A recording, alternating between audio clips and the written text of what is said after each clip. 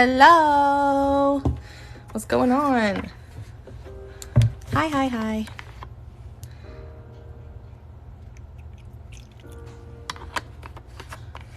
Hello. All right, let me share this out to a few peoples. I don't remember who all wanted to see this. Well, hopefully they hop in. Okay, so today we're starting out. We're not going to just be only doing this today, but we're going to start off the day doing some alcohol ink pieces and prepping them to paint. So my Elements collection went on sale today, but I also have these ones. These are not part of the current collection, but you can see that they have like just the really pretty alcohol ink backgrounds. So we're gonna make a few more of those today, get them prepped. Hello. So yeah, I'm sorry for the white background. I do need a paper towel underneath here so I don't get too dirty. Sure. It's a glitter mix. They're Valentine's Day nails, but it's a glitter mix and some hearts on like a metallic. The first one, what was that one? The blue one, the blue and gold, the brown, blue, gold one. This one. Yeah, this one, I did this one yesterday. That's the only thing I did yesterday. Just this. So we're gonna ink some more. I have 2 of this size, so the same size that I just showed you, and then I have 2 bigger ones. But yeah. Okay, so let's get started. First and foremost, this is a gesso board. I got this from Hobby Lobby. They're on sale this week, so definitely prefer to buy these on sale because $5 for one is kind of a lot. So when they're on sale, it's a little bit easier to purchase. I just got on, so you didn't miss like anything. So it is a gesso board, very, very like smooth surface. So this would even be good just to dot on, but I like it because it takes the alcohol inks super nicely. So take a good look at my hands. They're nice and clean right now, but I promise they're not going to be by the time we're done with these. All right, so I don't know what color scheme to do. You guys have any, preferably colors that blend together. That's like the big thing. I need colors that blend together. You know, we could do pink and purple again because I love that one, but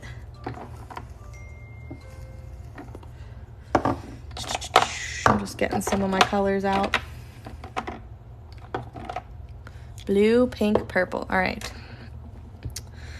Sounds good. Let me get some of these colors. I don't have like a bunch of alcohol inks, but I've got some. So we'll work with what we have. I don't have black, unfortunately. I need to buy a black alcohol ink. Hello. Ouch. Okay.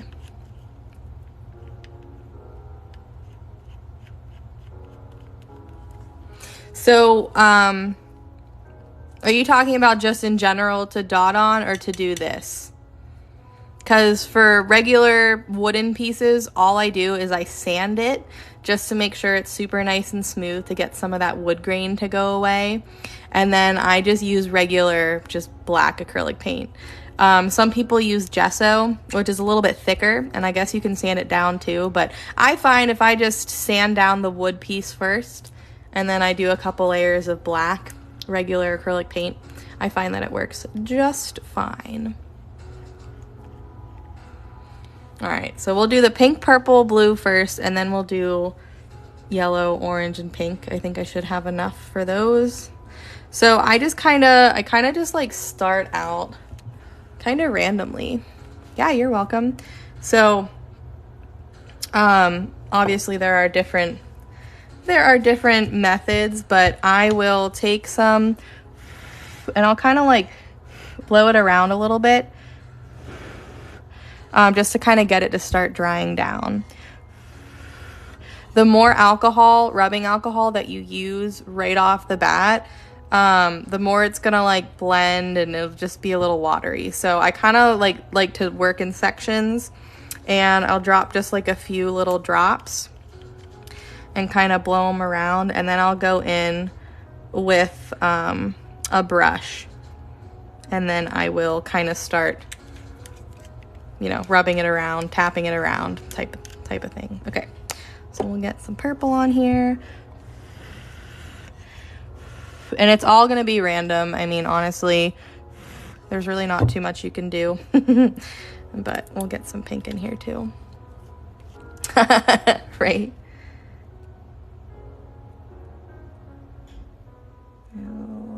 Right there.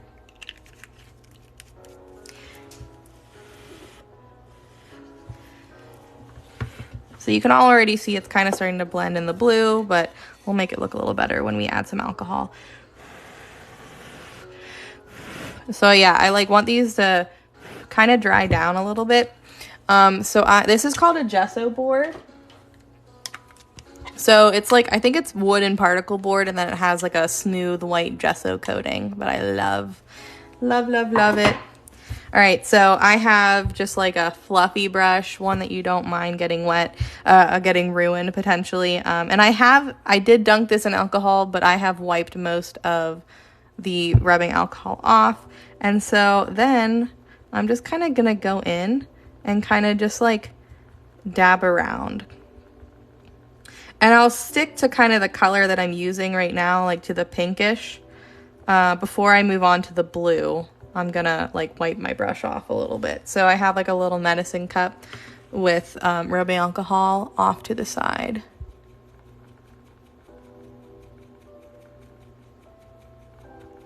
Yeah, you could blow through a straw. I just full on just blow. A little bit easier for me. But all right, so I wiped off my brush, patted it kind of dry, and then I'm gonna go in around like the blue and just kind of dab it around.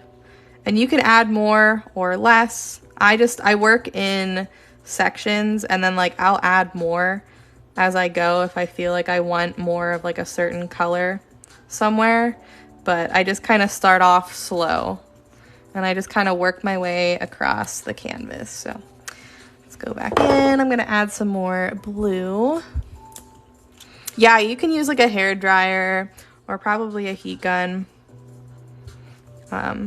if you want.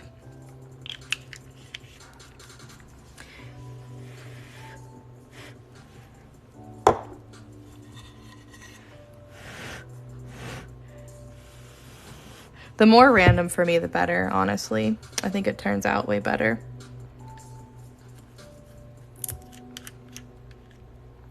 Yeah.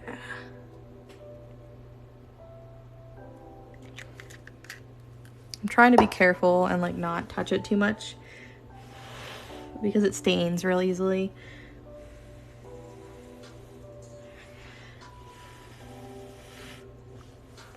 Okay. Go in with some pink again. So after I get this all covered, I'll let it dry, and then I'll do a couple like clear coats. I usually just go with a matte coat, a clear matte. Oh, I just spilled my rubbing alcohol. That's fine. I'll go with a clear matte coat with a few layers, and that usually works really well for me.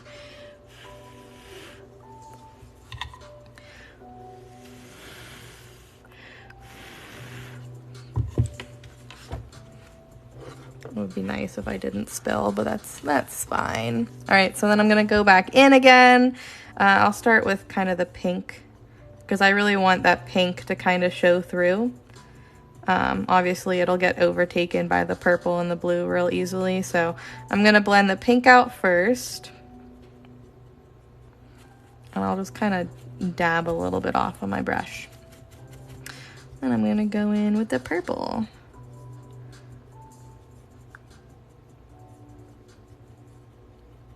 So what I've learned with this is less is more. You want to have less alcohol on your canvas to start off with. So that's why I just wind up dripping the alcohol inks on there. and then I go in with the rubbing alcohol, but just a little bit. Yes, you can blow through a straw. So you see how there's a little bit more alcohol on this part and it kind of like spread out a lot, and that'll happen. I usually do that a little bit more once like the canvas is totally covered, to kind of just like blend out, get certain areas like more or less saturated.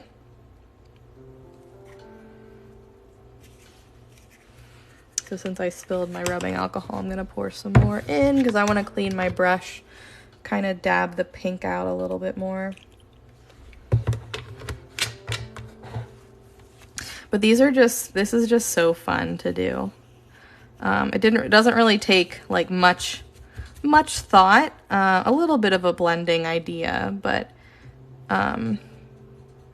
you can kind of just play with it until you're happy with it. That's why I said choose colors that go well together, because then it's a lot easier to get like a nice fun blend, if that makes sense.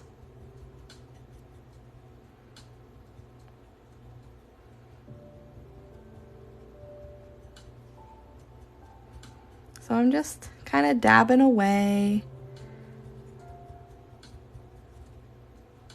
A little bit more alcohol in one area. We'll lighten it up a little bit.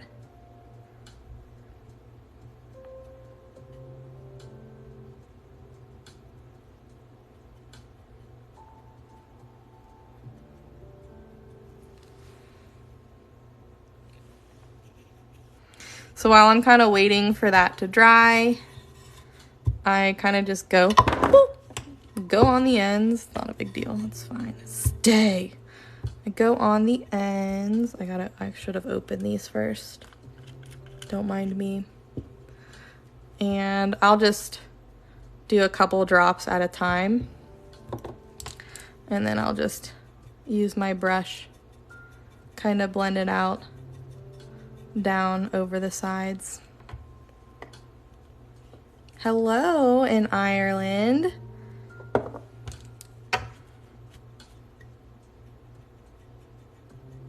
And this I kind of just do randomly. I'm just trying to get some color, you know, along the sides. That's all. And I feel like this is when my hands get like completely covered with alcohol inks. Hobby Lobby. I got it from Hobby Lobby.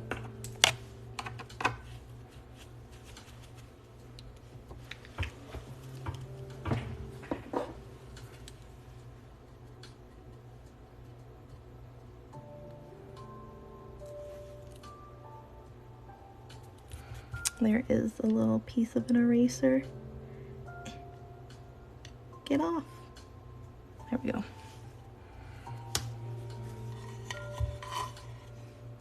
Yeah, gloves, but honestly, I just don't care because my gloves are too big on me and they're just too bulky and annoying.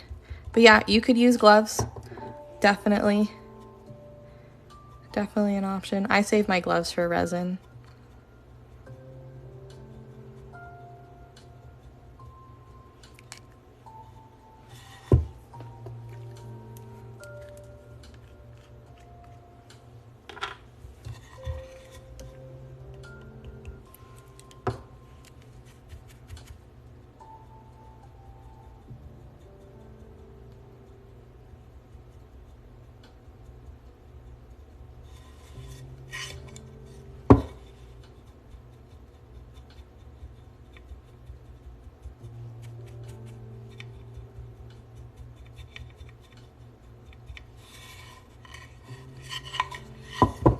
So I'm gonna wait for that to dry before I flip it onto the other edge. And sometimes what I like to do, just to get a little bit more of like a distressed look, I use my fine mister, my fine mist spray bottle. I gotta fill it up a little bit. And I just let a little teeny bit of like a mist version of rubbing alcohol go onto it, and that kind of helps disperse it a little bit too. Okay. Boop. And you can see that it's already starting to change. So I'm gonna let it dry a little bit more. Tap, tap, tap, tap, tap, tap, tap, tap, tap. So basically this is just, you know, until you like it. You can add more blue if you want. You can do a lot with it. Hello, hello. Gonna add a little bit of blue here.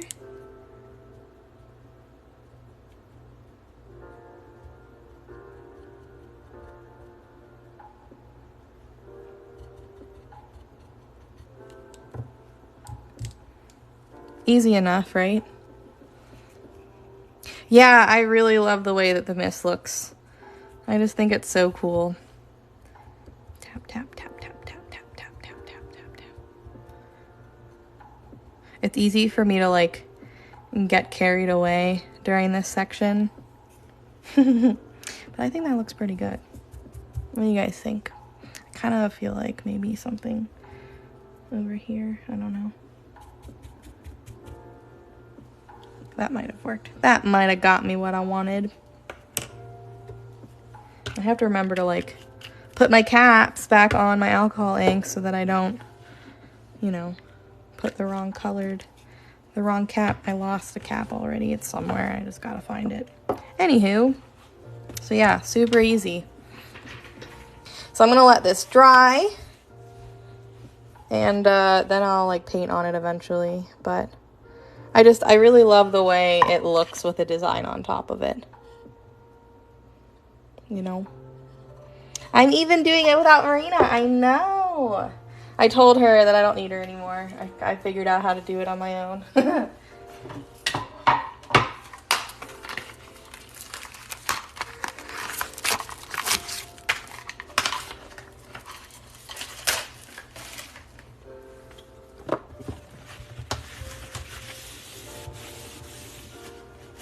So what we said, pink, yellow, orange for the next one, right?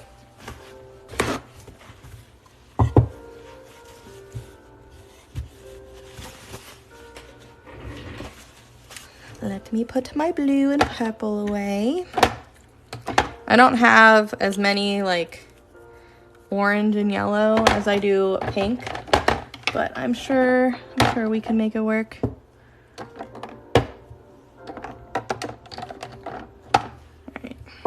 I have like more, yeah, way more pink. 3 pinks and then 1 of each yellow and orange. I only have a small collection of alcohol inks, not too much, but purple, orange, and pink combos are awesome, but the purple and like blending like the orange together is just not good. It's not good. Alright, so a couple random drops. I wish I had a different yellow because this one like isn't like a bright yellow, but I'm sure it'll still look pretty.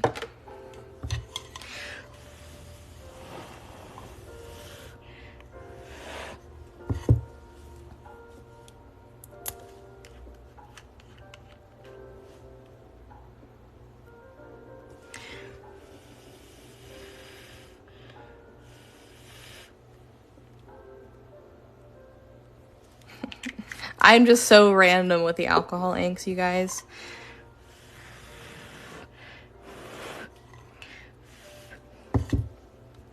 I don't know what color this is. Let's try it. That's more of like a, oh, it's called flamingo. It's like an orangey pink.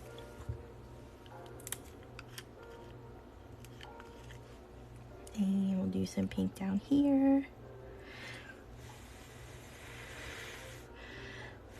And these will lighten up once you add like alcohol to them. So it's kind of like a whole like trust the process kind of thing here.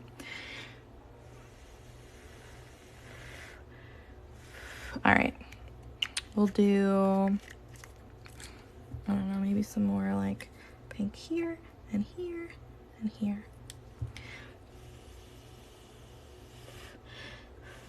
I'm kind of curious to see what happens like if you like miss the board first, but yeah, purple and yellow become really muddy. which is sad.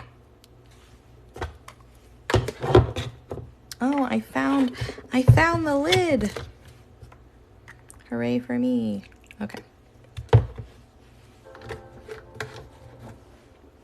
My hands aren't too bad right now.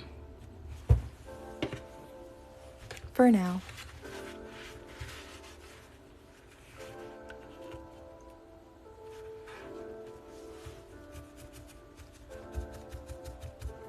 All right, so let's go like orange and yellow.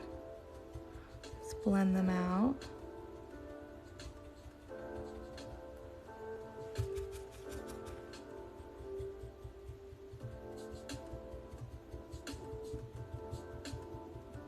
Oh, this is fun. It's kind of like fiery. All right, so then we're gonna go in with the pink.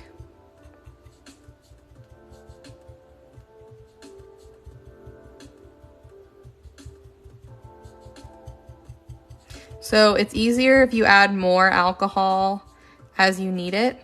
So start off with less, okay? And then add it as you need it.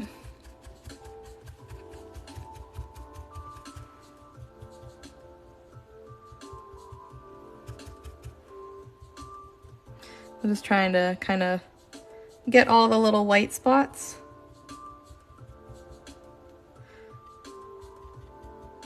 I feel like the part that takes the longest is just getting all the colors on there. And then once all the colors are on there, you kind of just have fun with it. Yeah, it's pretty, huh?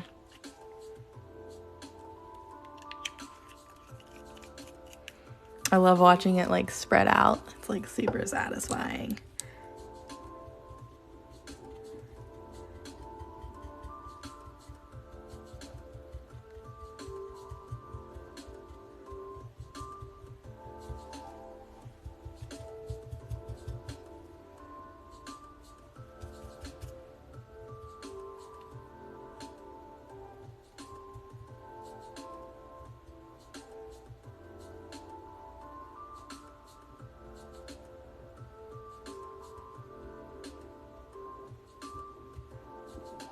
Woo, so fun. Oh, I missed it. What did you say? Zodiac collection. I know. That's on my list. I wanted to do a Zodiac. I'm yelling. I'm so sorry. I wanted to do a Zodiac collection of Christmas ornaments as well. But yeah, I've been thinking like what else I could do with these. All right, I'm gonna let that kind of do its thing for a sec. Let's see if, you know, I want to add any other colors or let it be. Here it is up close. They're just so fun to do. I know, we have so many lists and it's so hard to do them all, unfortunately. I feel like a pink and brown one would look good because then I could do like the gold. I promise this has more pink in it in person. It's just not really showing up from like down below.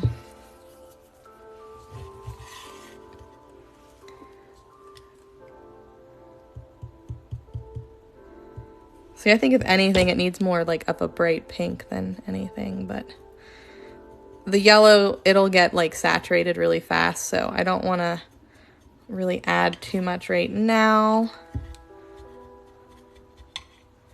That's the problem with working with the lighter colors. They blend in with everything after a while.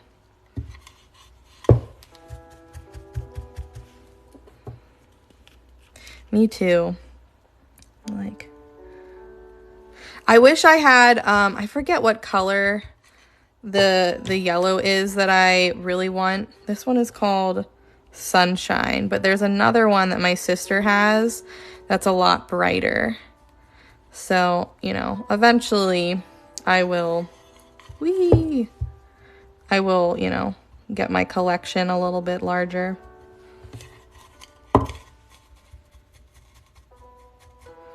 But I don't hate it.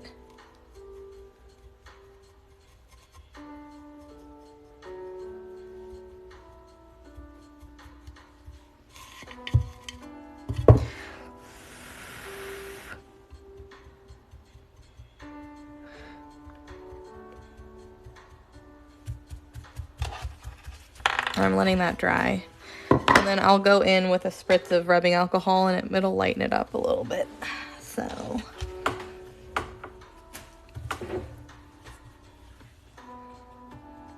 But they're just so fun to make. Like, I'm like, do I have to paint on them? Because I could just make a bunch of them and just hang them up all over the place, you know?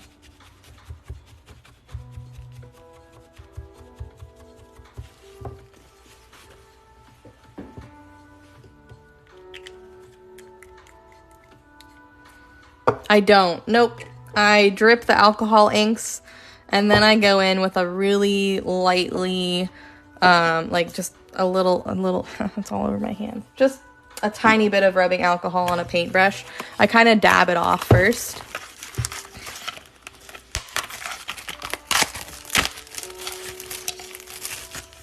This is a big one. Bigger. So those ones were 5 inches and this is 6. So about a square inch bigger. Although I am kind of curious, although I don't want to mess it up. I was like, I'm kind of curious to see what happens if I spritz it with alcohol first. But I don't know.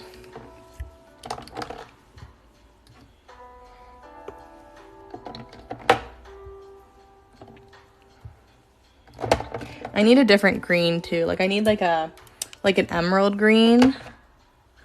That would be nice.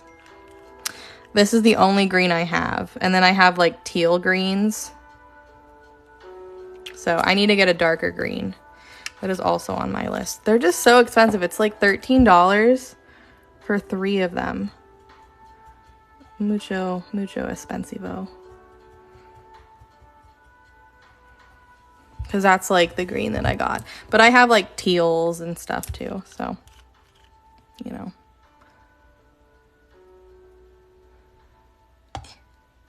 Ooh.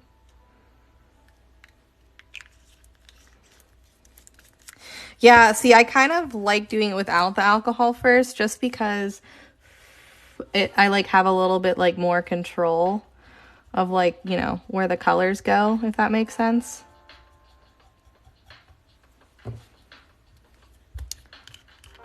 So I'm dabbing instead of blowing and seeing what happens. Just kind of having a good time. Yeah, since I was new with the whole alcohol ink thing, I kind of just listened to my sister and got the ones that she recommended, you know? All right, I don't like that method. We're gonna go back to what I was doing before. But it is fun.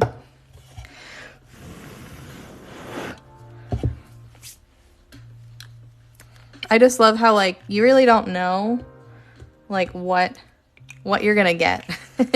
You can start off with an idea and then it changes.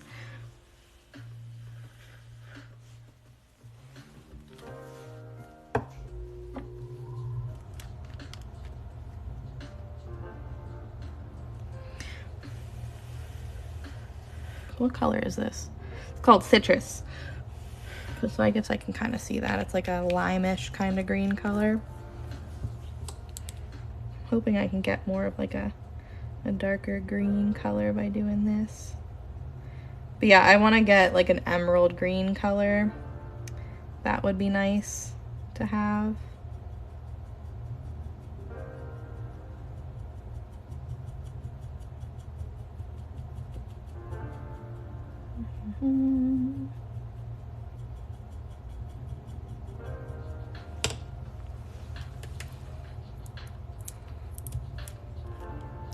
Yeah, that's what I'm trying to do. Mix the colors a little bit.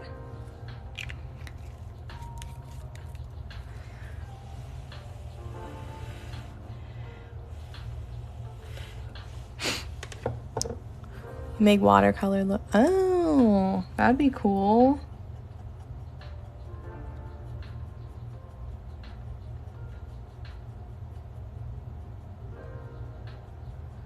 Need some darker blues coming in here.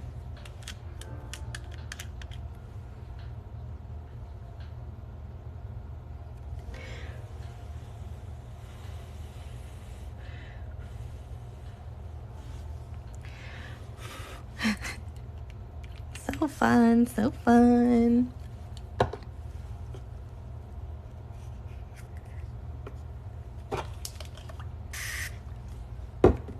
See, I don't know what we're gonna be painting today. That's why I wanted to do this first, so I can get these drying. The wood pieces that I ordered, they should be here tomorrow, but it's not all here yet, unfortunately.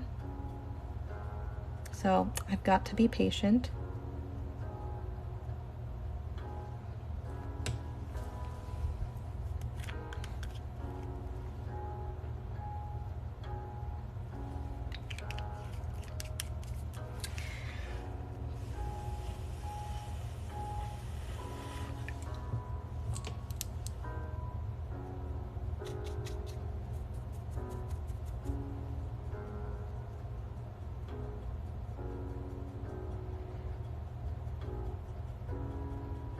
Just wanted to get more of that, like, green, you know.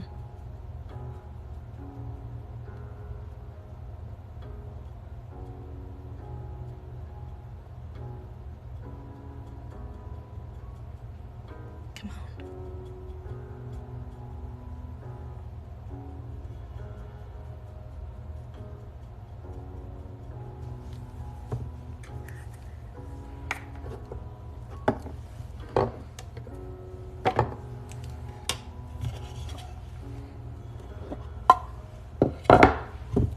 Tis fun, tis fun.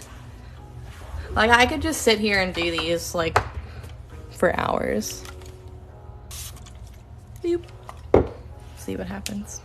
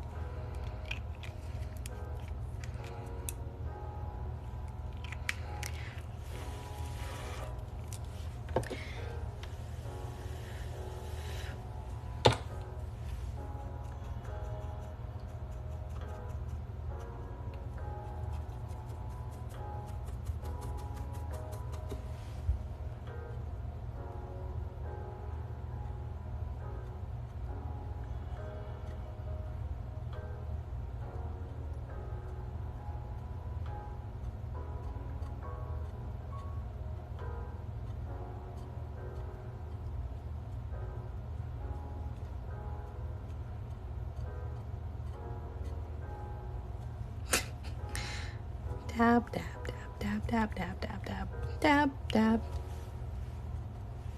Okay, cool. A little more yellow in here.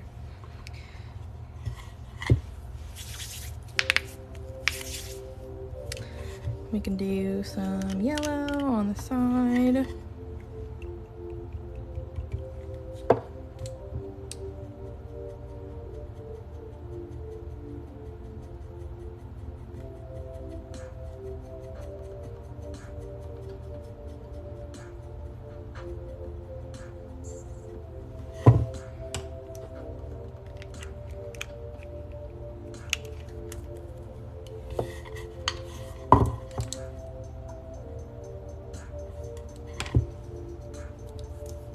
Yeah, the orange, the thing is that orange and pink is kind of like, yellow and pink is kind of like yellow and red, you know what I mean? So it turns orange, unfortunately.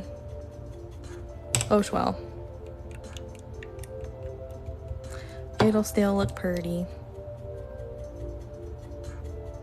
Alcohol inks kind of like, they kind of have a mind of their own sometimes, you know?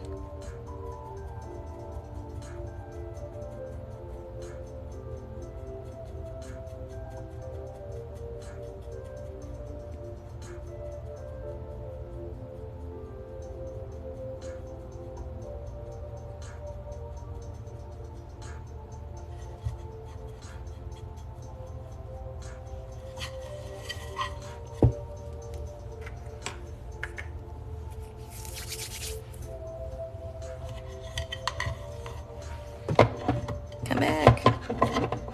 Stay. I think this one's still my favorite. Although I always love blues and purples. I feel like that'll always be my favorite.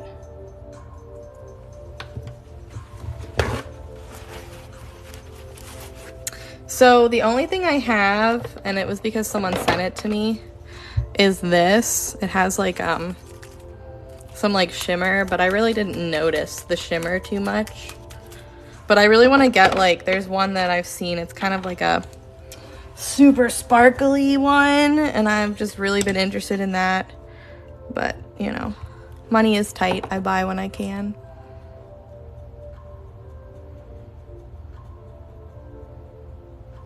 It's kind of been put on the back burner, honestly, since, you know, this really isn't like my thing. I mean, I dot on top of it, but I don't always just do alcohol inks.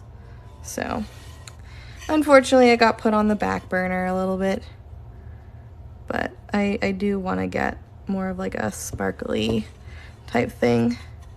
I think it'll look real pretty. Yeah, you could just paint it black. That's what I was doing with my other ones, where the base was black. I would go in around the frame with like the colors that were in the rest of the design. So like it was all black and then the sides were colors, and that was really fun. All right, so this one is done.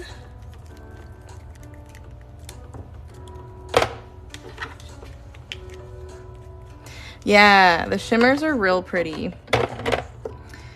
I just really don't have any, because I tried using this one, but I just like, I didn't really see much of a shimmer, you know? Whoops. Because it's a little bit darker too. Like, I don't like the color. All right, let me rinse my brush off so that I can go back in on this one and get the sides. I don't want to like smear it too much, you know?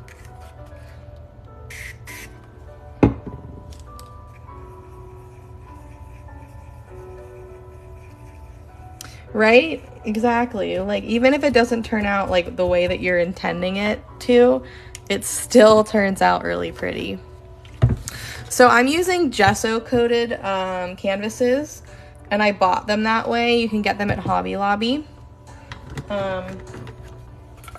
This is it. It's just like a hard, it's like particle board and wood. So the particle board is coated with like a white gesso, I guess. It's just like a smooth coating, which would work really well if you just want to paint on it. But I found that it works really, really nicely with the alcohol inks. So that's what I've been using them for. Hello, hello. All right, blue.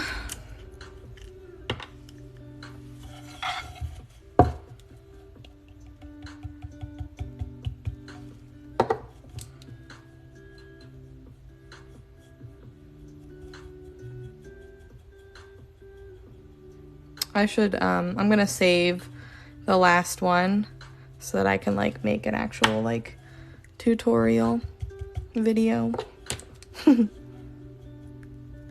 So we'll just finish off this one, and then we'll have a couple to paint eventually.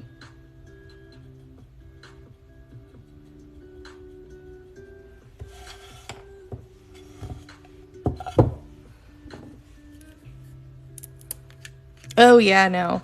So, I mean, the Hobby Lobby ones, don't get me wrong, they're a little expensive. This one is like $7 for a 6x6, and then the 5x5 is like $5, $4.99 or something. But when you get them on sale, they're 40% off, so they're a little more affordable, in my opinion. So I only buy these if they're on sale, and they are on sale this week. So, FYI, if you're gonna go to Hobby Lobby, to grab some of these, I would go this week, or you're gonna have to wait for like 2 weeks or so till they go on sale again.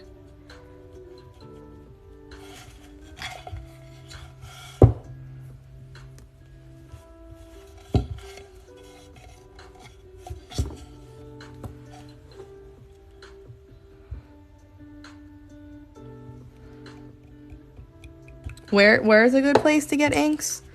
Never heard of that before.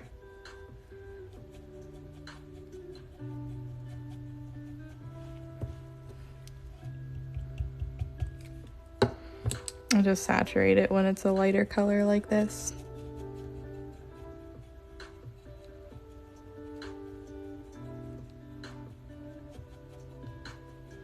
Probably. I don't see why not. You could try it. I don't use gesso. That's just like one of those things that I've just never used. I know it exists and I know about it, but I personally don't use it as a product. So like it's not something that I've ever tried, but I don't see why it wouldn't work on a Dollar Tree canvas. You know, if gesso helps kind of smooth out surfaces, I don't see why you can't put it on one. And then if you have to, you know, stand it. If you have to, sand it, you know.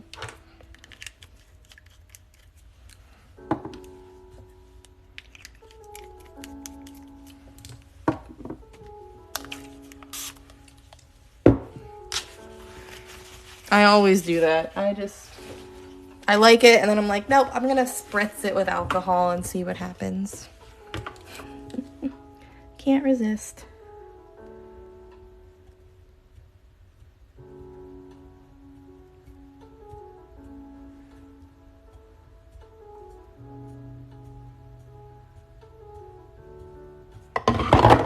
Whoops.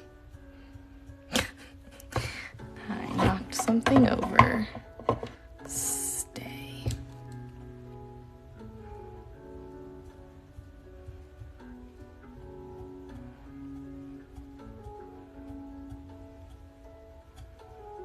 I feel like it gives it more kind of like cells, I guess.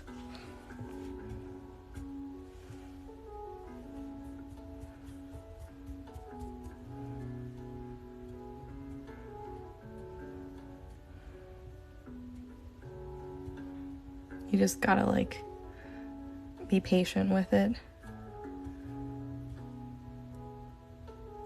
Kind of let it develop, you know.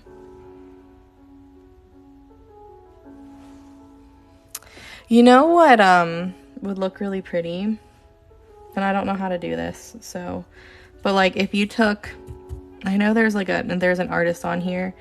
She uses like paint pens and she draws really pretty flowers. That would be really pretty to do on something like this. I don't know, just a thought. Just a thought. All right, I think I'm done with that. I don't think I'm gonna add any more to it. I think if I do, I'm just gonna ruin it. So I'm gonna put this to the side somewhere. Okay. So yeah, that's the alcohol ink. I said it was a tutorial, but it really wasn't a tutorial. We were just kind of playing around.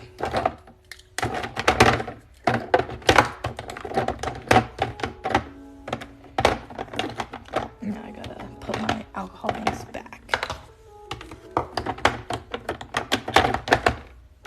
I guess it's not too bad. I mean, I'm a little covered in ink, but not too bad.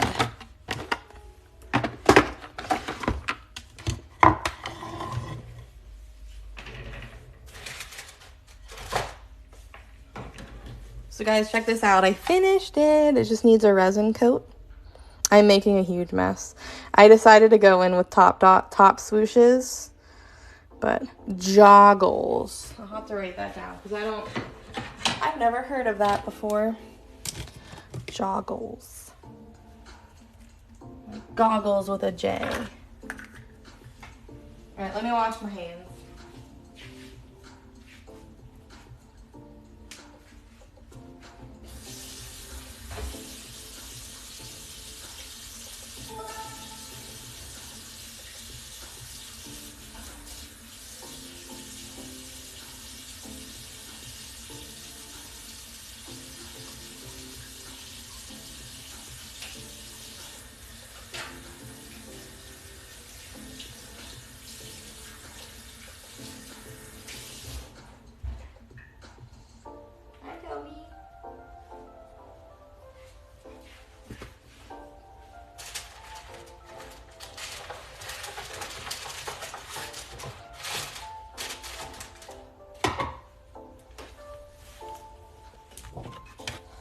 Yeah, I've never heard of it either. Ouch, my back. I just cracked my back.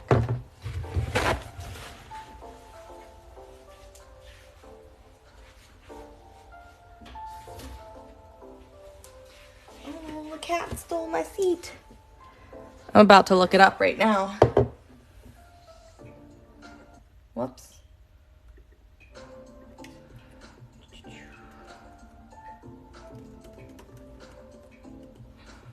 Joggles alcohol ink.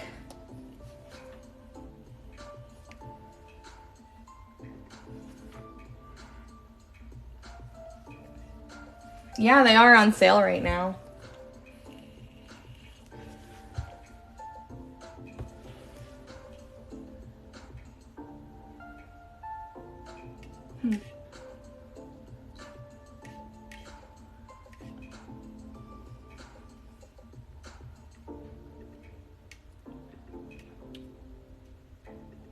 I wish they could see the review.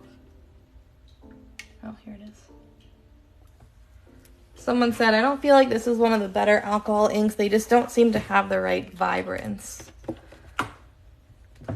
I don't know. I think that's why my sister uses the other brand because it's vibrant. No, so I just go in with like a glossy matte spray paint. Or, sorry, a clear matte spray paint with a few layers of it after it dries for like a day or so. And so after you go in and you spray it and let it dry, it creates just like a tiny barrier. And the alcohol ink, it doesn't bleed anymore once you let it dry. So I just go in with like a matte spray. And then I paint on it, and then I'll just use like a glossy like top coat after everything's all done.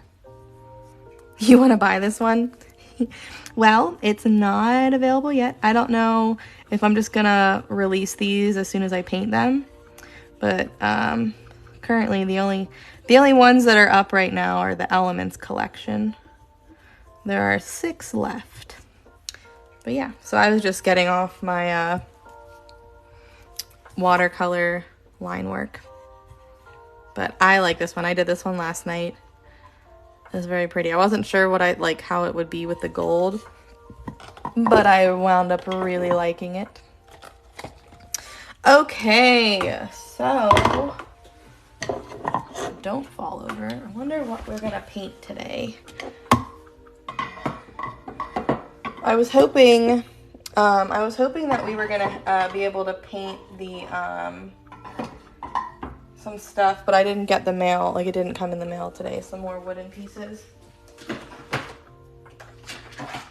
So we're gonna go with what we have prepped because that's the only thing I have prepped right now. And we're gonna paint this guy, the floofy kitty.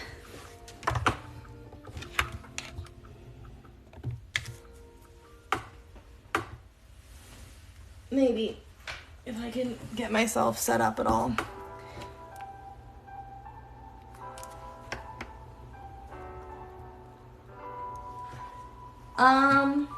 It doesn't happen very rarely.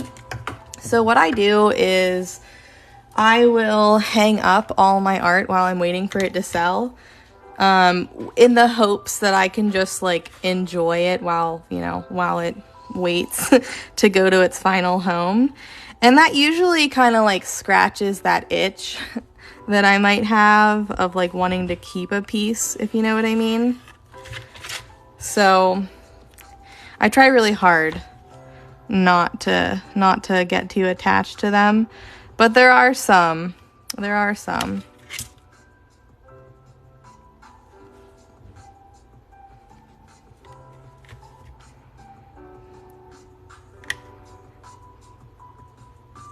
Like that dolphin piece that I made. I really wanted to keep that piece for sure. You're struggling with your circle maker? So here are some tips. Hold on, loud noises. What's up? What's up? Who's all in here? I saw that Kayla was in here. My iPad is dead, so I'm not like looking at my iPad. So when you use your circle maker, there are a couple things that I've realized that helps. One, you really need to hold this outside edge like in place. If you don't, it's going to be hard to turn. And two, if it's something that like doesn't have much surface area where like the majority of the circle maker is like on it, sometimes I'll grab like another piece of like the same thickness and I'll just set it next to it just so that I have a little bit of like a sturdy kind of table, I guess. So like for example,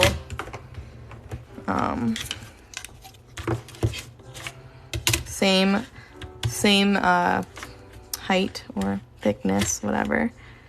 And that way it just kind of helps me hold on to it. I guess I should put it on this side, theoretically. Anyways. I'm like running out of room. But yeah, so usually I'll just set something underneath it if I need it. But for this piece, I really don't need it. But I'm just gonna make sure that I really hold this circle like down in place. Because sometimes it does like not like to go. But for the most part, if you're just really holding it down on the outer edge, that might help you quite a bit.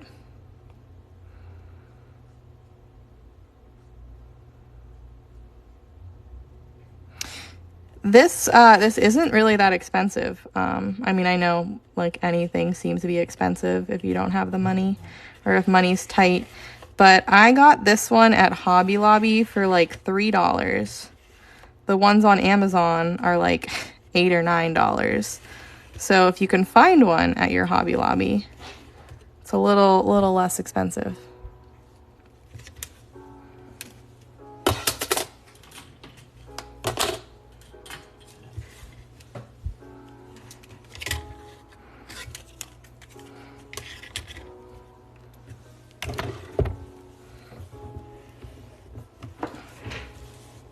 So then the other thing that I use is this, if I need like a bigger circle.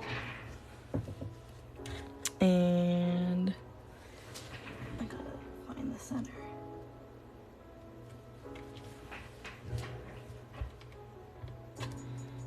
I stick my nail in it. But this helps me find or do like the larger lines, I guess, if I need it.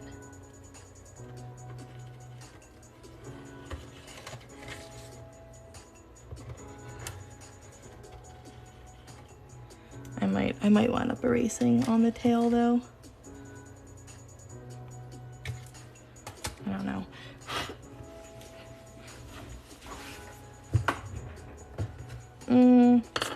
Yeah, I don't know if I want that one.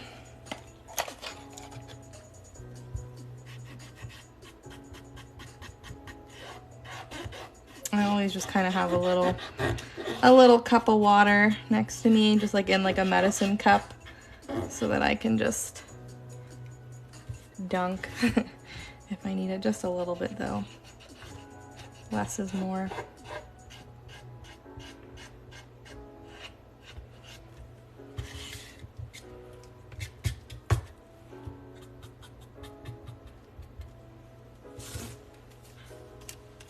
This ruler looking one, that one I got off Amazon for like $6. Yeah, they're cheap at Hobby Lobby. But yeah, they're only like $8, I think, ish on Amazon. It's not too expensive. Don't go there. Okay, I won't. Hopefully, is it a legit site? That's the other thing I was thinking of. Hopefully it's a legit site. It doesn't take forever to get to you.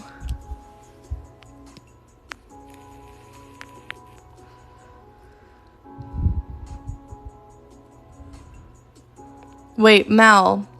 Oh, yeah, you can see my stripe there. Mel, did you say you ordered one and it got lost? So this is the sharpener I got from Hobby Lobby. It was like, I think $5. I did need to put batteries in it, but like no big deal. But it's automated. You could make it not automated if you like turn this, but I just prefer to make it automated. But yeah, it's really nice because you just, oops, I just punched my phone, but makes it nice and sharp. I like it. I like it. I like it. A floofy kitty. Oh, good, good, good to know. How are you feeling? What, is this day 3? Did you get a fever yet? Or are you still fever free?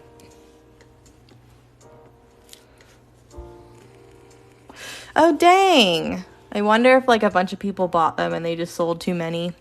I wonder if that's what it was. I looked at Hobby Lobby today to see if there were any more to like grab some for you guys, but they didn't have any.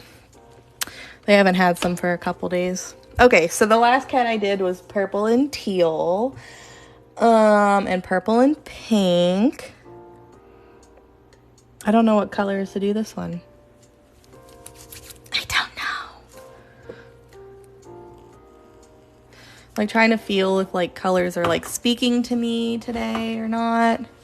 Day 3, no fevers, but still really bad chills.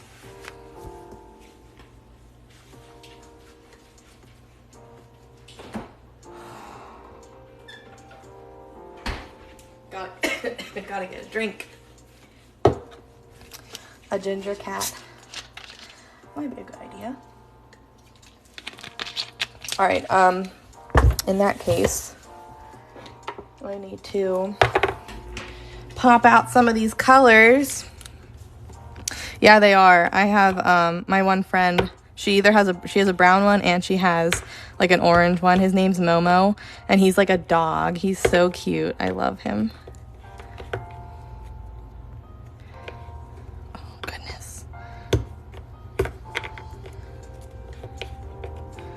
I probably am going to keep this one like maybe normal colors.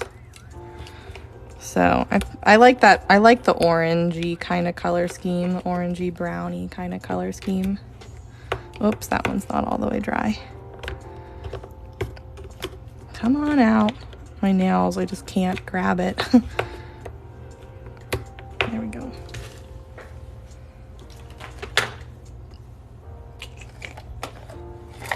Yeah, I don't have all of the foxy colors like pre-mixed, so I'm gonna have to mix them, but I did buy like a handful of new like orangey brownish colors, so I'm sure we can make it work.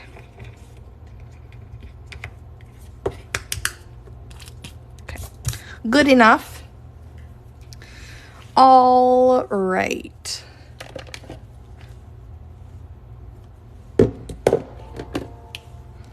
We're gonna use honey brown. Hello, hello. That seems like it's a good color. And probably gonna mix this a little bit with white.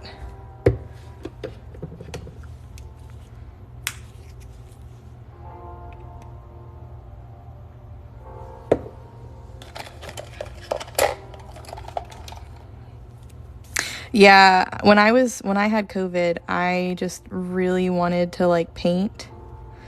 And I would like go on a bunch of lives and it was just so hard because like the longer I watched, the more I just wanted to paint and I just like couldn't. But yeah, I feel that. You get completely freaking exhausted and like no motivation for anything. Even for the first couple days after I was like no longer COVID filled, I still didn't want to do anything.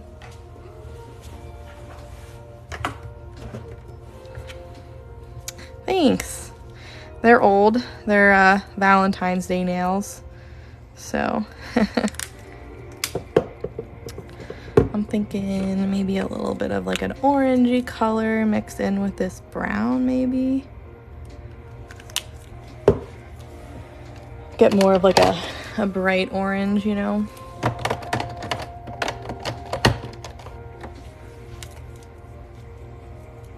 Yeah. I couldn't resist. I was bored. I was bored out of my mind. So freaking bored.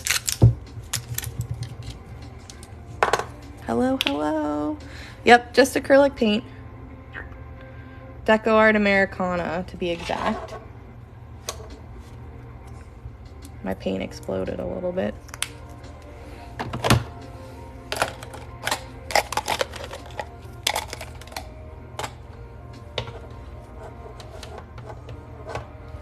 Yeah, take a scroll whenever you got a second. I got all kinds of stuff on my page. I'm painting a fluffy orange kitty. Orange-ish kitty. Well, that didn't really do much. That didn't really do much. That's okay. We'll go in with a little bit of this. I don't know. That probably didn't really help.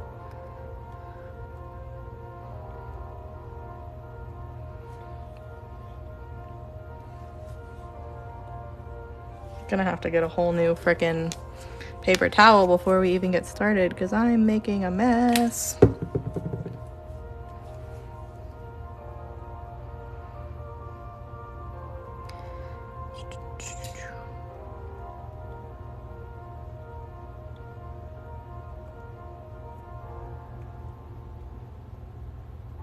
Gross. It's a soggy Q-tip.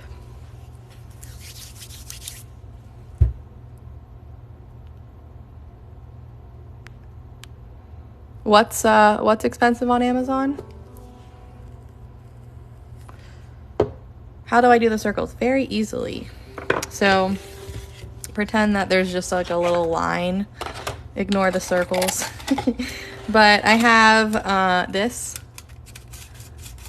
And so I'll just take this starting point and I'll put it where the two, like, you know, make a cross. And then I take a watercolor pencil and I just randomly move it around in a circle. I don't really put much thought into, like, you know, how far away the stuff is or not, you know. But yeah, that's how I do it. Very easy. And then I have like more of a ruler that kind of works the same way. It just helps you get larger circles. So you'll put like this in the center and put something to hold it down. I just use my nails, but then you put like your pencil in these holes and it spins around as well. So you can get like a larger circle.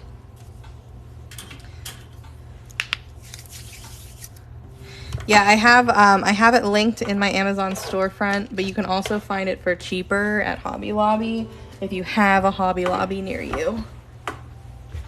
You might even be able to like grab it online too.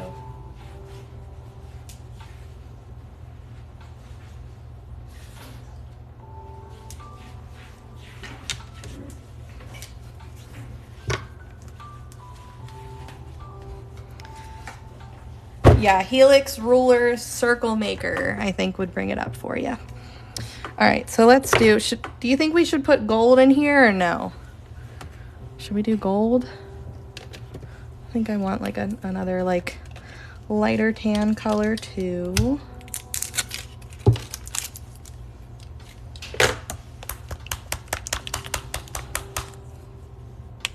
No, hers didn't come. She waited and waited and waited, and it never showed up, so she had to get a refund.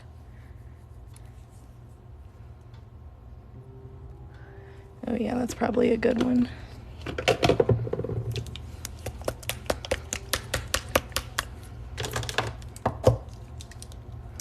This color is called Sugared Peach. So it's kind of like a cream color. Definitely did not mix that up well enough. Whoops.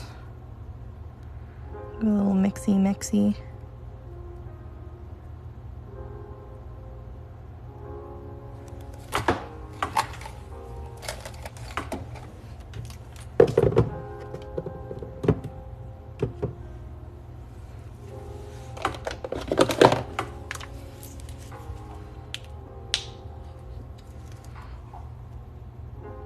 That's unfortunate. I'm sorry. All right. I think we got a good starting color palette here. Here's our color palette. So we got some ready colors, we got some oranges, golds, creams, tans. Nice color scheme.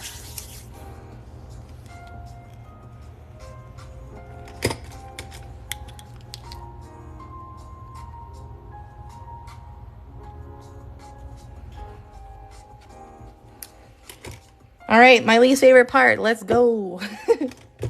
My least favorite part.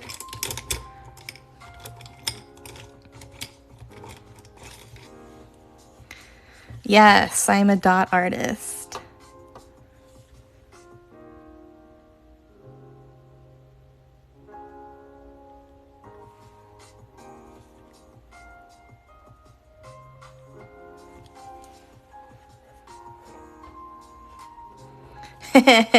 Be careful. I was just at Hobby Lobby today before I went out to lunch with my mom, and they finished putting out like pretty much all of their spring and Easter stuff. So I got a lot of like decor. I also got, guys, I got an Easter gnome. So we can like actually do a holiday gnome for once. Oh, hold on. Let me raise this up so I can show you. We got a big Easter gnome. It's got little bunny ears, so we can dot this one up sometime, you know, closer to Easter. We're still a little far out, but maybe in a few weeks we can start it. So finally got one, because I didn't get one last year. I didn't get the Easter one last year. I didn't want the St. Patrick's Day one. I don't know. I wasn't feeling it, but I liked the Easter one. So we'll do that one soon-ish. All right, deep breaths. How many times am I going to have to start this before I have to start over?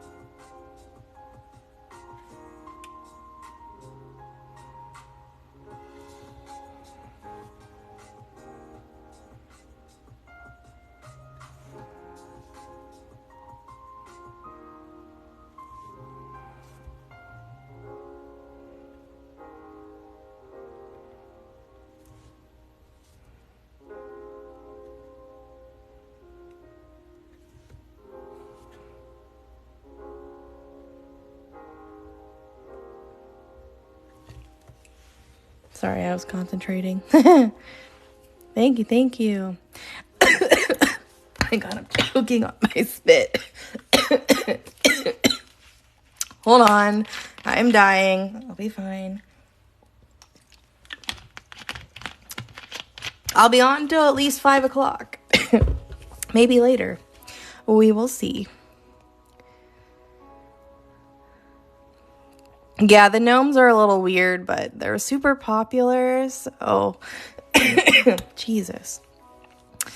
They have, yeah, I've seen a couple of like the really big wooden pieces at Hobby Lobby, and I really, really wanted them, but I knew I'd never actually do it. So I passed on it. I don't know how that happened. We're good now, I think.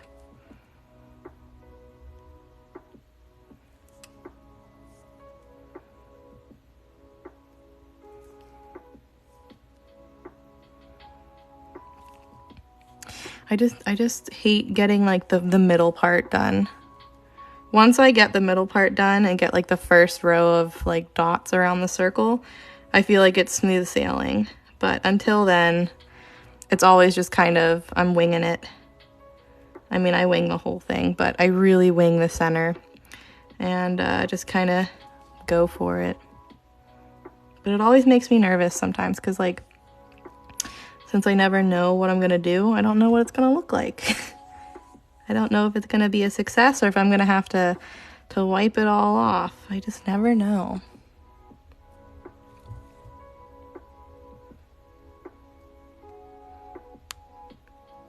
I know. I was like, what happened? I know how to breathe. I know how to swallow, but I like swallowed and took a deep breath in at the same time and started choking on my spit.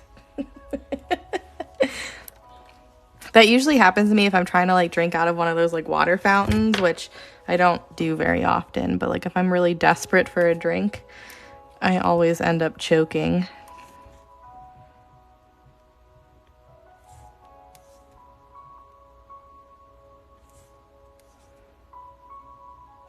I'm gonna have to send a picture of this to my friend when I'm done with it, because it's gonna look like Momo. She's gonna love it. But she's not that kind of friend who really hangs up my art. She's very like simplistic, and you know, so this isn't her style of decor, so like she wouldn't want it, but I'm gonna send her a picture anyways when it's done.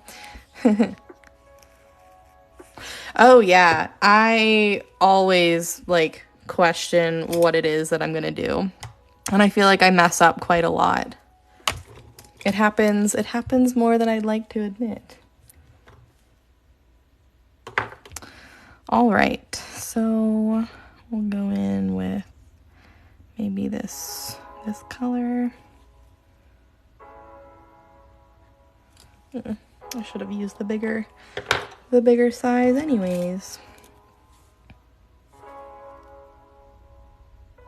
I'm also a little shaky today. I'm not sure why. I ate breakfast and lunch, and I've drank a lot of water today, so I think it's just one of those days. I'm just shaky.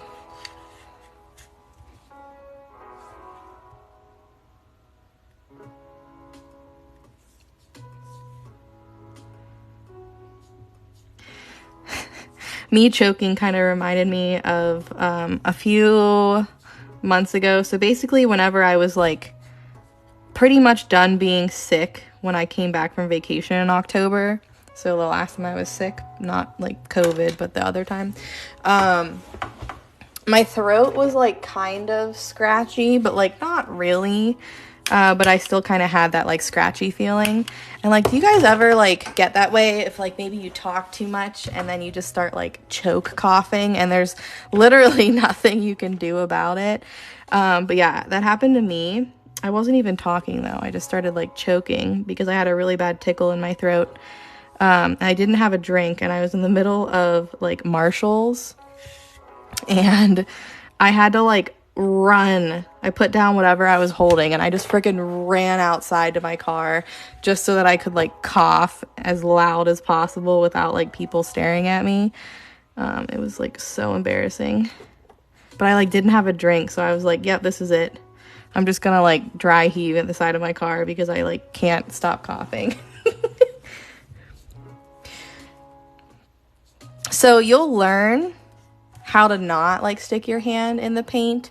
So what I do, typically, I mean, I do rest my hand along the side, but like there's a ton of ways you can kind of avoid it. One, just wait till certain areas are dry, you know, like work in parts. That's helpful, but I'm too impatient for that, so I don't do that.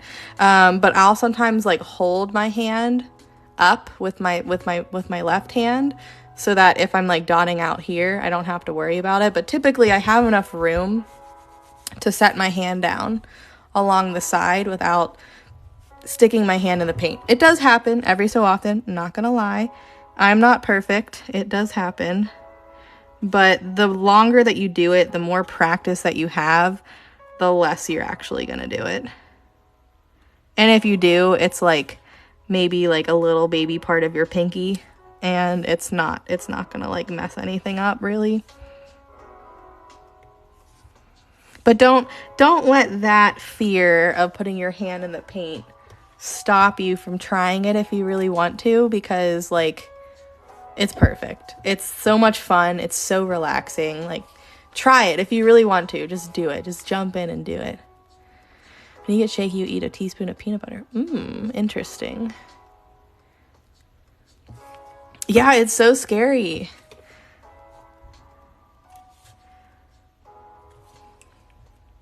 Like I had yogurt and some granola this morning, and then I went to Eden Park and I had a salad with some soup.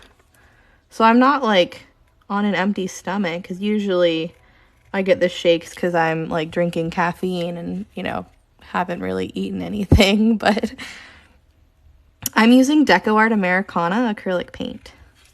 So just regular basic acrylic paint. It's my favorite brand. I think it's better than all the rest. I don't have to worry about like it being multi-surface or anything though, because I either like put like a glossy varnish on top or a resin coat. Typically with these pieces I do a resin coat, so it doesn't matter what kind of like acrylic paint I'm using. It doesn't need to be multi-surface. It doesn't need to be, you know, anything special. I don't have to mix it with anything either. I just use it straight out of the bottle.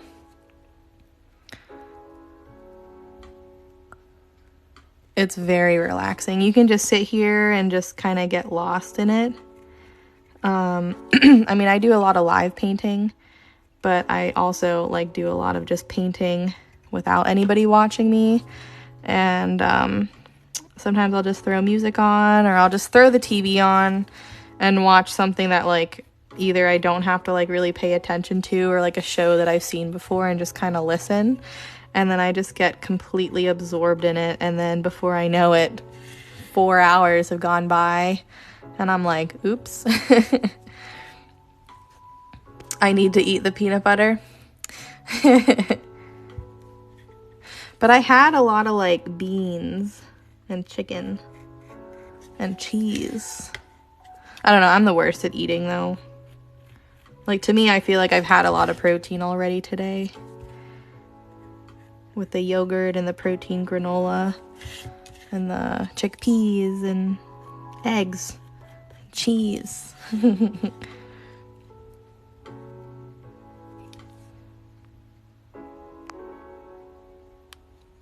I really am not a lazy Susan type of person.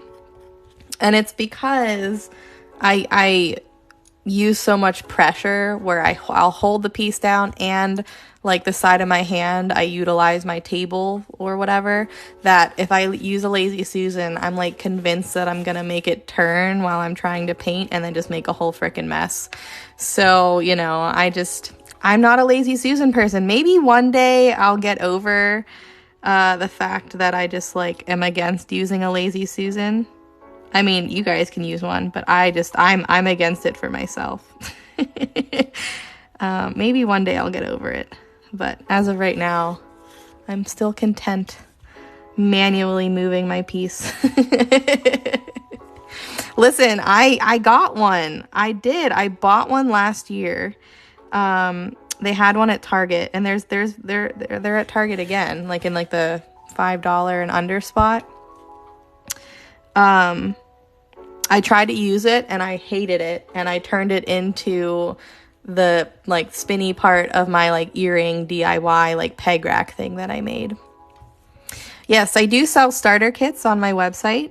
They come with 3 full sets of tools, and also just like a few other little like single tools and things that I like to use all the time. But yeah, check out my website. I have a few left. There's I think like 5 or 6 left at this point, but yeah, it's like custom curated basically, so way better than the kits that you can get off Amazon, and like comparable price wise too.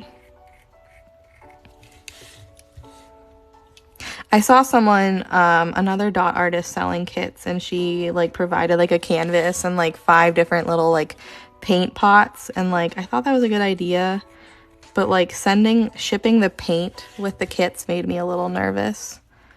I don't know. But she did hers a cool way where she did a canvas and she provided like 5 paint colors and then a link to YouTube where like it was a tutorial of exactly like how to paint the piece, which I thought was like really interesting, a really cool idea. Oh, is that? Yeah, that's who it was. Yep.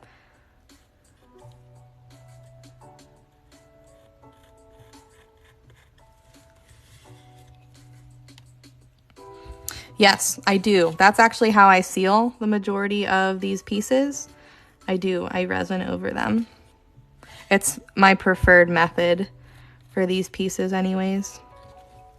Here, I'll show you a couple of my pieces that are finished. I hang them up while I wait for them to sell, but they're super shiny and satisfying. But yeah, I resin over mostly all of them.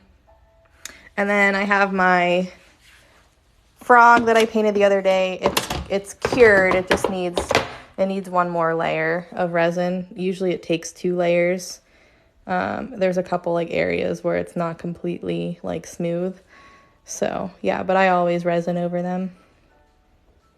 But here's the frog from the other day, you guys. Looking good, almost done. Thanks. We got a little collection of pieces. So, you know, the cat will be similar. It'll be similar.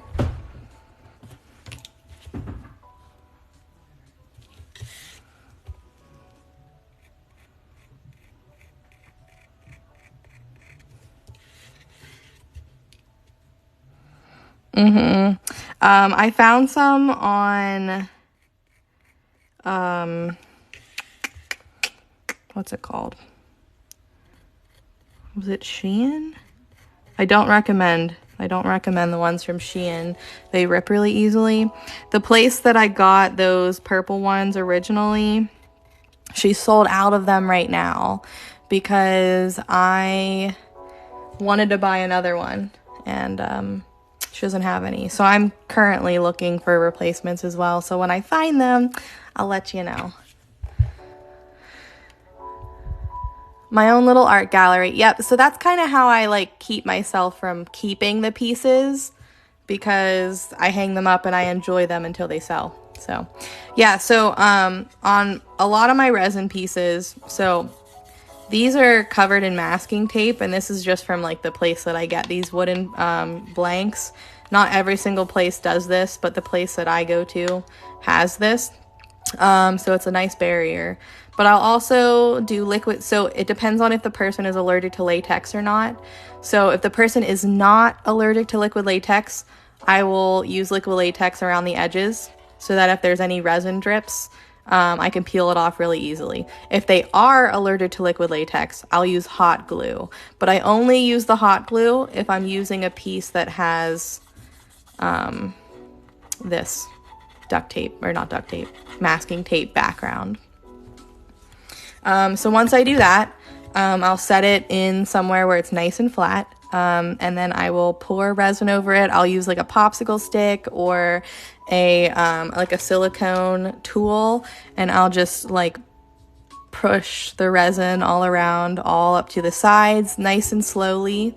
And then I just use a lighter and pop any bubbles and let it hang out and cure. So, yeah. The paint I let dry for at least a day or two before I do resin, usually. The acrylic paint doesn't take very long to dry as it is. Usually it's dry within an hour or so, depending on how large your dots are. But, yeah.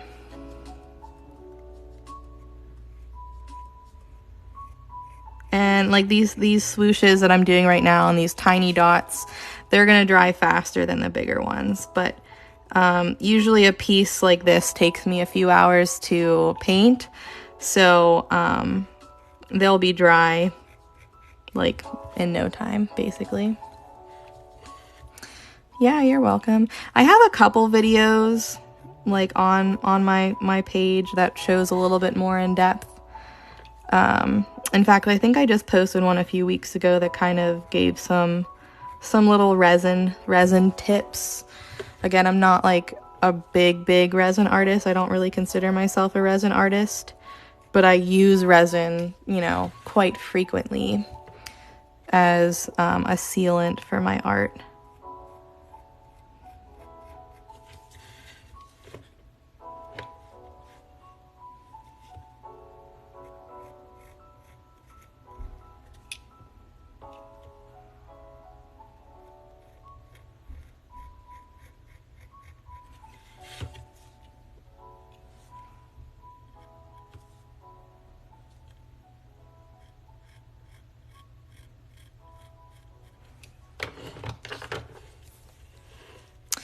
Hey guys, thanks for the follows.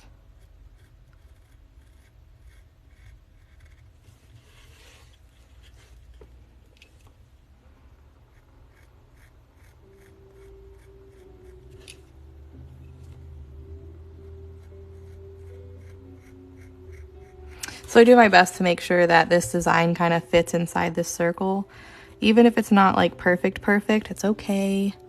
Don't stress the little things, you guys. The bigger picture, once everything's like kind of starts to come together, it just, you know, makes any little tiny discrepancy disappear. So most of my pieces, they start at 87 plus shipping. And I think it goes all the way up to like 130 for the pieces on my wall. The bigger pieces, the more expensive, but something like this is 87, which are most of those ones. The only difference was like the turtle and the dolphin. I think those were a little more expensive. So if I mess up a dot, there's a couple different like ways that I'll fix a mess up. So the first thing that I'll do, it depends on the surface. If it's something that I can just eat, the dolphin is 120 something. I think it's 120. Don't quote me on there, but it's around there. It's definitely over 100. If it's something like a plastic ornament or like a mug or something, you know, something that's super smooth. I do ship to Melbourne, but not via my website. It would have to be on Etsy. So Etsy is where I do my international shipping. But yeah, so I do have an Etsy for international folks, and it is on my Etsy.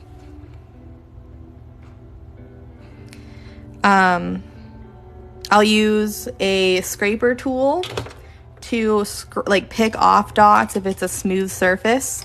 So something like this, it's flat, and I'll just like scrape off my dot.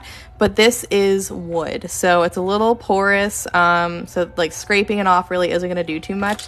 So what I'll do, and I don't like removing dots, but I will if I have to. It just really depends on how like bad the mess up is. If I can ignore it, I do, but if it's something I can't ignore, I'll wipe it off. So I'll take this silicone like scraper tool, and I'll just like wipe away you know, any of my dots, and it kind of smears it out, but it gets it flat. So once that dries, and it won't take very long because it's like pretty smooth, I'll either go in with the same black acrylic paint with like a tiny paintbrush and just kind of get the little areas, but I've also been going in with a Posca paint pen.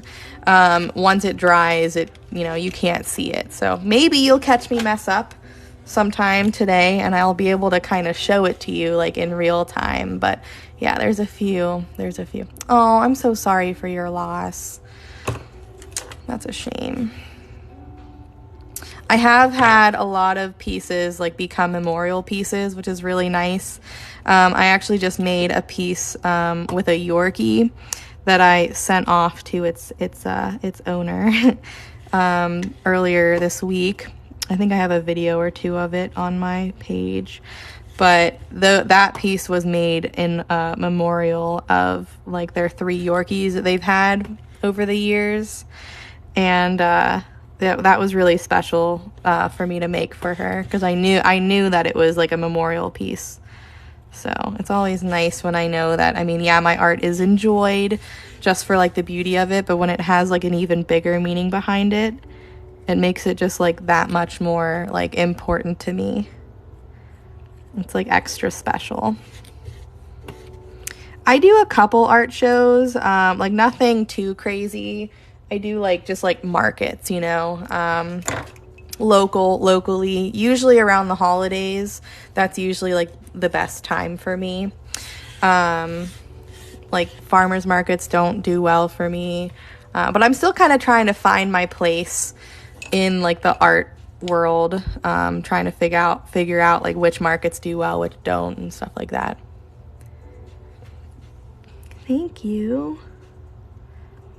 All right, so let's see if I can get this on a first try. Fingers crossed.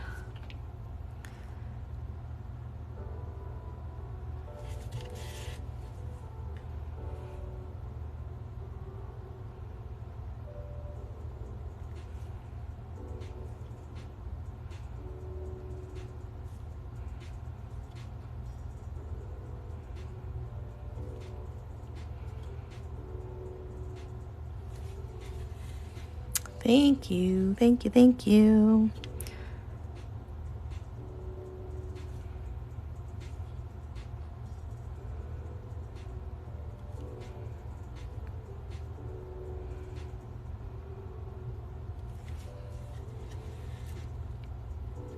Yeah, if you go, you should be able to search on Etsy, J Grons, but if you can't find my shop, do you have Instagram? If you have an Instagram, shoot me a message on Instagram, and then I can send you a link. If you don't have Instagram, let me know. But I know that I can't always message everybody on here, so Instagram's usually easy. So my Instagram is linked in my bio. If you hit the little like camera looking icon, if you go to my profile, that'll take you to my Instagram. My Instagram is jgrons, just like you see on here. And if you shoot me a message, we can organize that for you. We're at 30K already? No, 20K, but still, 20K is pretty good. I feel like today is like, I don't want to jinx it, but I feel like I've hit the For You page today. We usually don't have this many people. It's usually about 30 to 50 people on a regular. But all 100 of you guys, hello! Watch me mess up here in a second, because, you know, we'll see. I hope that I can get this a perfect fit. I never know. I never know.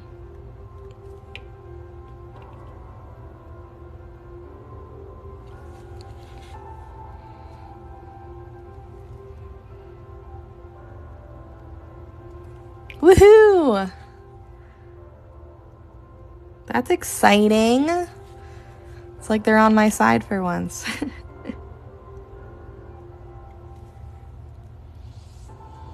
Aw, Tammy, I'm sorry. I hope you feel better. I feel like it's just going around, you know? Definitely just going around. I think we're gonna do it. And it's always so satisfying. Whoop whoop. Heyo, I did it. I did it.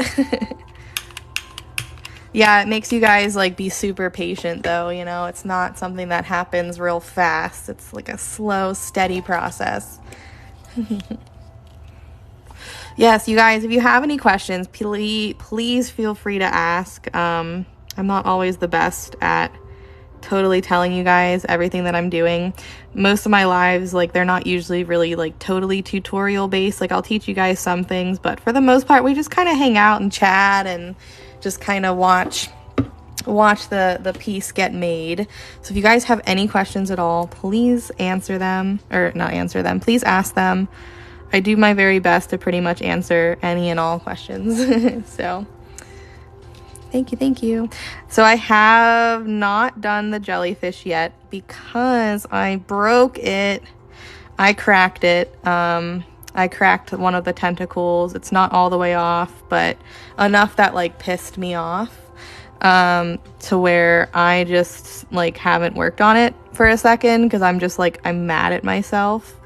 And you know, it was something that I kind of knew might have happened because it was such a fragile piece, but yeah, that was just a mistake. So I'm like trying to fix it, but if I can't hide the crack and like make it like stable again, it's gonna be something that I keep for myself, unfortunately. But yeah, a little disappointed in myself. I know. So I get most of my wooden cutouts from 24hourcrafts.com. I have them linked in my bio because I do have a discount code for them. So their stuff is usually about 30% off normally, but I have a code that gives you an extra 10% off, so you get like 40% off, and it's free shipping after $35, so it's really, really awesome. But I recommend them like 100%. They have so many different shapes. You can choose your size. Usually I do about an 8-inch. wooden blank. You can choose your size. You can choose the thickness. So they have 1/4 inch, 1/2 inch, and maybe like an 1/8 inch. I do a 1/4 inch because I think it's just right, nice and sturdy. But yeah, definitely recommend them. If you're interested in purchasing pieces from them, go through the link in my bio because it gets you some extra money saved. Hello, hello. Were you the one who had to go and like do karate or martial arts of some sort the other day? Was that you? I'm not the best at remembering usernames, but sometimes I can figure it out.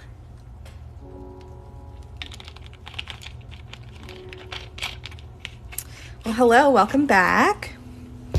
The black paint is just regular old Deco Art Americana. So what I do to kind of prime my cat, or the piece that I'm painting, is I'll sand it. Usually the pieces are nice and smooth as it is, but it is helpful to sand it just a little bit more with like the sandpaper. And then I paint over it with black acrylic paint. 2 coats. Yeah, 24-hour crafts. Use code JGRONS10. The jellyfish is finished, but I kind of broke it, so I'll show it to you. But so I cracked right here and right here. I don't know if it's probably not going to zoom well enough, but you can kind of see a crack. So yeah, you can see it in the back too. I basically did a little bit of UV resin to kind of strengthen it, and then I clear coated it because I haven't decided how I'm going to seal it. I haven't decided if I'm just going to try and do UV resin, even though it's kind of big, or if I'm going to just do a resin coat and just hope for the best. But yeah, it's broken just right here, so I don't know if I can fix it. I can fix it enough to get it like finished, but I don't know if I'm going to be comfortable to sell it, unfortunately. So I use a watercolor pencil, and literally you just use a wet Q-tip whenever the paint's dry. You use a wet Q-tip and it completely disappears. So much better than a chalk pencil or like a pencil. Yeah, highly recommend a watercolor pencil. I think they're like $1.39 at Hobby Lobby. That's where I got mine. It's like not that expensive. Painting a kitty. That's what I'm doing today. That's the plan for today.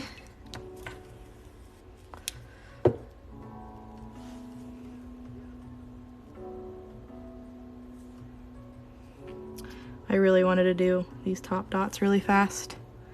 I couldn't help myself.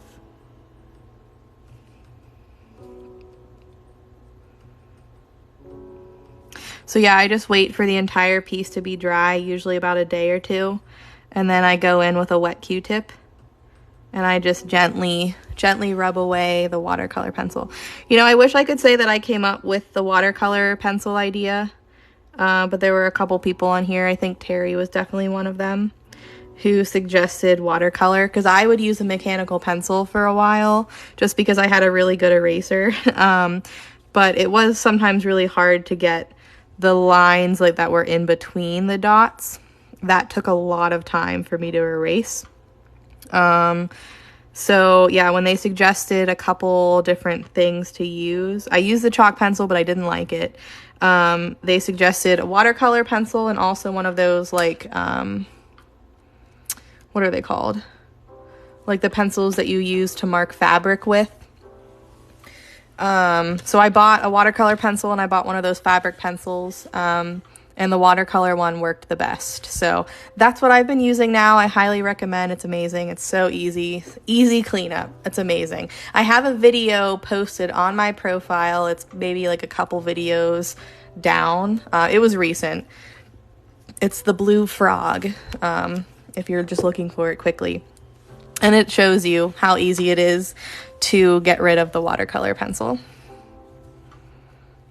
Yes, shout out Terry.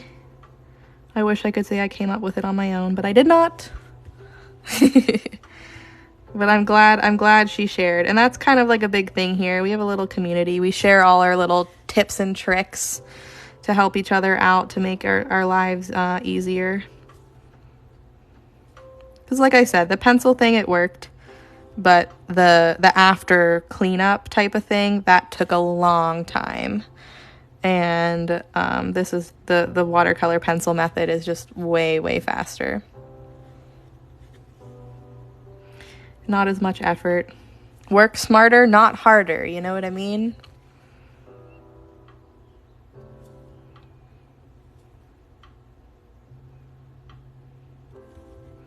And you can use whatever like color watercolor pencil, but I just use white. It's easy to see on the black background.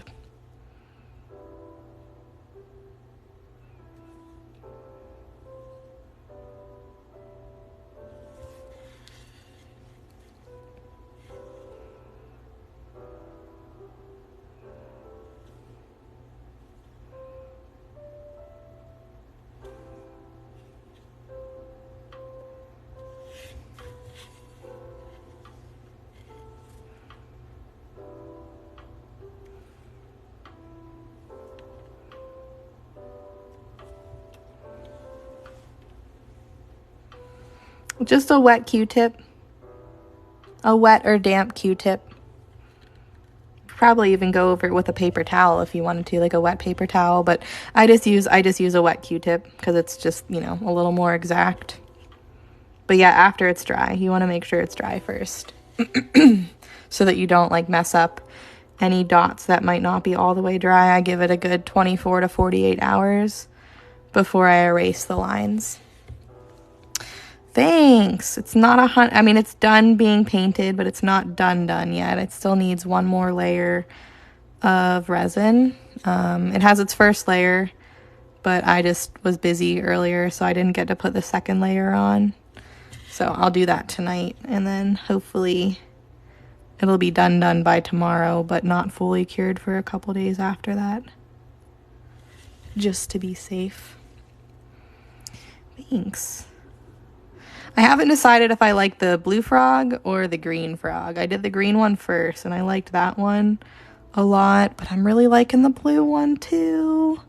But it's probably because I love blue. I kind of gravitate towards blue colors. Like, had you guys not suggested this color scheme, I bet you that I probably would have had blue in this cat.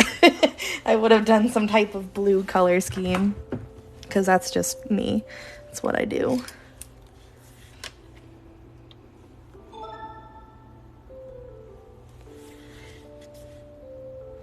Definitely.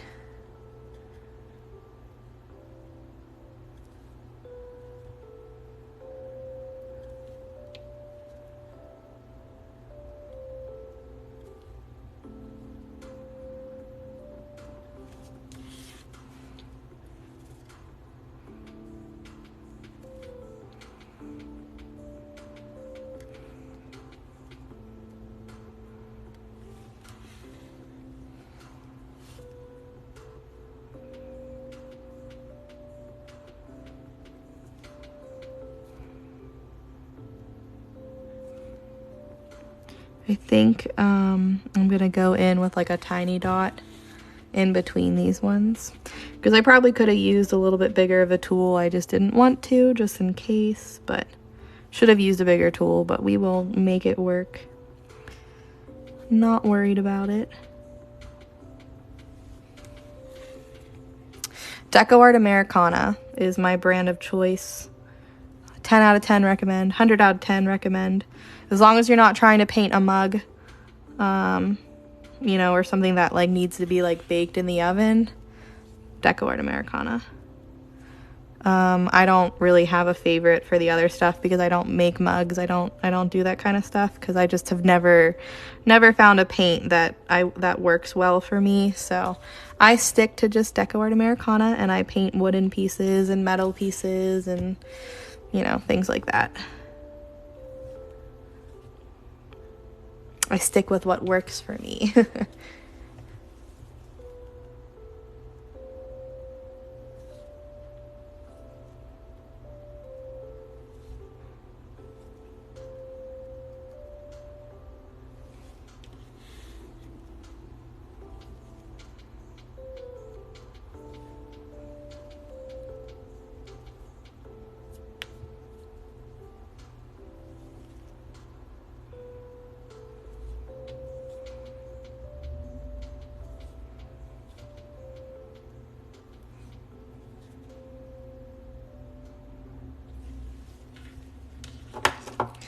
before I go in with like a tiny dot, I want to count the spaces in between to see if I can't get a nice even layer. All right, 1, 2, 3,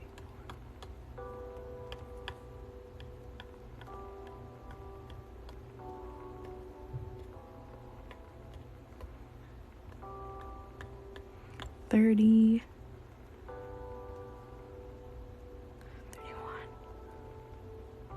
I think that's 32 around it. So let's see, good petals.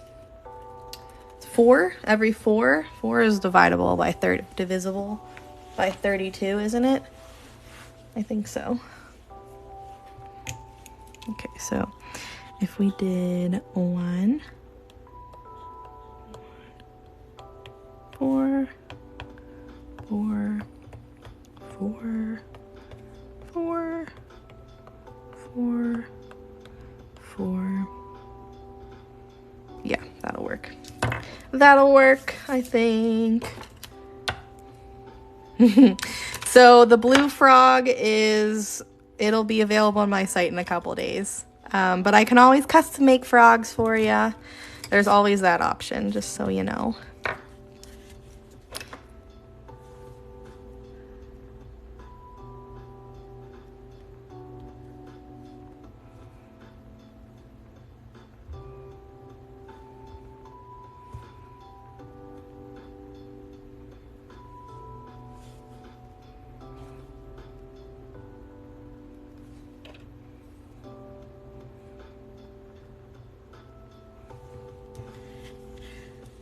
The blue frog is fun, isn't it? Oh, thanks.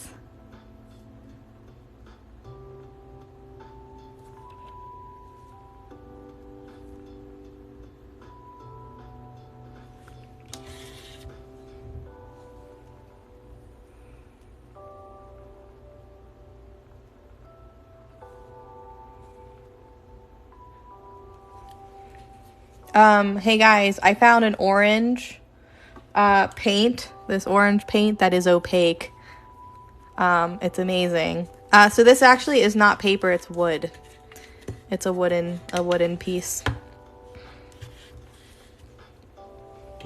So I highly recommend this orange if you guys are looking for a good orange. It's a little bit brighter, you know, but it's called Tangerine. This is a great orange. It's nice and opaque. It doesn't dry like translucent or anything like some of the oranges like to do. Yeah, someone set their alarm for it, which was funny because he forgot for an hour.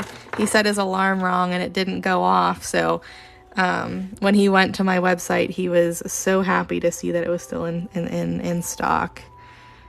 But yeah, the earth one sold and the big water one sold. Which is funny because the pink and like purple ones and the blue ones, those ones are my favorite out of that collection. But it just kind of goes to show things that I like, not everybody will like, you know?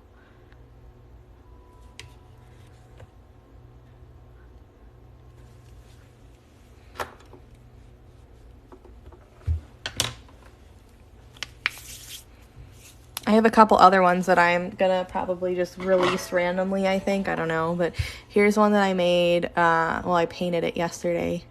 This was the only thing I did yesterday, but I painted this one. It's like blue and brown with some gold. And then I did a rainbow one the other day. Rainbow-esque one the other day. So I don't know if I'm gonna hold those and do like just a full-on other collection, or if I'm just gonna release them when I feel like it. I'm not sure. Hey, thanks. You want to incorporate this into your oh yeah, definitely do a jewelry box. I've seen people do jewelry boxes before. They turn out really, really nice. They really do.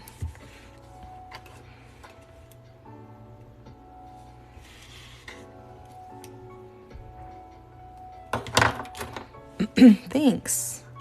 That one was fun to do.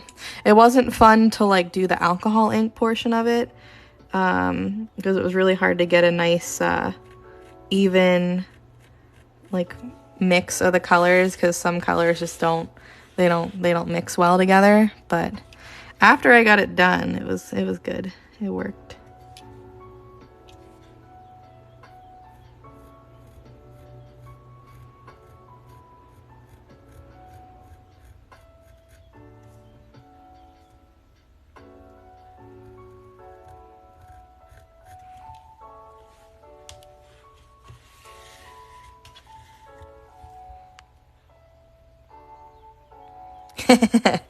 Sure you do. No, I know. I tell myself that all the time.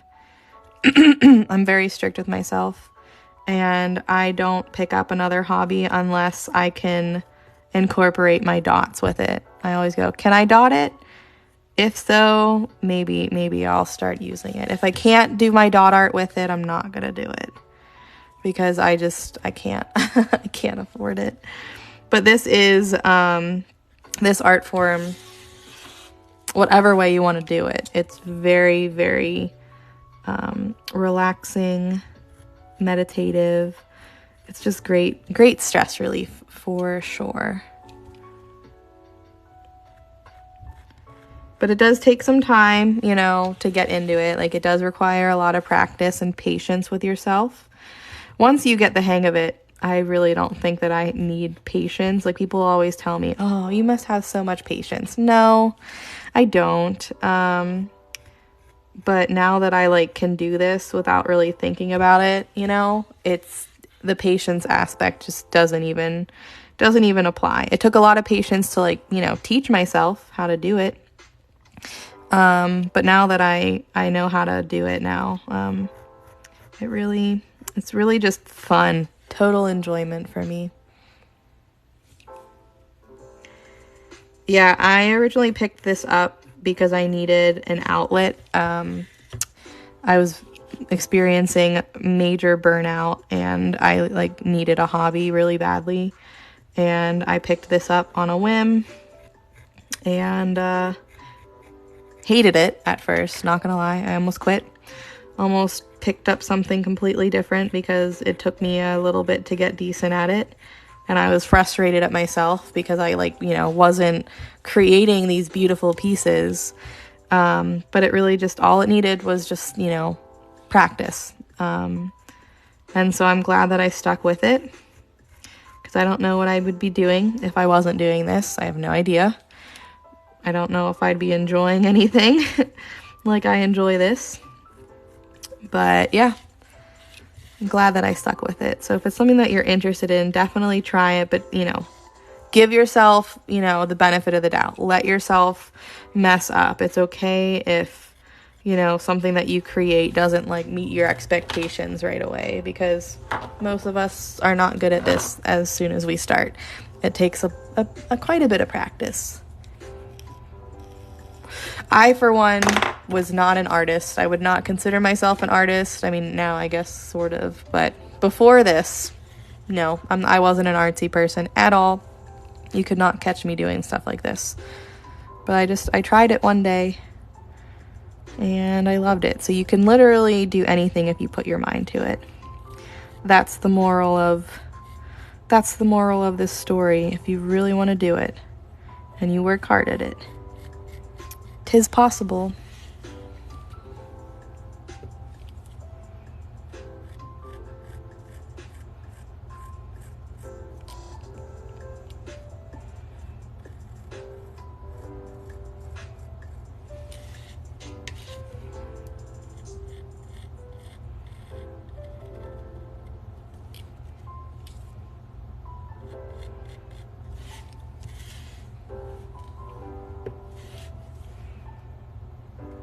Kind of going with a different design on this one. Just kind of going with the flow, seeing how it turns out. So we'll see. I keep running out of paint right at the end, which is making me annoyed.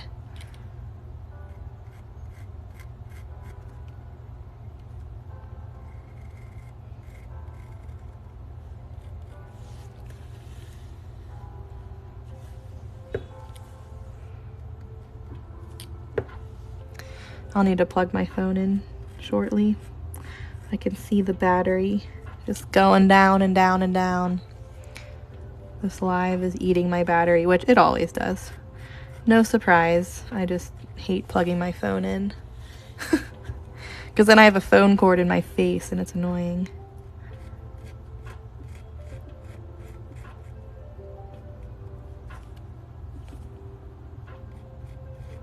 So if I pause, I will be back. It just means that my phone went to low battery, low power mode. And I'm just plugging my phone in. Most people who are regular watchers, they know the drill. They know I'll be back.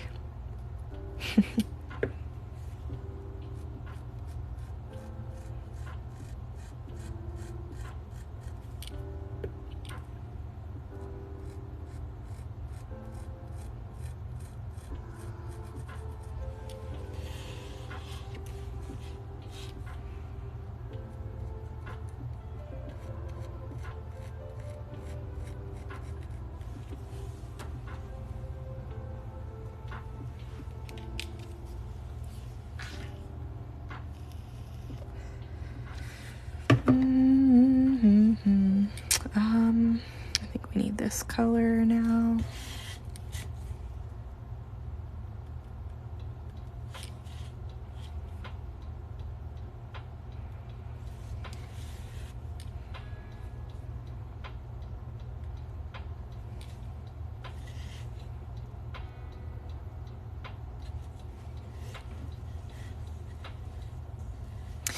This is actually a cat. This is a wooden cat. A fluffy wooden cat. No torn paper.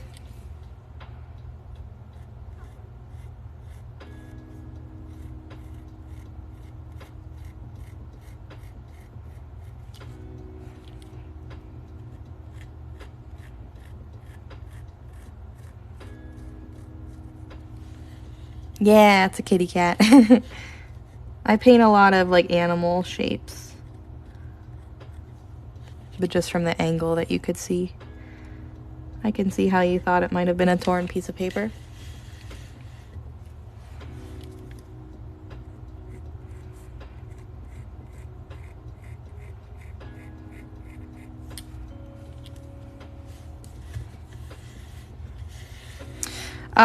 So I use acrylic paint, Deco Art Americana, so not like the super cheapest brand in the world, but not like the most expensive, you know, so you don't really need special paint, but you want to make sure that you're not using cheap paint, and by cheap I mean like dollar store brand, you know, or like 50-cent paint from Walmart. This paint I get, it's 99 cents at Hobby Lobby, or it's like $1, like 29 or something at like Michael's and stuff like that. So it's not expensive, but it's not like a cheap quality. It's just a cheap price. I do larger pieces. Typically I tend to stick with these ones, these 8-inch pieces. But I have a couple. I have a 14-inch turtle, I have a 12-inch dolphin, and then I have a 12 by 12 like square canvas that I've painted. But I typically stick to like the smallish things just because, you know, it just takes so long and my big stuff doesn't really sell. And so I try and paint what makes me happy, but also, you know, something that potentially is worth my time, you know, because the worst thing is making something and you just have to see it sitting there.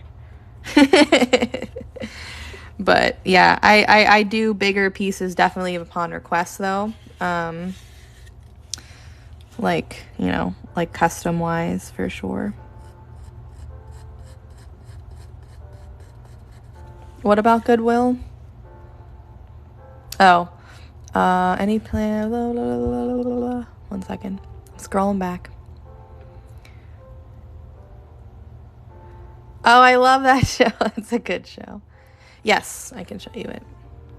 Deco Art Americana. I know you can get them on Amazon and stuff like that if you're international. I know that's where a lot of the international friends get their stuff. but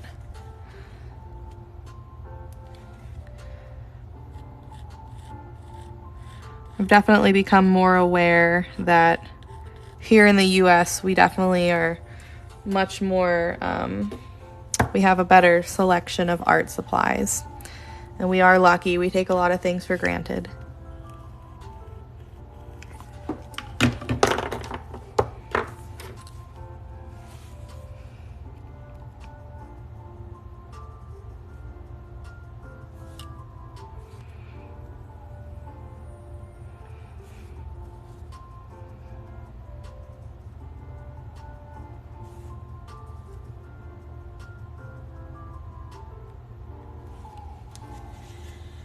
No, I buy my my animal shapes from 24hourcrafts.com.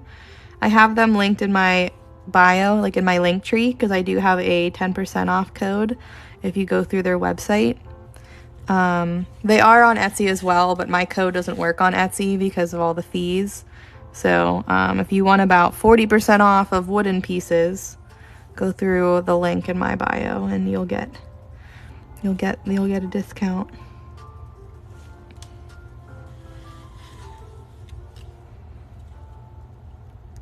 Yeah, for sure. You're welcome. Just collect your paint colors over time, you know, get a few colors to start with. You know, that way, if you decide you don't want to do this, it's not too much of a waste of money. But I promise, as long as you're patient with yourself and you give yourself the time to learn, you know, and dedicate yourself to this for a little bit, you'll get there. It'll be worth it. You have a deck art Americana in your Canadian dollar store? What? Man, I wish we did. We just had cheapo dollar store paint. It's not very good.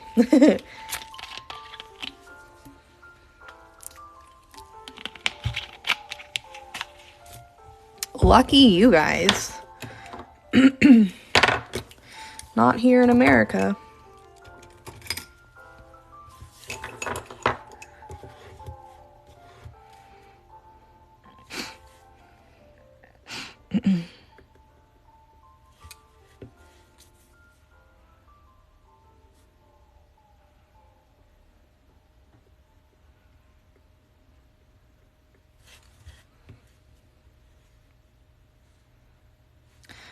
Are you in America?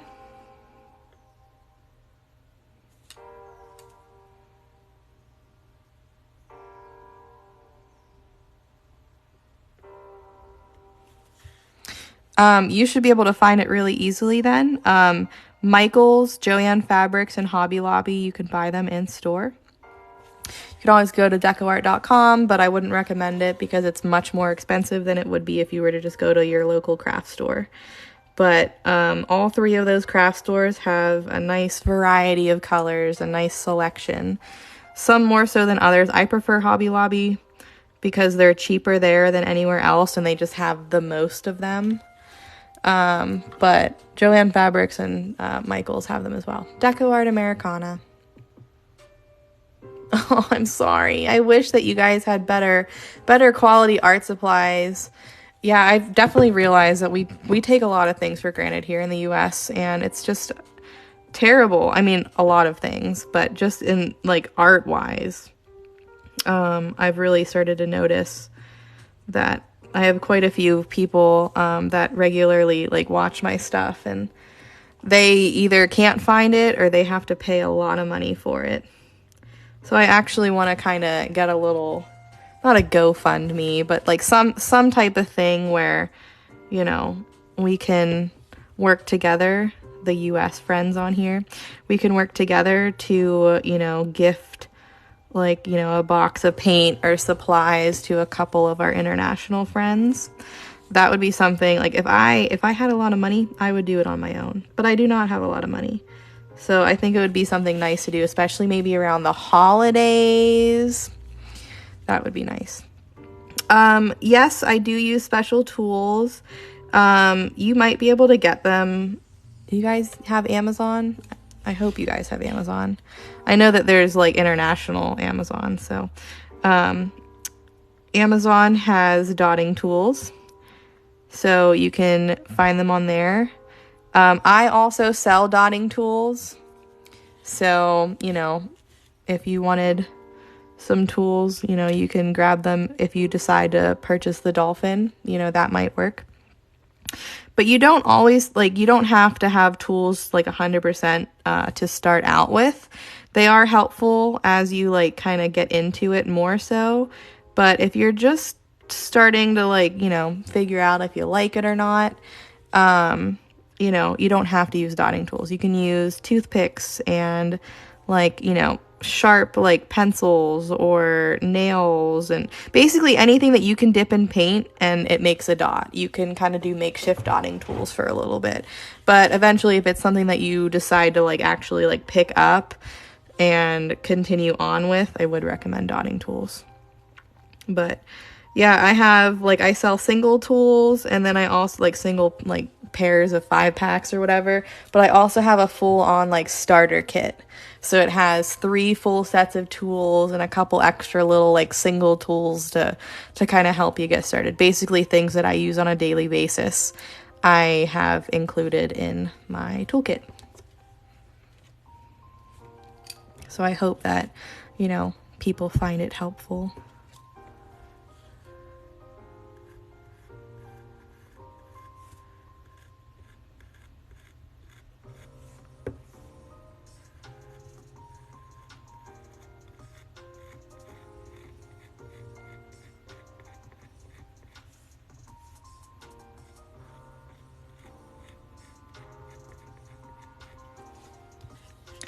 Hey, what's up, guys? How's it going? Happy Friday.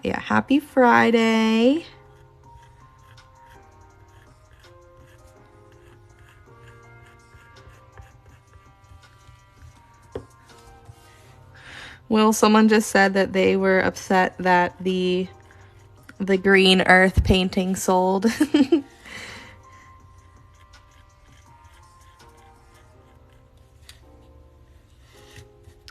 Ooh, a long weekend. Wonderful. That's always the best.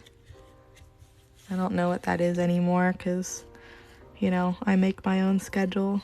But then again, whenever I was like working, I never had a weekend off, you know, anyways. So it's all right, Marina. I sold 2 pieces to Will. But unless it's, you know, something else is sold while I've been on live, that's it. So not as wonderful as I was hoping, but at the end of the day, whatever doesn't sell, I will, you know, have to bring to craft shows and stuff, you know. So there's always a bright side to it.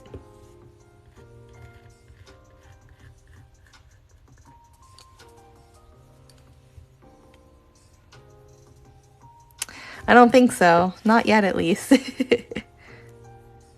Yeah, we did. I mean, we just went to Eden Park. We just kind of caught up, and you know, it was fun. It was nice, even though I live, you know, in Pittsburgh, and so does my mom and my dad. You know, we get busy. We don't see each other as much as we should. So it was nice to kind of catch up. She had a Christmas gift to give me that it was from like my great aunt, because they all got together, but I was sick with COVID, so I didn't go. And so she gave me that, and we just kind of chilled and hung out. I worked in like food safety in the restaurant business. I was a general manager at Chipotle for a while, but then I, you know, was in the food safety kind of aspect.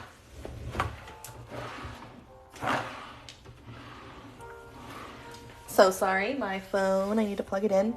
As I was saying, did food safety. I was a general manager at Chipotle. And then I moved to a different company and worked for corporate, and I did like food safety and managed restaurants and corporate, you know, whatever. So no weekends off, never 2 days in a row off usually. So my phone is plugged in now. Thanks, guys. See, I was surprised. I thought that the pink and blue ones would go first. I didn't know all of which ones you wanted. Actually, I didn't know any of them. So when I saw your order, I was actually kind of surprised. But then again, you like green, so I guess I'm not surprised.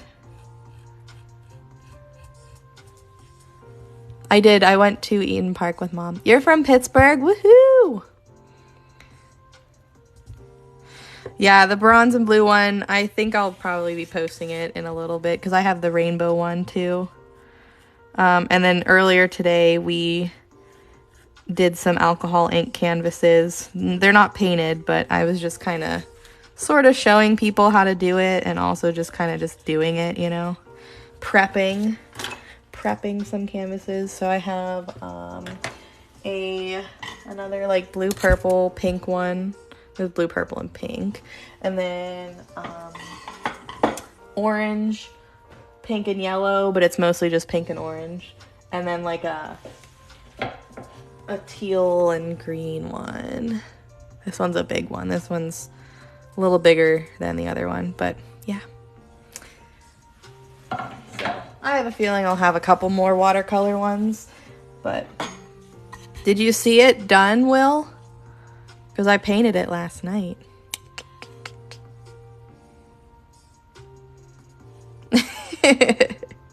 I was like, I don't think he's from a different time zone. Maybe he is. Like, I didn't think so. But I was like, whatever. He might have forgot. It's okay. But then I saw, I was like, oh, yay, he did get it. He did wind up purchasing. All right. So,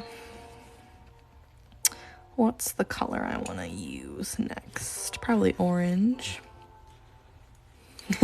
Isn't it pretty? Yeah, it turned out really nice. I was a little scared with the gold, but I wound up really liking it at the end.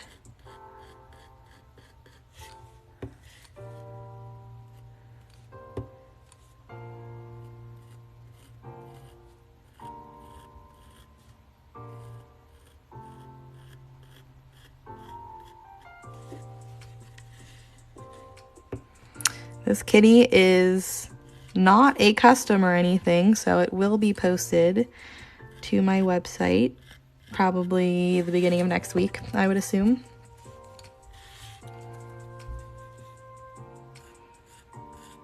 I had a little bit too much paint on the end of my tool, so I'll have to go in to this with a little less paint.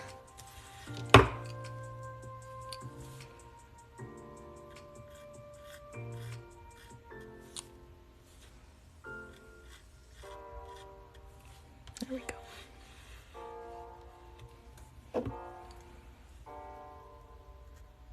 I like this design too. It's not typical. I mean, it's similar, but I haven't done, I don't think, this design on like an animal yet. I've only done it on like square canvases, so I wanted to see what it would look like on something like this.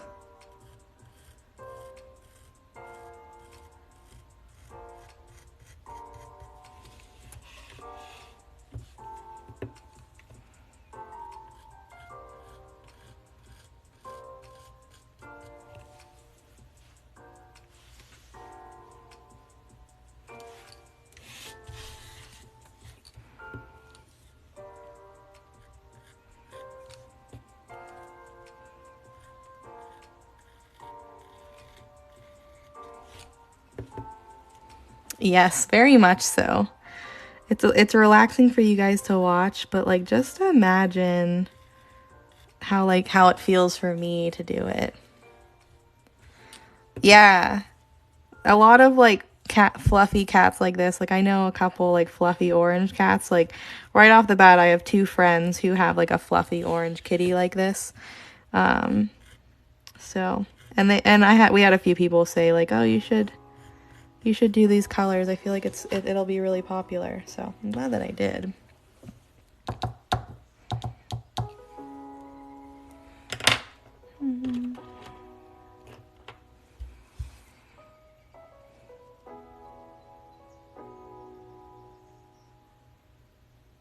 Sorry, I'm just thinking a little bit. Yeah, the gold's real pretty. Real pretty. Agreed, agreed.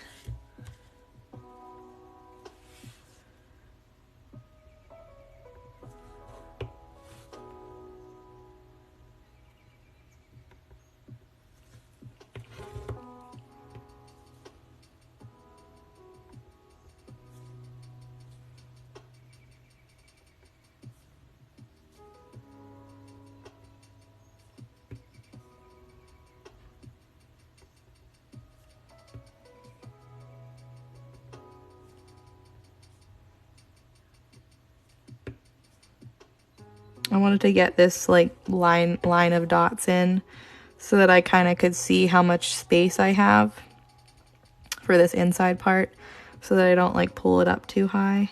I want to make it fit.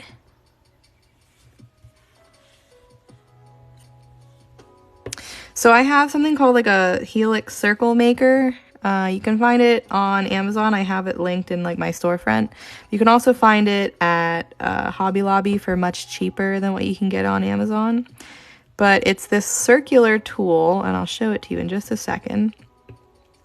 I'll draw like a straight line and kind of like a perpendicular. I'll draw like I can't talk. Perpendicular line so that I can, you know, have a center, right?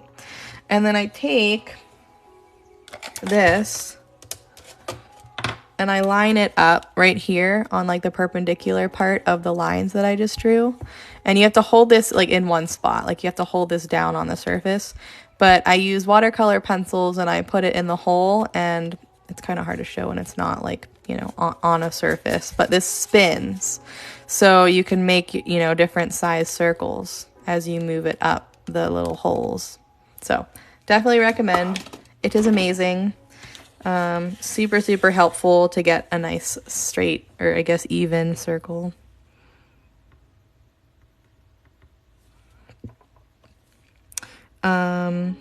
You can probably find them in other places too, like if you were to just Google it. But yeah, I know you can get one at at Hobby Lobby because that's where I got mine. And I know you can get them on Amazon too, but I guess people have been having trouble finding it recently.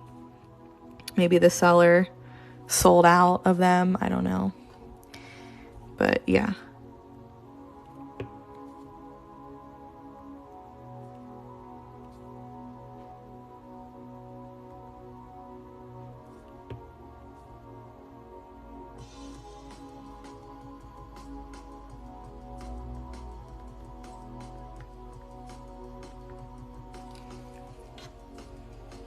If you scroll back through a couple of my videos, you might be able to see it in use. I mean, it'll be sped up, but you'll kind of get a little bit better of an idea of exactly what it is.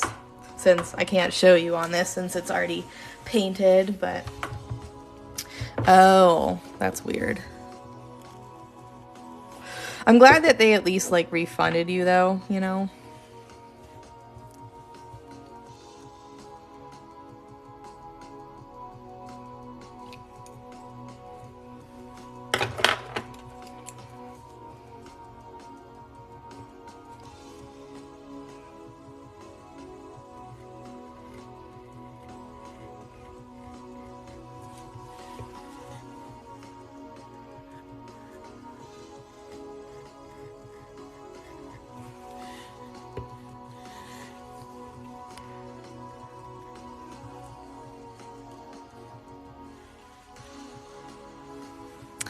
Thank you, thank you, thank you.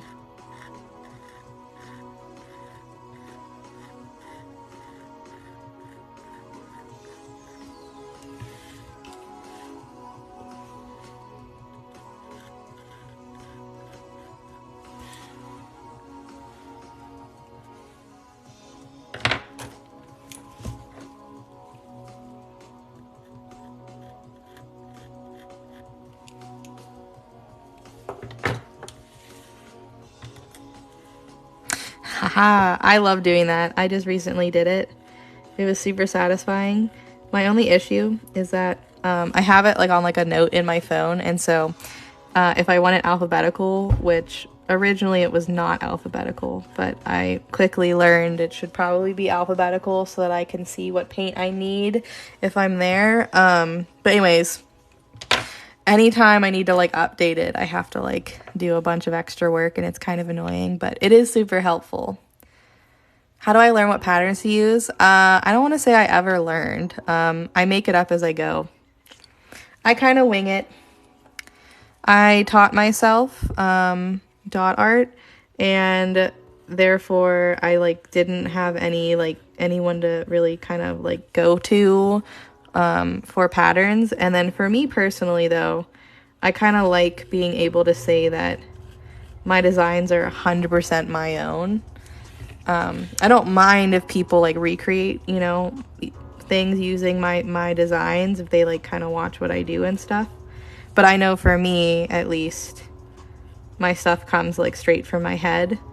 And I've done a bunch at this point that I kind of just pick little pieces from different pieces that I've done.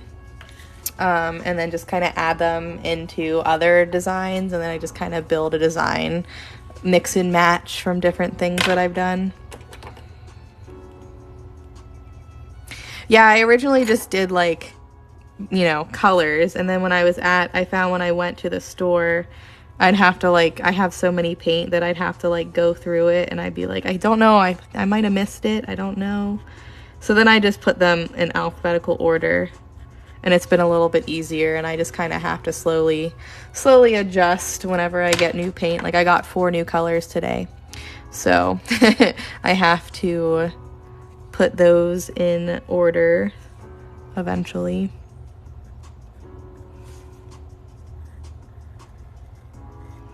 Yeah, for now.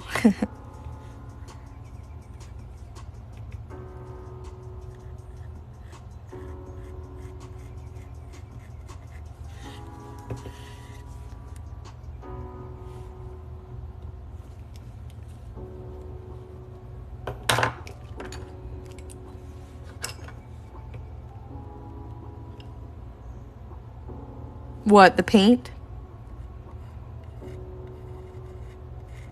No. But if I picked a color out and I'm like, oh, I don't know if I have this. And then I would go to my list and I would try and find it. It would take me a while to find it because it wasn't in alphabetical order, you know? I don't know if they're in alphabetical order. I think they're just in color order, roughly, like at the stores. But I basically confused myself when I was looking. Ouch, I just hit my knee.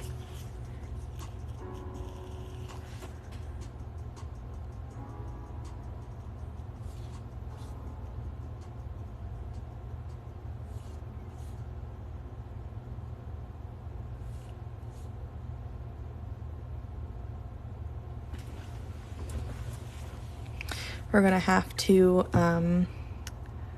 start top dotting soon before I bring this design out any further. We're gonna have to get some top dots in here. Maybe some metallic top dots. Those always look super nice.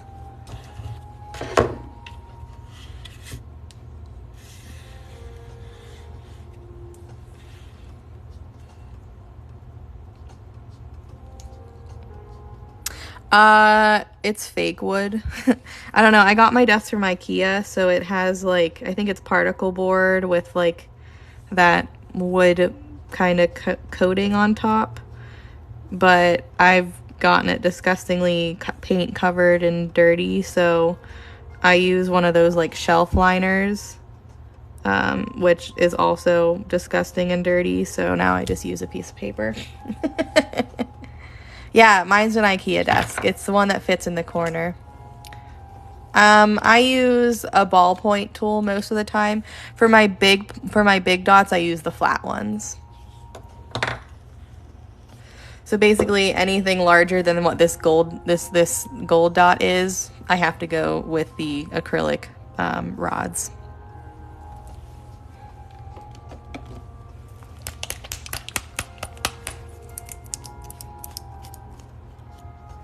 I love my IKEA desk. We have an IKEA that's like 10 minutes away from us. So I love going to IKEA.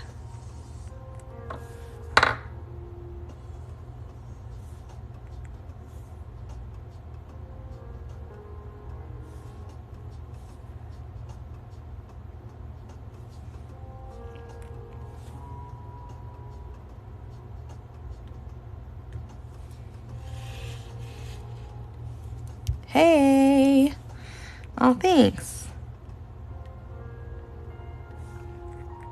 I'm trying to like post more often. I'm also in the process of like kind of making a YouTube. I mean, I have a YouTube. I just never used it for a while, so I'm trying to post more videos on there. So yeah. 'Tis a work in progress. You might be able to find someone to do like kind of like a pointillism type thing. Like I have a couple friends who have tattoos that are just made up of like super tiny little dots. I have a friend who has a mandala tattoo, but instead of it being like dots like this, it's like kind of like a stencil, but it's colored in with like super tiny pointillism. And it's real pretty. But those take a long time, obviously. How are you, Jennifer? Happy Friday.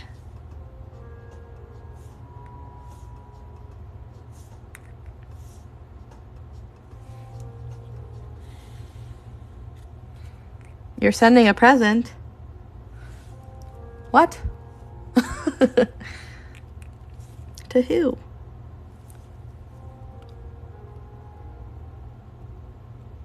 I don't have any tattoos.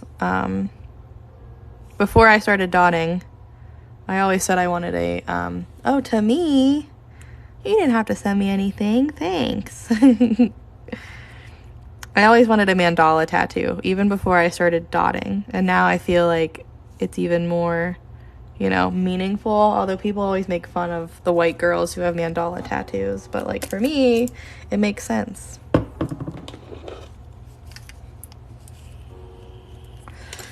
Well, thanks. I appreciate it. You didn't have to send me anything.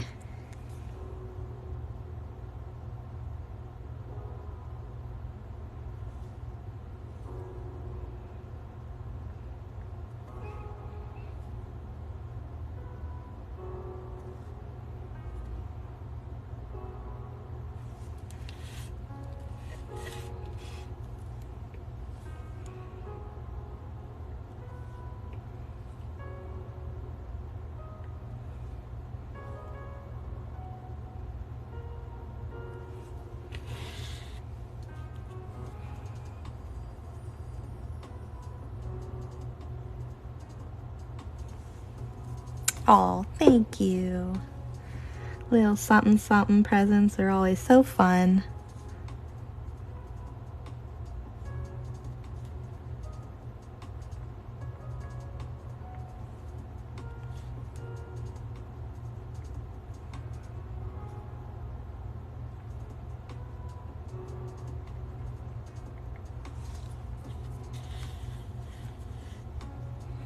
Aww. I love orange kitties. I have a gray one, but I know a couple fluffy orange kitties, and they are so sweet. They're kind of like cat dogs. I love them. My one's friend, his name is Leo, and I like to say he's my cat's best friend. Whatever. But my cat doesn't really like cats anymore, but when they lived together, they were like inseparable. So it's his kitty best friend. And then my other friend has a fluffy one named Momo. He's super, super cute.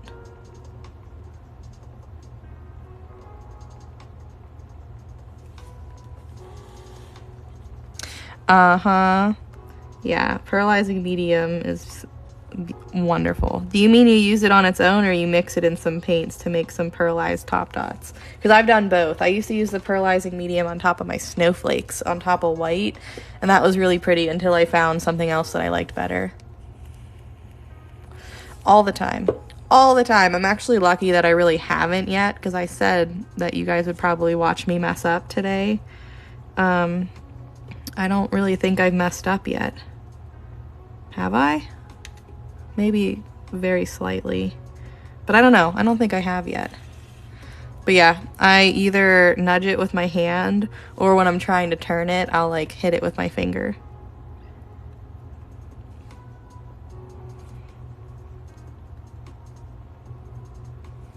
They keep telling me to go get a Lazy Susan like turntable thingy, but I refuse. Not today. Yeah, I couldn't remember. I was like trying to think. I'm like, I don't know if I actually did mess up on this one yet. There's always time. There's always time. Yeah, on its own, it's really pretty. It looks better if you don't do it on white though.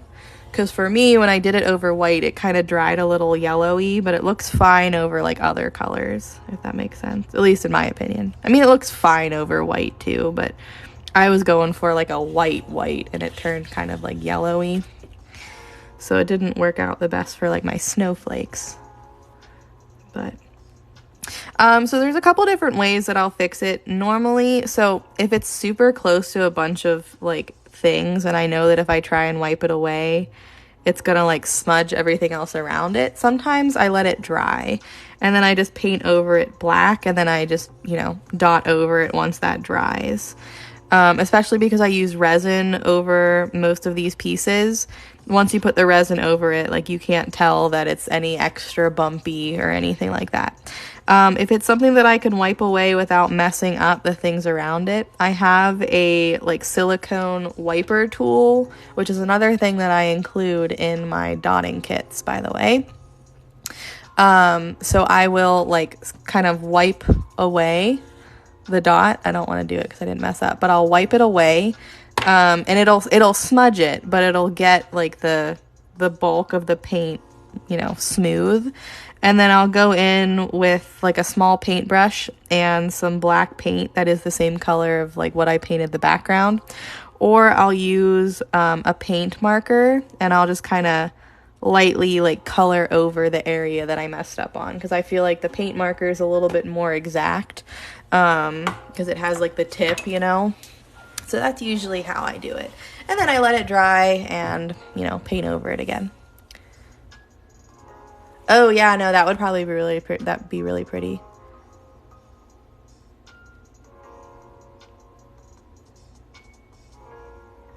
Oh, hold on. I mean, right here. That's not too big of a deal for me. If it's like really, really bad, I will get rid of it. But yeah, I mean, it was just really close together. But I wouldn't really call that like smudging too much. But like if these two dots merge together, that would bug me. You know what I mean? Yeah, people like using the Lazy Susans. It helps them spin their piece. Personally, for me though, I don't like them because I rely on like putting my hand down on the surface that I'm painting, that I just feel like if I moved wrong, the Lazy Susan would move, and you know, I would just mess up everything. But yeah, for the most part, like some stuff I'll leave, you know, if it's like a little issue where, you know, you really can't notice the, you know, things running together or whatnot, sometimes I'll leave it, because once the whole piece is done, you know, at the end of the day, I'm not a machine, you're not a machine, you know, you can't expect this to be like 100% perfect. And honestly, it takes the enjoyment out of painting by me like trying to be like exact and perfect with every little swoosh and dot that I make. It's not fun for me, you know? So I focus less on like the little teeny things, little tiny differences here and there. And I focus more on just the overall look of the design. You know, if it's not taking away from the overall look of the design, I just leave it, you know? Because I don't want this to be stressful for me. And there's beauty in imperfection. Yeah. if you're not looking for a mistake, chances are you won't find one type of deal. You know what I mean? I mean, if you look really closely, maybe, but like overall, like you can look at it and be like, oh, it looks great. Yeah, one of a kind. Even if I do the same pattern, same color scheme, same shape, it's always going to look different, no matter what. Yeah, the top dots are like my favorite. Top dots always make everything better. I'm 100% a supporter of top dots. Yeah, I'm my own worst critic, and probably so are you guys as well with your own art. You will see any little mistake way quicker than someone else who's looking at your art. They might not ever see it. I've seen tons of posts of people being like, oh, like, you know, I messed up, like, this is, you know, what I made, but there's a lot of mistakes, and then people will be like, where? I don't see it, you know? If you really look for them, sure, but just from staring at it at first glance, you can't see anything.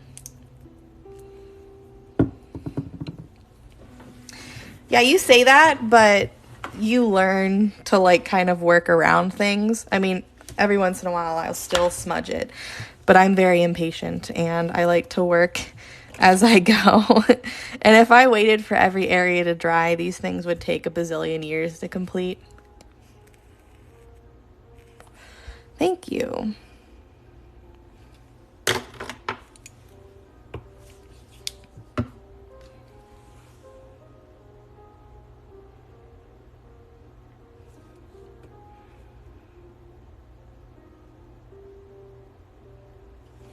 I felt like I needed some dark in the center, so we're going in with triple dots. What? I don't always do triple dots. Usually I'll just do top dots, but every once in a while, if I feel like a color didn't give me that top dot like look that I was going for, I'll go in with a different color to make it pop a little bit more. But that's personal preference. I could have just left it if I really wanted to, but I wanted it a little different. It is a wooden cat, yes. All right, so the next color I'll probably go back in and use the orange again.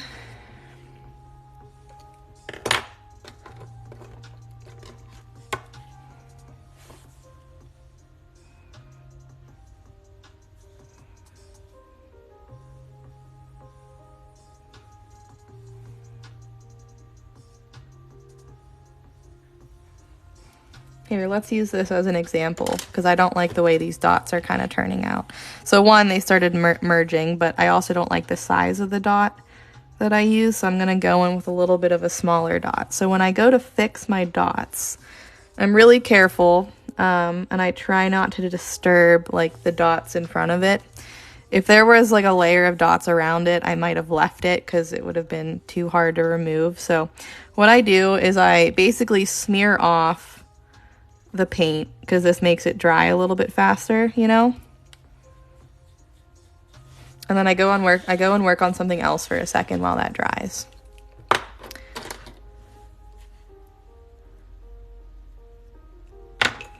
Oh, hold on. Yeah, but I do something else after this and it just makes it look even better. I promise. Okay, hold on. Jen sent me a picture. 1 second. Let me look.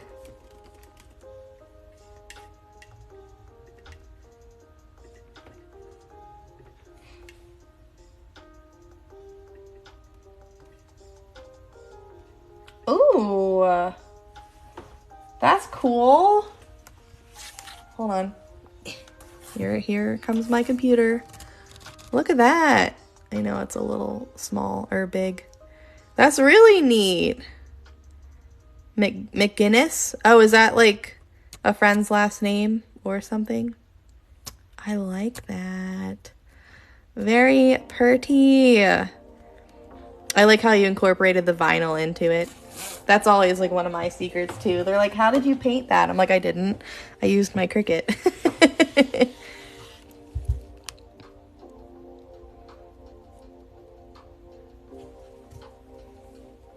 Very, very pretty. Okay, where's my black paint pen? Hello. Oh. So anyways, so then I'll either go in with a black paintbrush, or I'm gonna go in with like a black paint pen. Once it dries, you can't like really tell. So I just color over the smudge and then I'll paint over it once it dries. So that's how I fix my mistakes. Pretty easy.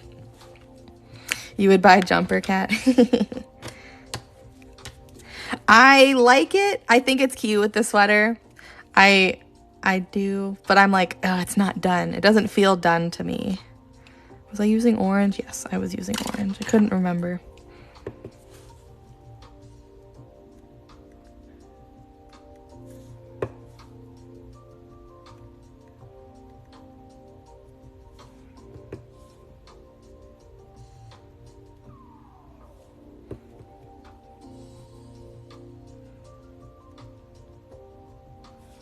I really like that, Jen. Very, very nice.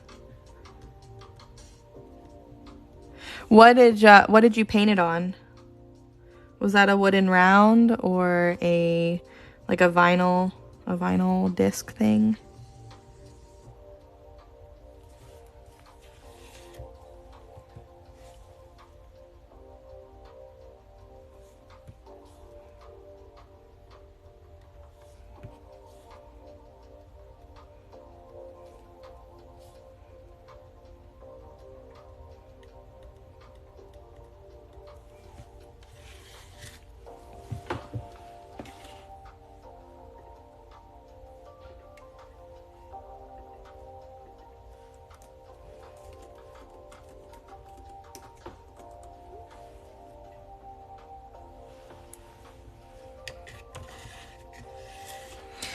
So I do like a little bit of like a circle moment. I draw the circles, but besides that, I completely wing it.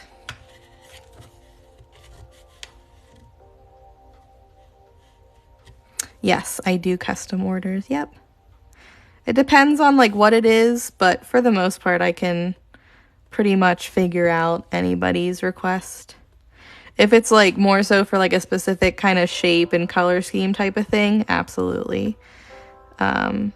If it's something that pushes me out of my comfort zone, I might have to think on it for a little bit, but it all depends. So I actually am listening to YouTube right now. It is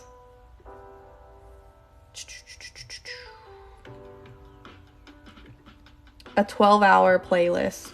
12 hours of free background music, copyright free for music creators and streamers.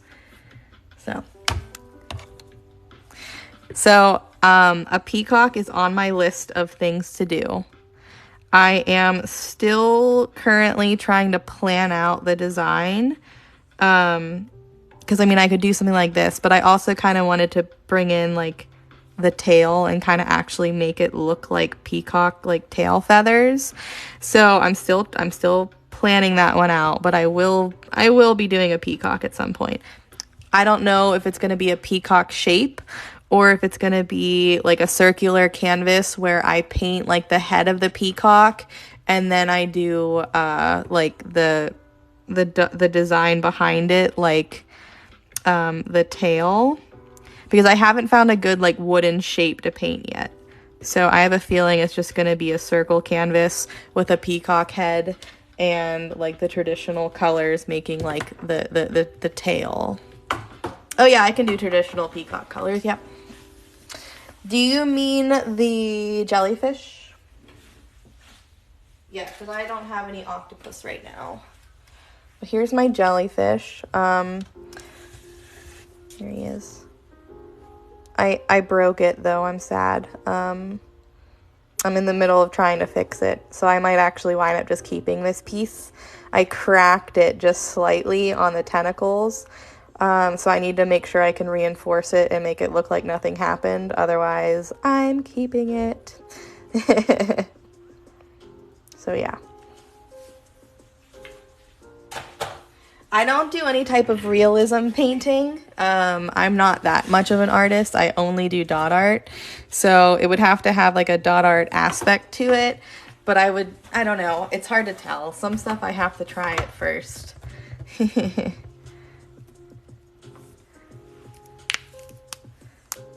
Yeah, the tentacles are fun with the color shifters. So I get my wood, most of my wood I get from 24hourcrafts.com. I have them tagged, like, or linked in my bio because I do have a 10% off code for them. So it gets you, like, I think 40% off when it's all said and done from their website. They do 30% off regularly, but then I have an extra 10% off that you can stack on top of that. So it's basically 40% off per piece of wood. I love them. They have a bunch of different animal shapes and just random other things. They have like a couple thousand different like wooden shapes that you can choose from. So I highly recommend, if you're interested, make sure to use my code. It gets you something similar. Oh, I see what you mean. Yeah, I just have to find the peacock first. I found a peacock shape. I didn't like the way it looked. It didn't really look like a peacock to me because its tail was like downwards. It wasn't up and like out. So I have to find one. Maybe I could get like a turkey shape. That might work. I'm not sure. I have to find it though. It's 1/4 inch thick wood. Yep. You don't have to do just circles. I do a bunch of other type of things. So like right now I've really been into this like circle mandala pattern, but my favorite like way to do dot art is I actually color things in with dots. No, I'm not saying like a turkey, but like maybe I could find a shape that's more similar to a peacock, you know, because the only one I can find, I don't like the way it looks. It doesn't look like a peacock to me. So disclaimer, this has never worked ever. I just use it for storage, I promise. So like here is like my kind of favorite kind of dot art. So you don't have to do a mandala. You can color things in with dots. So it will keep you from kind of getting bored, if that makes sense. You know what I mean? So here is a Valentine's gnome that I did last year. You can get really creative with the things that you do. So here's another. It's not done yet. I'm still working on it, but you can merge resin with dot art, you know. You don't have to do mandalas. So I actually prefer to do stuff like this. But I've been kind of on like a mandala kick recently. So what else is in here? There's another gnome. There's a turtle. There's peeps. There's peeps in here. But yeah, so when you live in a small apartment, you find creative ways to keep your shit organized. Because, like, this is my area. It's just the corner of my living room. That's it. This is all I have to work with. So I do try my best to keep my stuff. It's a dishwasher, yes, but it doesn't work. It hasn't worked in, like, the 4 years that we live here. Well, I mean, it kind of works, but it just doesn't clean well, so we don't use it. So we've never used it. So I use it, like, you know, if you put pots and pans, like, in your oven for storage, right? That's what I do with my art. Well, some art, not all of it. But we just don't use it, so. Thanks. It's a little messy right now. I kind of spread myself out a little bit today. Definitely looks a little bit more organized normally, but thanks.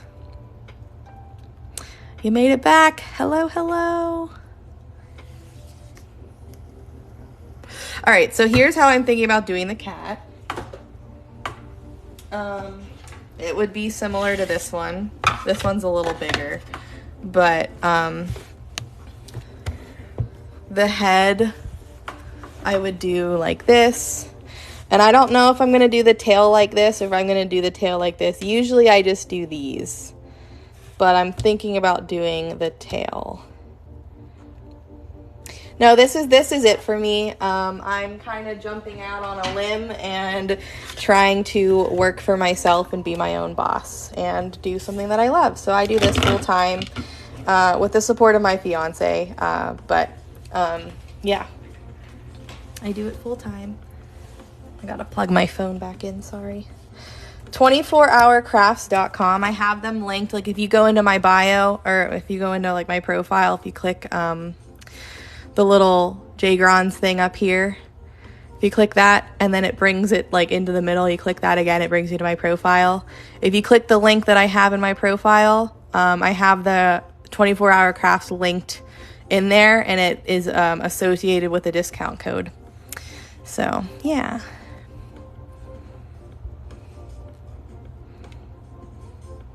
Yeah, I'll look for a peacock shape.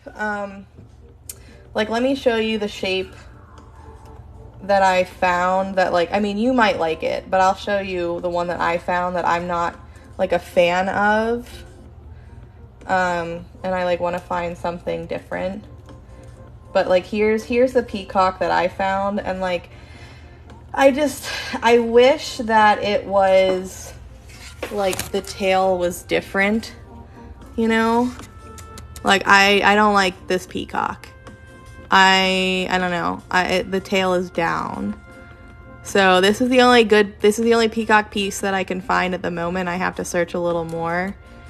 But yeah, I don't like that one very much. Yeah, you're welcome.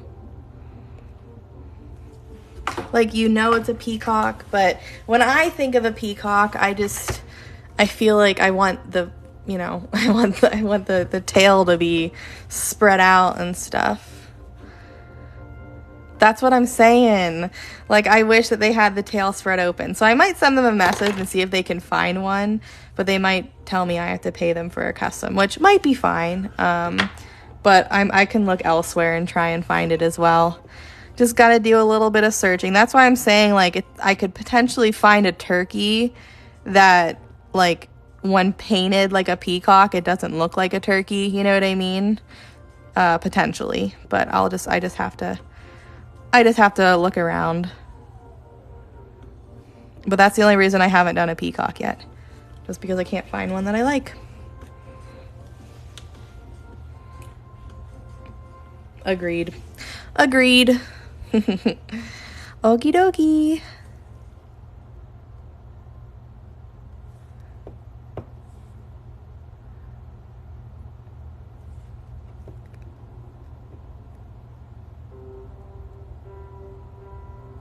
Yeah, I'll have to see if I can find something that kind of fits what you're looking for. And if you find a shape, you can always send it to me on Instagram.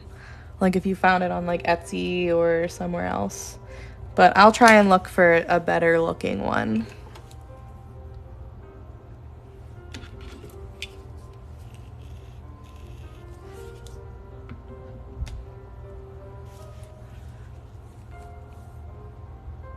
Sometimes I'm kind of limited to like what I can find, you know?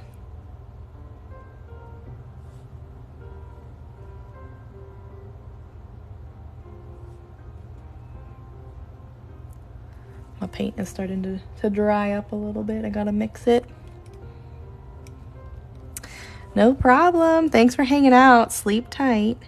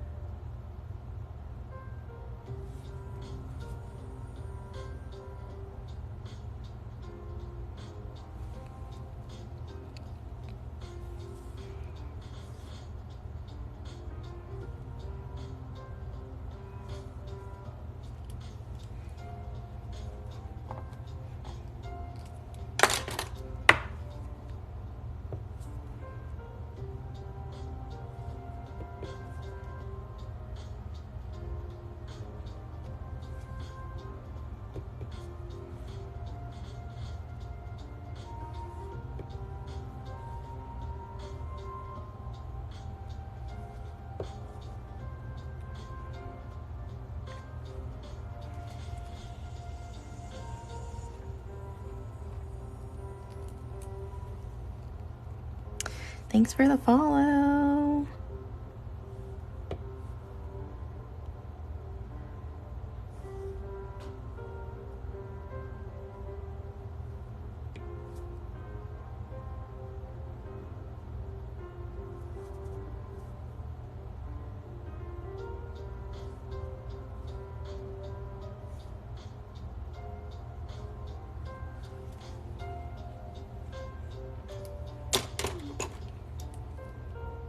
Oh my goodness. Good night.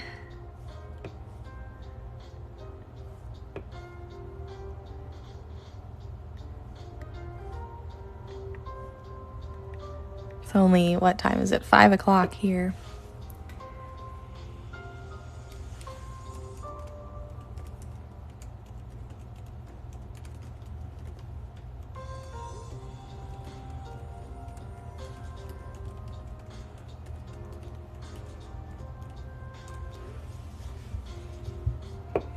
I don't know if I'm getting off right now. Normally I would, but I think Scott is going out with his friends after work, so I have to see what he's doing. So if I pause, it's because I'm texting him back.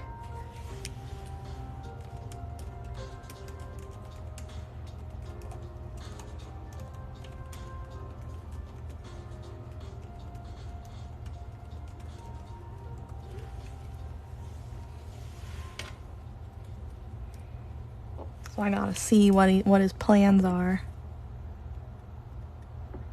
Because if I'm gonna get off, then we'll finish this tomorrow. But I don't know for sure yet. I'm waiting on an answer.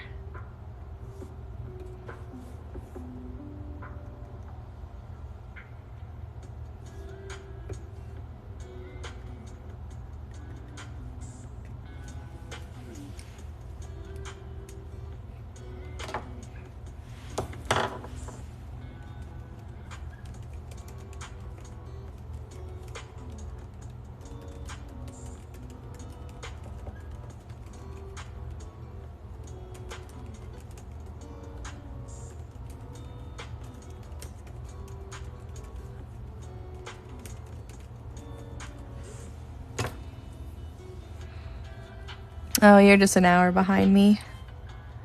Yeah, I'm up in Pennsylvania. I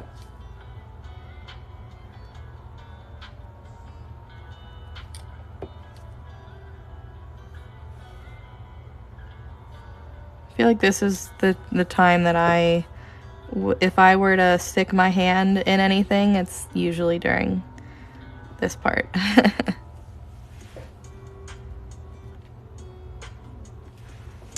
Hey, Jen.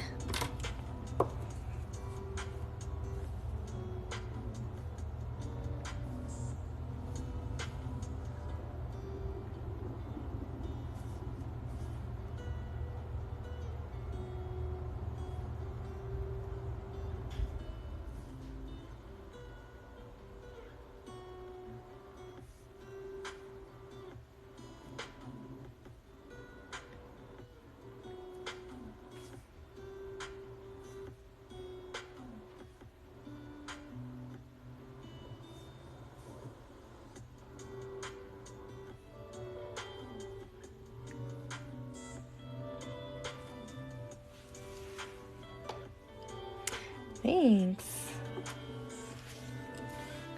This one's been a fun one to paint.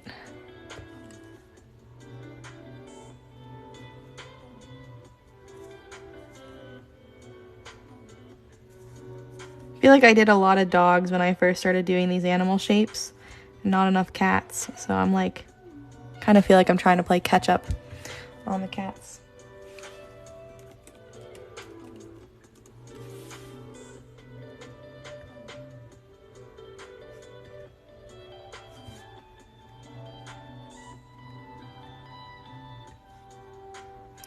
Speaking of cats, mine has been awfully quiet for the last few hours.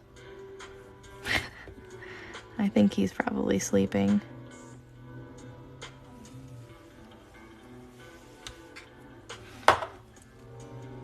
Alright, be right back. I need to take a bathroom break. Everybody stand up and stretch. I'll be back in like 2 seconds.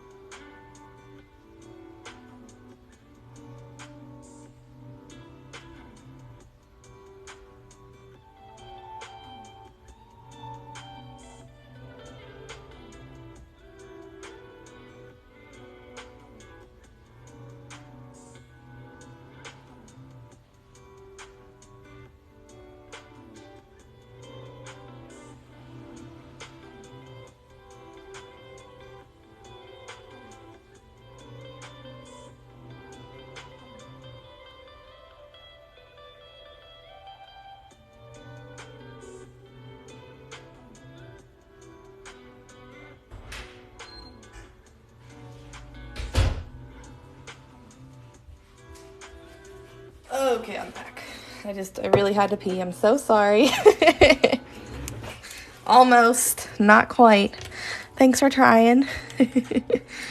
All right. Anyways, I drank a lot of water today.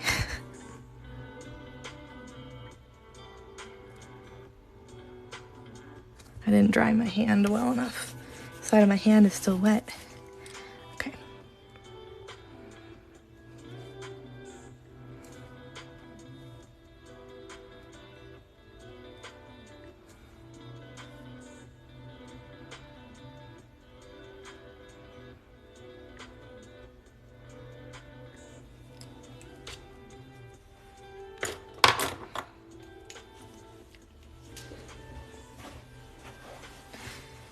So I do not have to be off right away.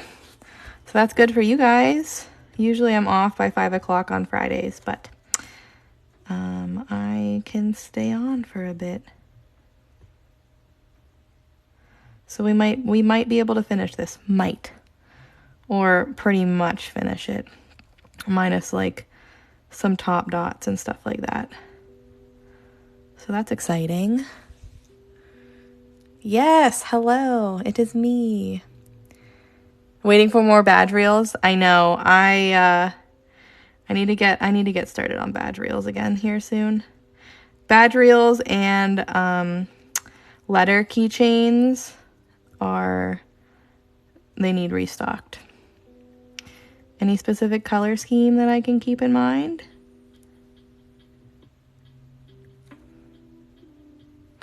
I am still here, but not painting ornaments anymore. No, this is like a fluffy cat, like a fluffy cat, domestic long hair kitty cat.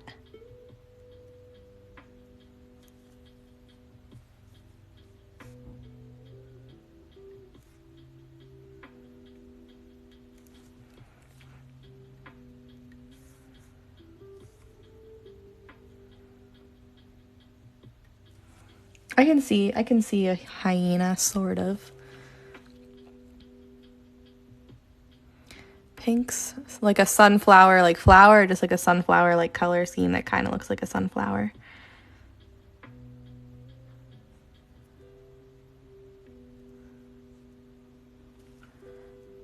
Mixed pastels. Let me write that down. Hold on. Let me make a little note.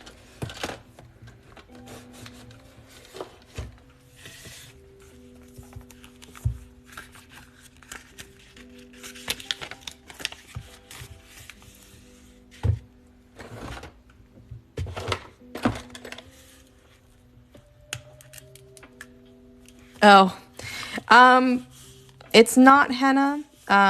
There are all types of different cultures that have something similar.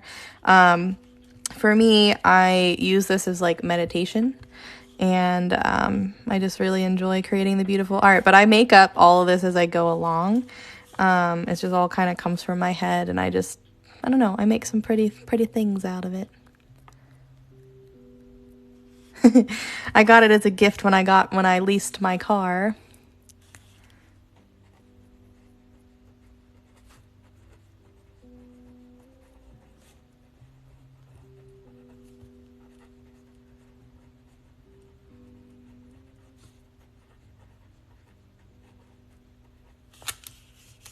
Thank you.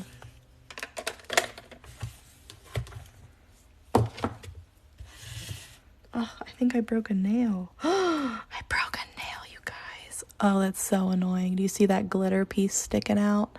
That's annoying. Oh my god, it's gonna bug me. Whatever. I'm getting my nails done in like less than a week, so it's fine. I don't know how I did that. Annoying, but we will survive. There are many worse things that could happen right now, so.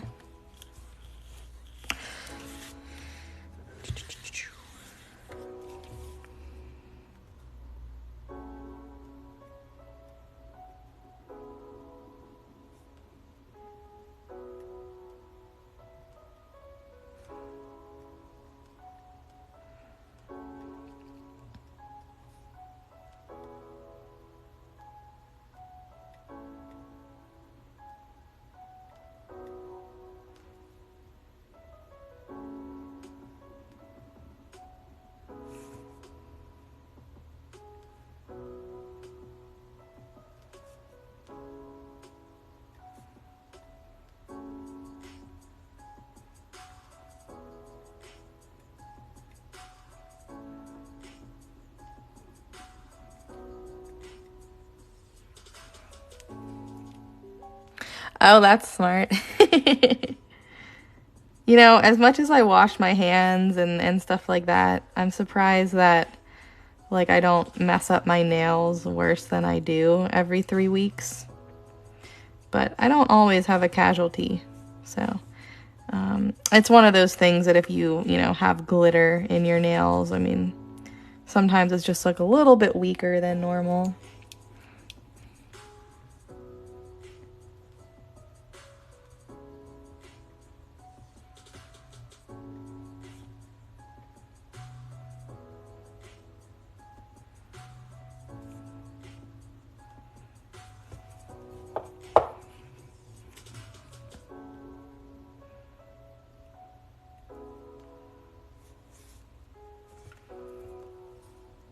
Oops.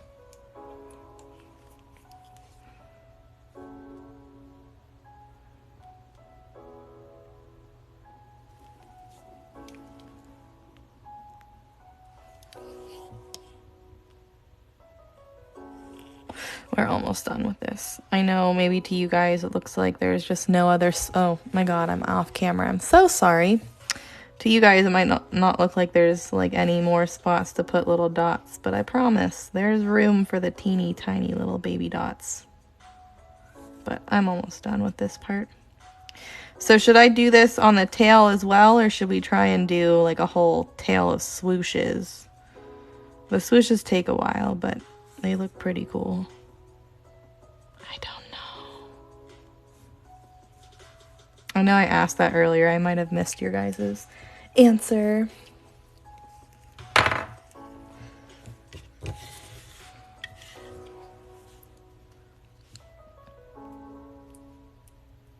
Stupid nail.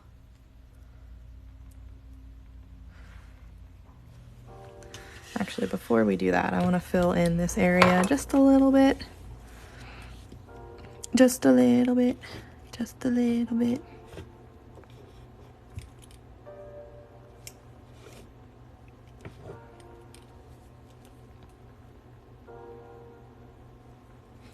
Yeah, I was thinking the swooshes too because it's fluffy. I wanted to fill in this area a little bit. What's up, Tom?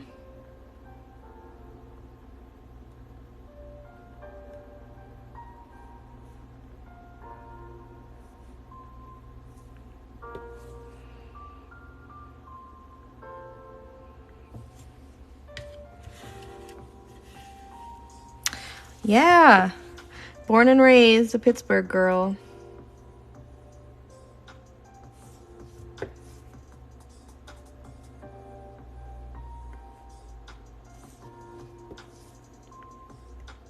Every once in a while I'll get lucky and the For You page puts my stuff onto some Pittsburgh/Pennsylvania people. Not all the time though.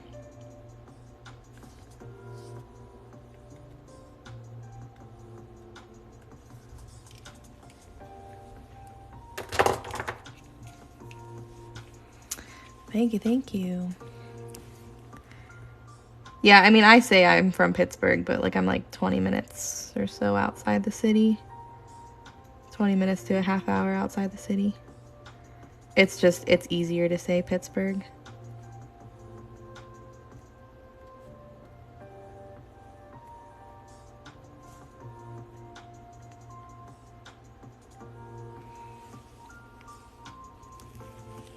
Yeah, the swooshes are really pretty. Sometimes I don't know. It's not a method that I am totally comfortable with because it's hard to get the swooshes to kind of like look like they belong, you know?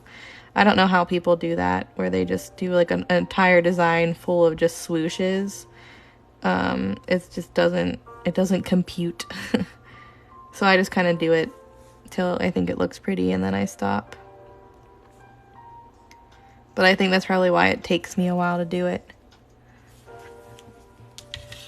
Because I'm putting a little bit more thought into it than other people. Yeah, yeah, exactly. Yeah, I did not grow up in the city, thankfully. I hate even like driving in the city. I'm like a little bitch. No for city driving, not for me. I don't like driving in the city, and I don't parallel park.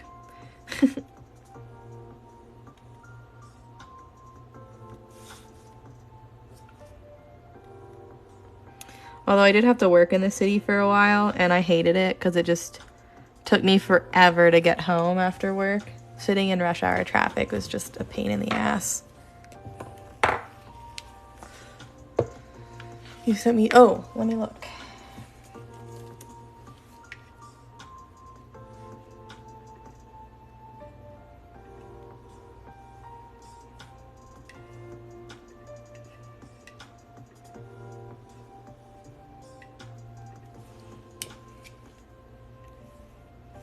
I saw those both too, and I don't like the cutout part of it. For one, the first one, I saw that one. And then the other one, yeah, I think it is too tiny. Yeah, but I don't know. I have to look. I'm gonna have to do some research and find one. Because I'm like super particular too. I need to plug my computer in. Otherwise, we're gonna be no music here soon. Hold on.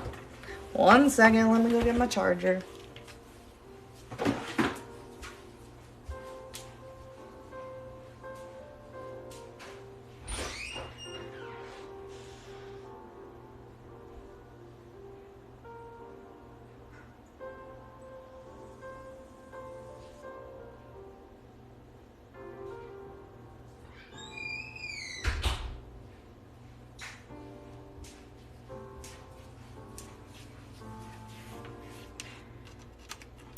I just like cracked my knee, and I did not like that. That felt not very nice.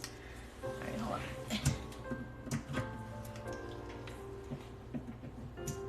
on. All right, we got the juice. We got the juice. There we go. We're back. Thank you. Oh, nice. Yeah, no, I just grew up in, like, the suburbs, basically.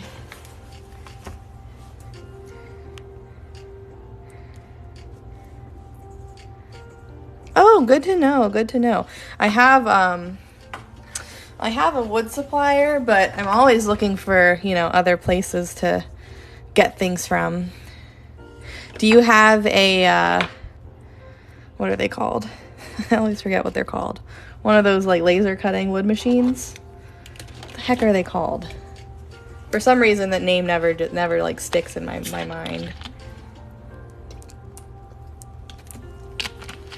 Yeah, a glow forge. Yep. Oh, okay. Nice. Alrighty. Let me just clean this off just a little bit better.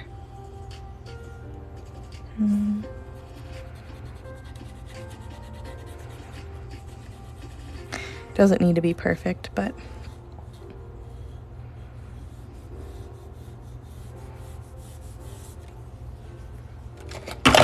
oh, that scared me. I just knocked my cup of like popsicle sticks and Q-tips over. Move that out of the way.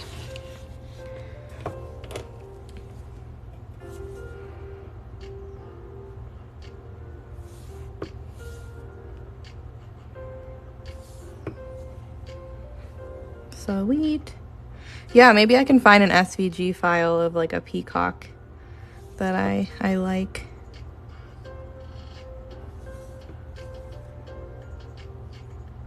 Thank you.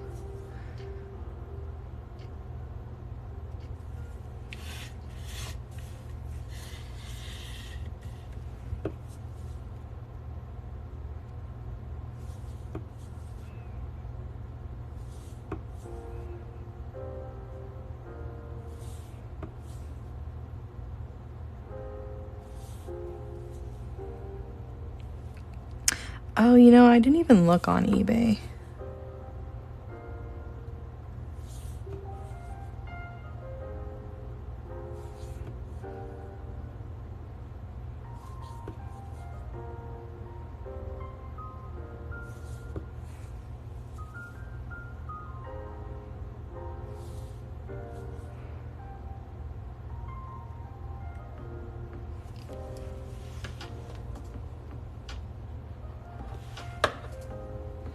free one? What do you mean? From where?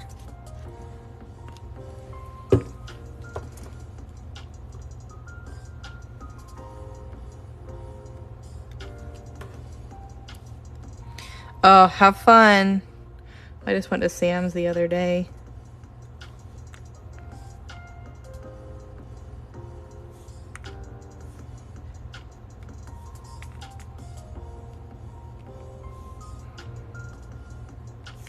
See ya. Have a good night.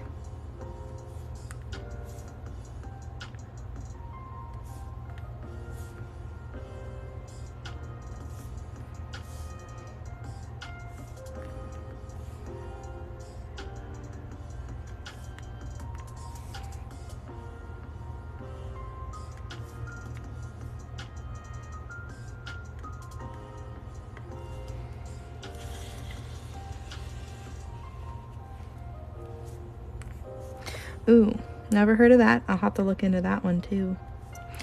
I know that, so I have a person that does like wood pieces, but it's more of just like the laser cut wood that has like all of the cutouts where I put the resin in, so not 24-hour crafts.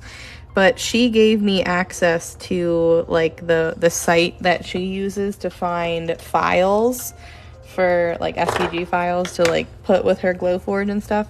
So I might look on there and see if I can find a good SVG file. She's a little busy, so I can't ask her, but I'll keep where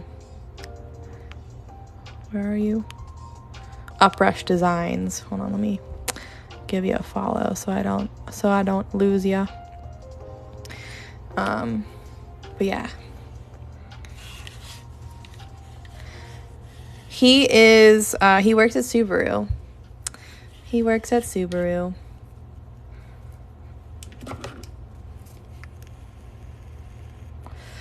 Yeah, and I can't wait to do like top dots too. But we're about to do swooshes, which I'm not really too excited about, but we're gonna do it anyways.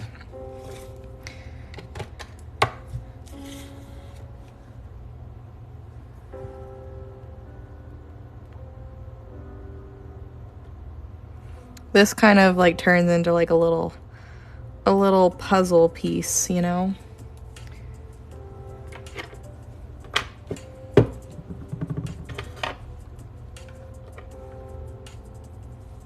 Yeah, I was not a Subaru person, but now I am.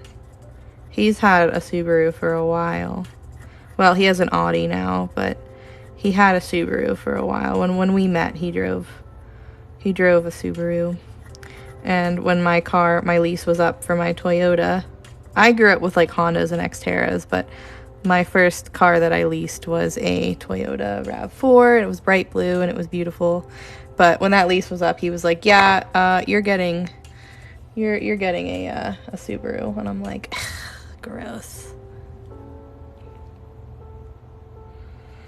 Thanks. Hopefully this one will turn out pretty.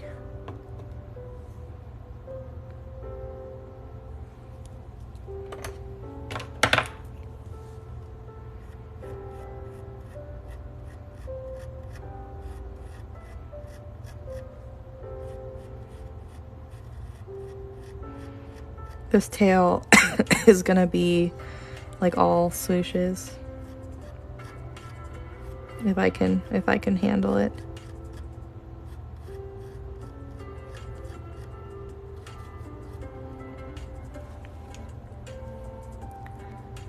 I am still live. Yeah, Scott is going out with his buddies today for like dinner, I guess. So I didn't want to go because I didn't want to be the only girl. So I'm on till I finish this one, I guess.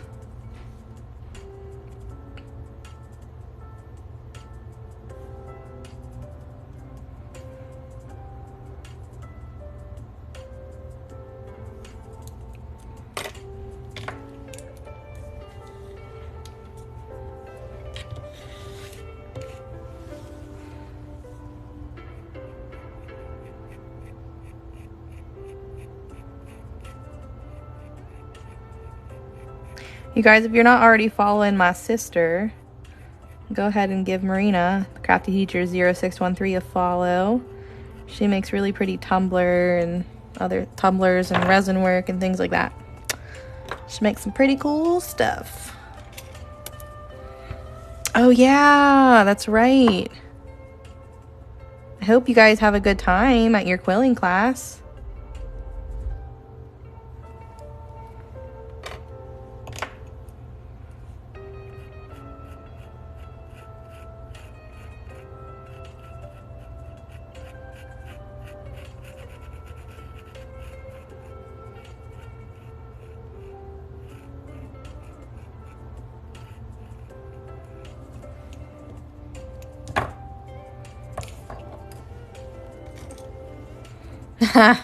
No, this is the hard part. Me trying to like make all of this kind of like fit together. This part is not very fun. Not to mention my paint is starting to dry. Some of these are like custom mixed colors. It's gonna be annoying.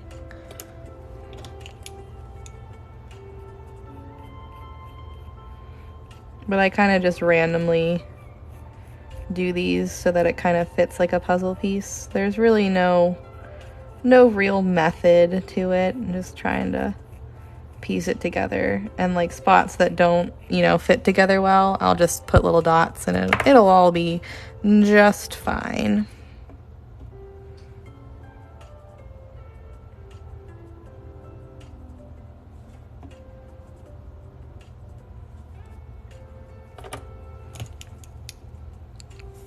Hello, hello. How was your shower? Nice and warm? Got some of those chills to go away, I hope.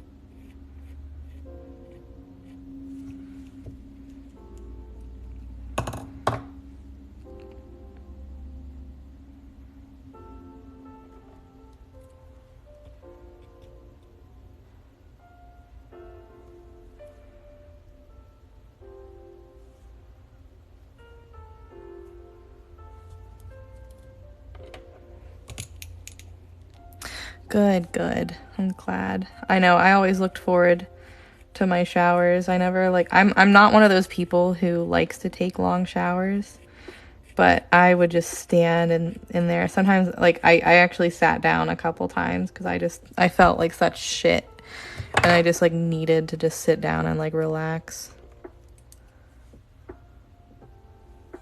Let myself feel all the hot water.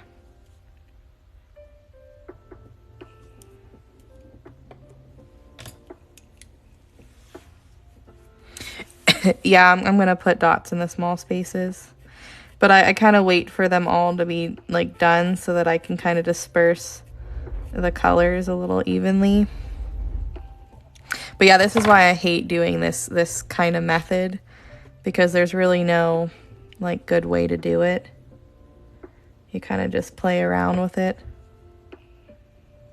I do my best to make them all fit, but it's not always possible.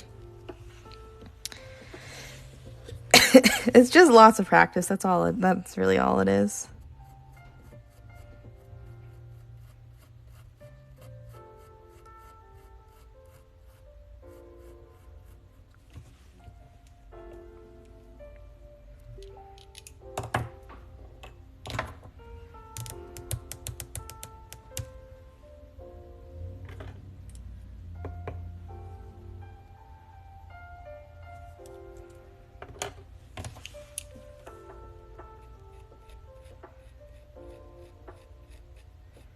It's just like the little tiny strokes. That's really, I don't know, kind of like my little key to get some decently nice swooshes done, you know.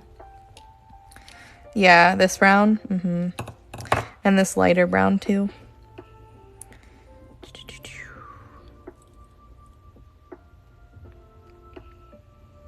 Try not to get my tools mixed up.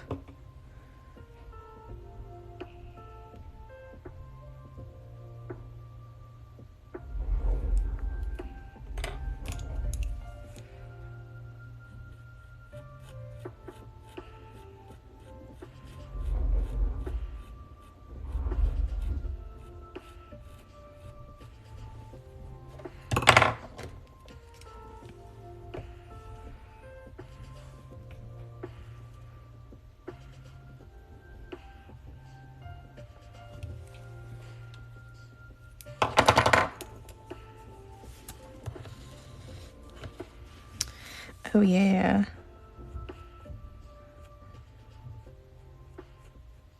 Like the metallic. Because these will get top swooshes too. So any colors that I'm not using a lot of, they'll get introduced later for top swooshes. It's kind of what I did with the other cat. Did a bunch of top swooshes to bring in some other colors.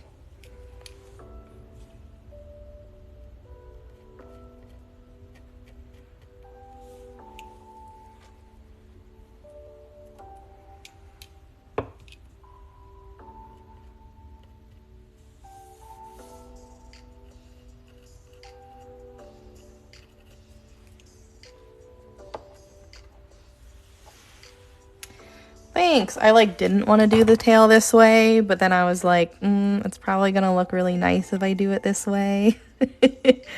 So I just kind of bit my tongue and was like, whatever, I'll do it. I'll do it this way. Yeah, that would be cool. We hit 50K the last time I was live. It was very nice.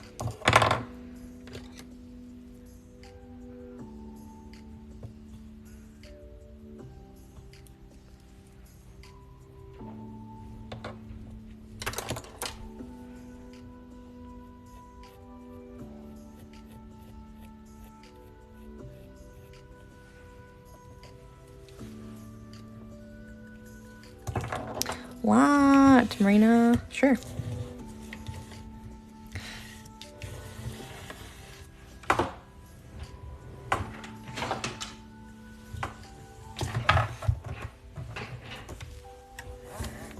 So I only use like 3, maybe 4 colors originally in like this part and this part, but then I went back in with the swooshes and kind of got the colors where I kind of wanted them.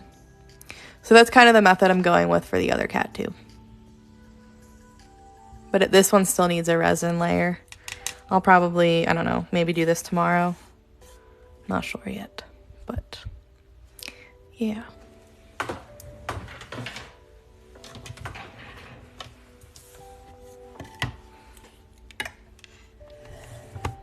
Thanks.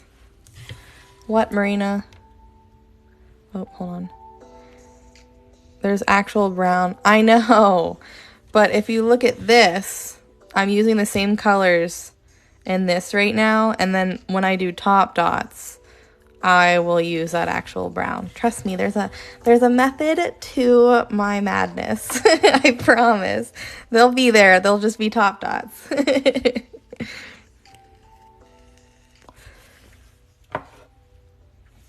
No. Hold on. I just got my brushes all over the friggin' table. Gotta wipe up my mess. Hold on. I guess it's time for a new napkin anyways. Gross. Okay, hold on. It just doesn't match the head right now. I will though. I promise.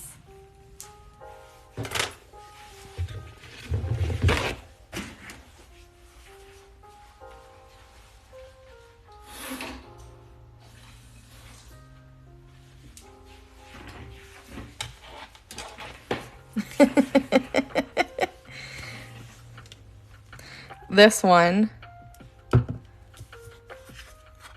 This one. Because this one is that one.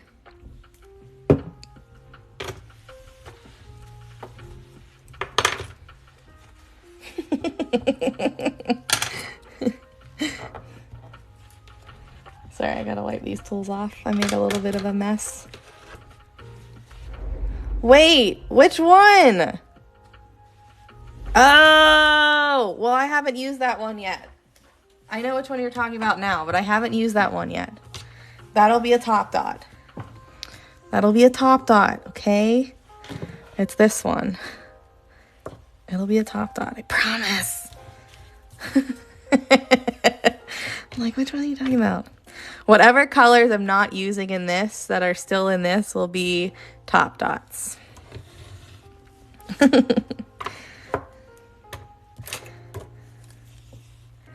No worries. I just have to wait for it to dry, you know?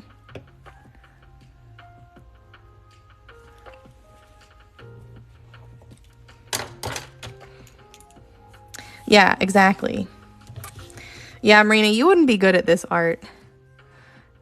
You wouldn't be good. Your patience is 0. Here I am like, yeah, it'll be there. Don't worry. And you're like, no.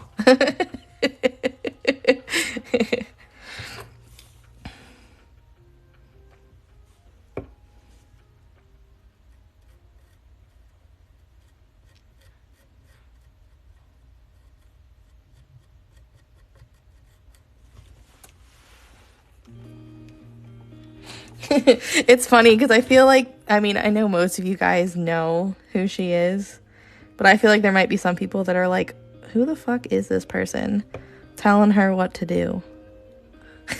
Like, I'm just waiting for one person who, like, doesn't know that you're my sister in one of my lives and being like, you know, don't tell her what to do. She can do what she wants. She's the one making it. Just get some sassy person. And they'll be like, no, she's my sister. She's allowed to talk to me like that. No, exactly. Exactly. Yeah, I'm like waiting for that to happen more often.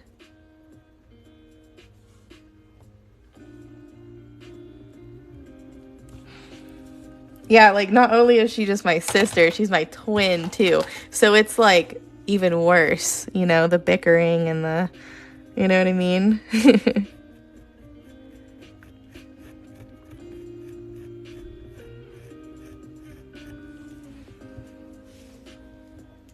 Oh, you did? Well, sorry. My iPad is dead and my computer I wasn't really paying attention to.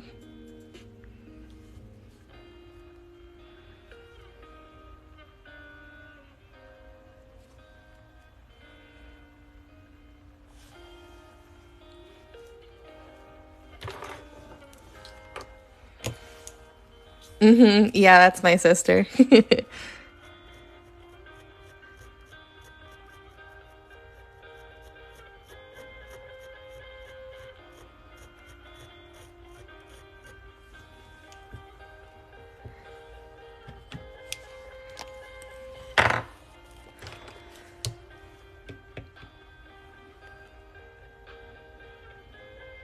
Yeah, I'm just waiting for that person like, who do you think you are?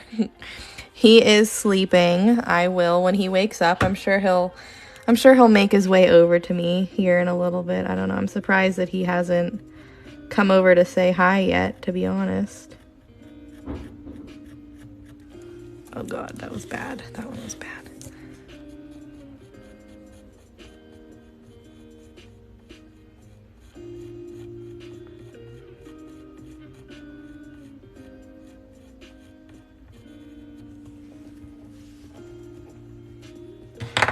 He's curled up in his little cat house, being a good boy, not disturbing me, which is what I like when I'm painting.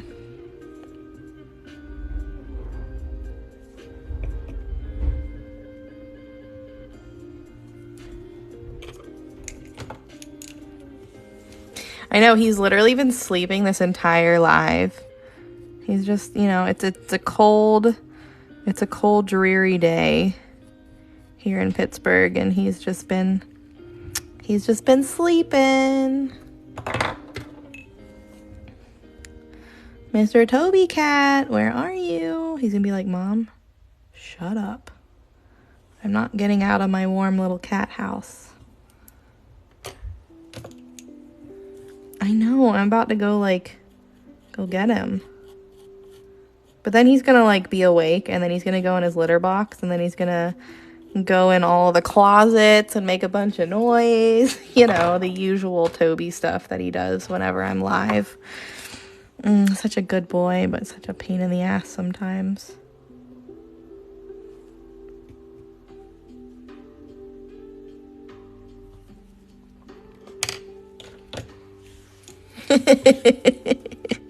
All right, we'll go get him.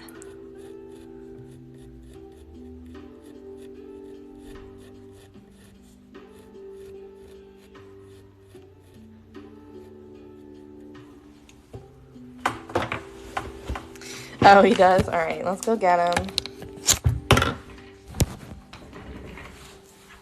Mr. Tub, the sleepy boy. There he is. Hi, bud. Wakey, wakey, Mr. Guy. Hi. Come here. Oh, the big kitty stretch. What's up, sleepyhead?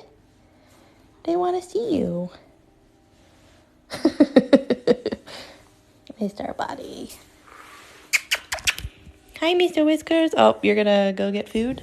Maybe? Maybe?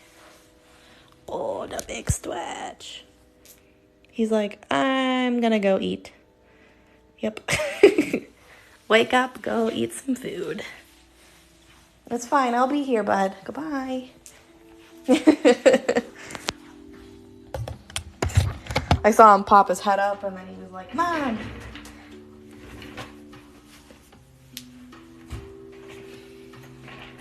I'm sure he'll come over to me and try and hop in my lap. Oh, he's here. Hi, come here. Come on. You gonna hop up? Come on up. No? I mean, here's your chance, bud. Come on. Come on. Okay, well, I'm gonna go paint then. Oh, hold on. Mom, can I come up? Can I come up and hang out? Are you coming up? What are you doing? Whoa, there he goes.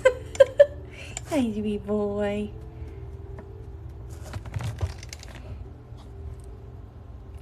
All right, you can hang out, but as soon as you start trying to eat my phone cord, you're getting down. That's all I'm saying, okay? Thanks for the kisses. I know, I love you too. I love the kitty. You hear me? Thank you for the kisses. As soon as you start trying to eat my phone cord, I'm putting you down. Okay?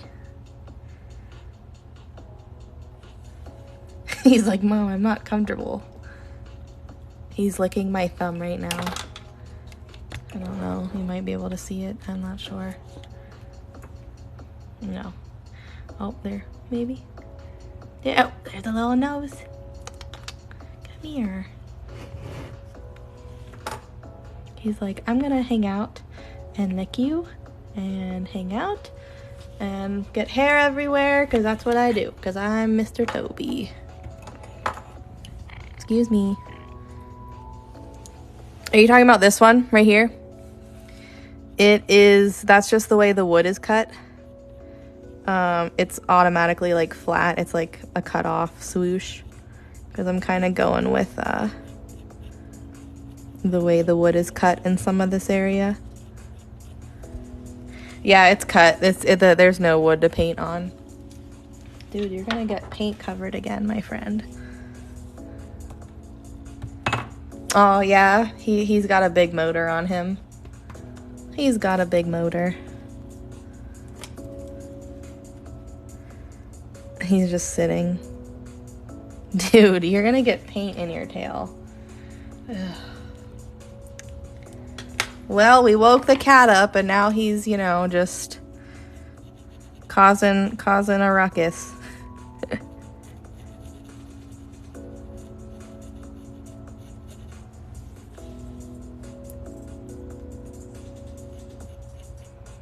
The way the what fell?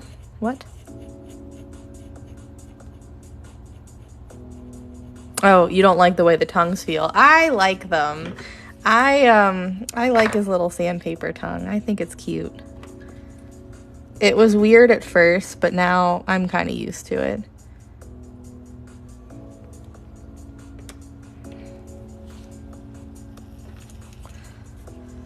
I like the kitty kisses because I feel like it doesn't happen that often, you know?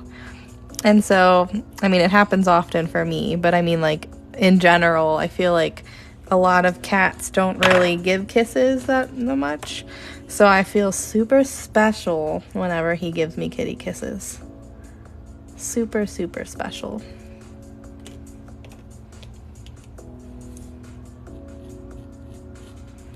He's being a cat statue right now, sitting on my desk. He's being good, so I'm letting him sit there, but he's gonna cause some trouble here shortly. I just know it. I just know it.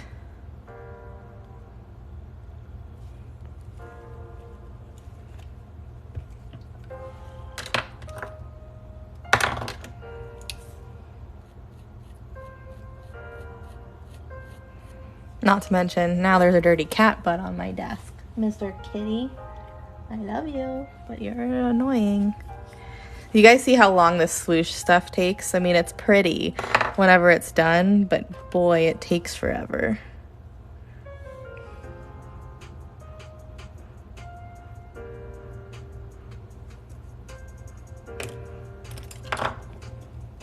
And I have to do this twice if I'm doing top dots, you know?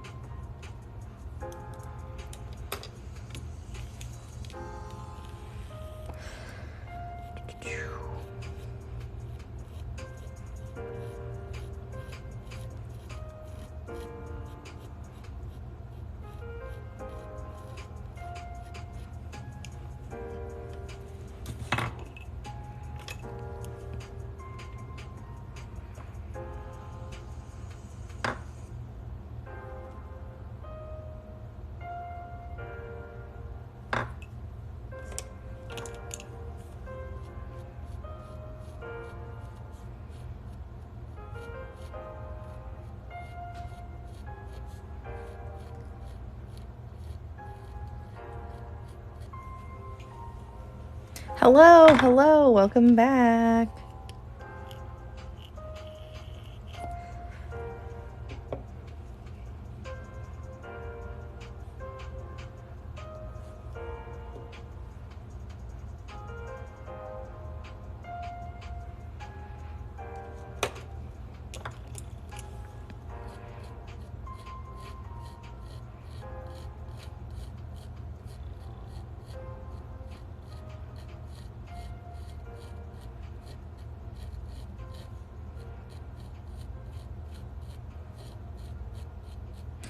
Can't get this paint to go the way I want it to. Come on.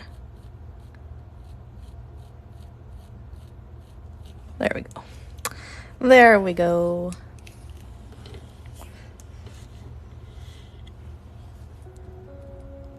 Thanks. It's getting there. It's getting close to almost done. Where are we in 48? Nice.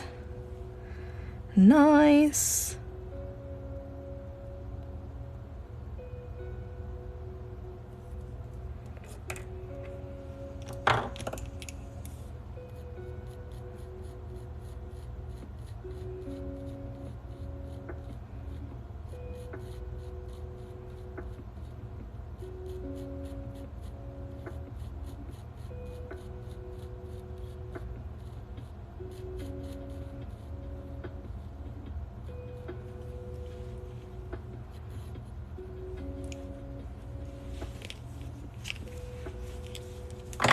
here it is so far.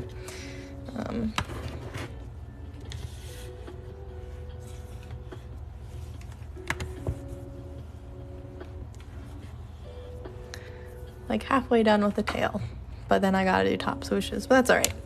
Slow and steady wins the race, you know? What looking at, tub? What looking at?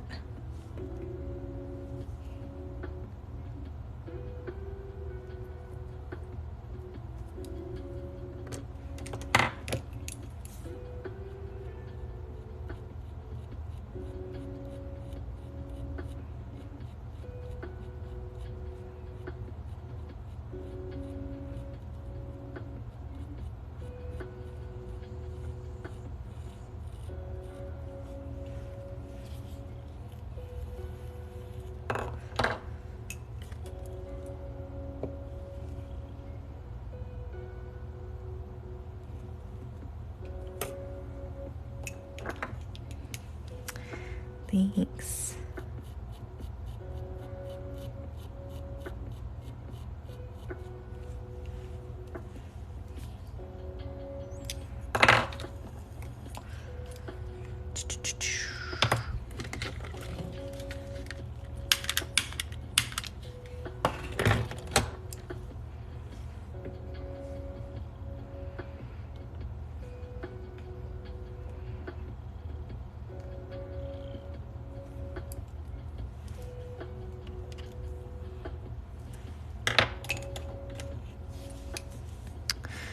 So I'm just using one of the pointed parts of the ballpoint tool sets that I have. So a lot of the sets have something that kind of has a little bit more of a point. It's not really a point, but it's more pointy than like a little ball tip, if that makes sense. And in some of the tool sets you have them, but honestly, typically I like to use like a little, like it's covered in paint, but this is pointy. So I'll use that to draw my swooshes too. I've just been using a pen because my hand is hurting me right now because we've been painting for like like 4 hours. But I'm trying to work through it because we're so close, you know?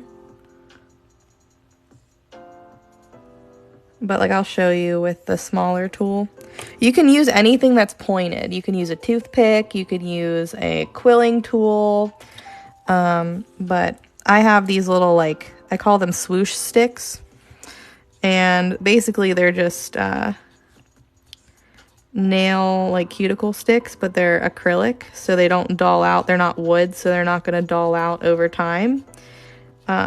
And I'll use that to kind of drag my tools or my swooshes into a point. But right now I'm just using a regular daughter. Thanks.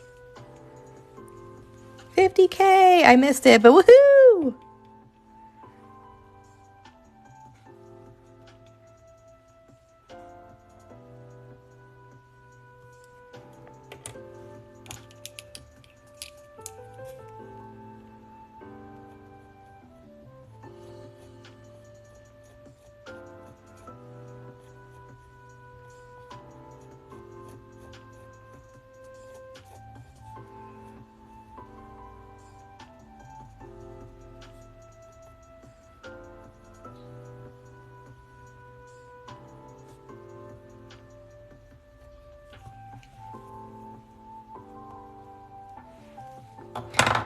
It came out, but I wound up accidentally breaking it a little bit. So I have to fix it, and I've been kind of like mad at myself about it. So I kind of have it, I kind of have stopped working on it for a second till I'm like less frustrated at myself. So, you know, well, so the tentacles are very fragile, and I knew that.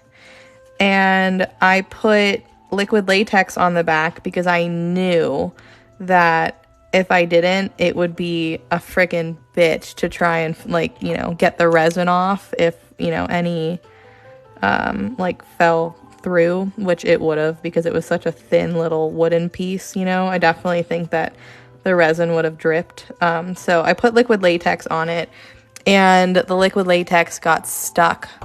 And when I tried to pull it up, even though I was trying to like be really careful, it still cracked, and I was like, damn it. But it didn't crack all the way through, which is a good thing. But it cracked enough where I'm like trying to see if I can't like hide it and like re-strengthen it. But like as of right now, you can still see the crack in the wood. So it's gonna be a piece that I'm gonna have to play around with. And if I decide that it's, you know, still too weak, I'm never gonna sell it, and I'll just keep it. But yeah, so unfortunately, I'm kind of at a standstill with it because I'm mad at myself right now. It happens. I mean, I've had stuff like that happen before, and I mean, it kind of puts me in a little bit of a funk, but thankfully I have some other things that I can work on that like keep me focused on stuff that isn't, you know, my broken piece that I spent a few hours painting. But yeah, I mean, it happens. It's just kind of part of the life. I'd be lying if I said that it's never happened before.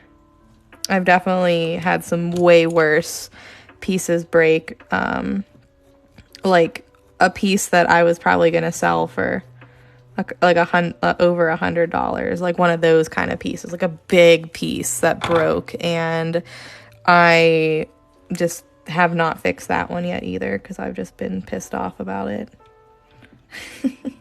But it happens, you know, and there's no one to blame but myself.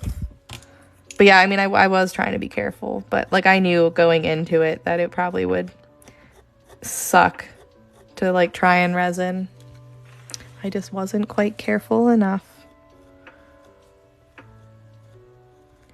But yeah, right now I reinforced it with UV resin, and I'm gonna see if I can't like paint it to cover up the crack, because like it feels like sturdy, but I can still see the crack, and I don't know what it looks like from beneath because, you know, I haven't done the full resin coat yet, so I haven't taken off the masking tape and liquid latex like protective like layer on the back. So like it doesn't look like it cracked all the way through, but maybe in some parts it did. So yeah, I don't know. I'm still kind of playing with it, but I'm angry at myself, so I'm just kind of letting myself cool down a little bit, work on something else to make me feel better. But yeah, unfortunately.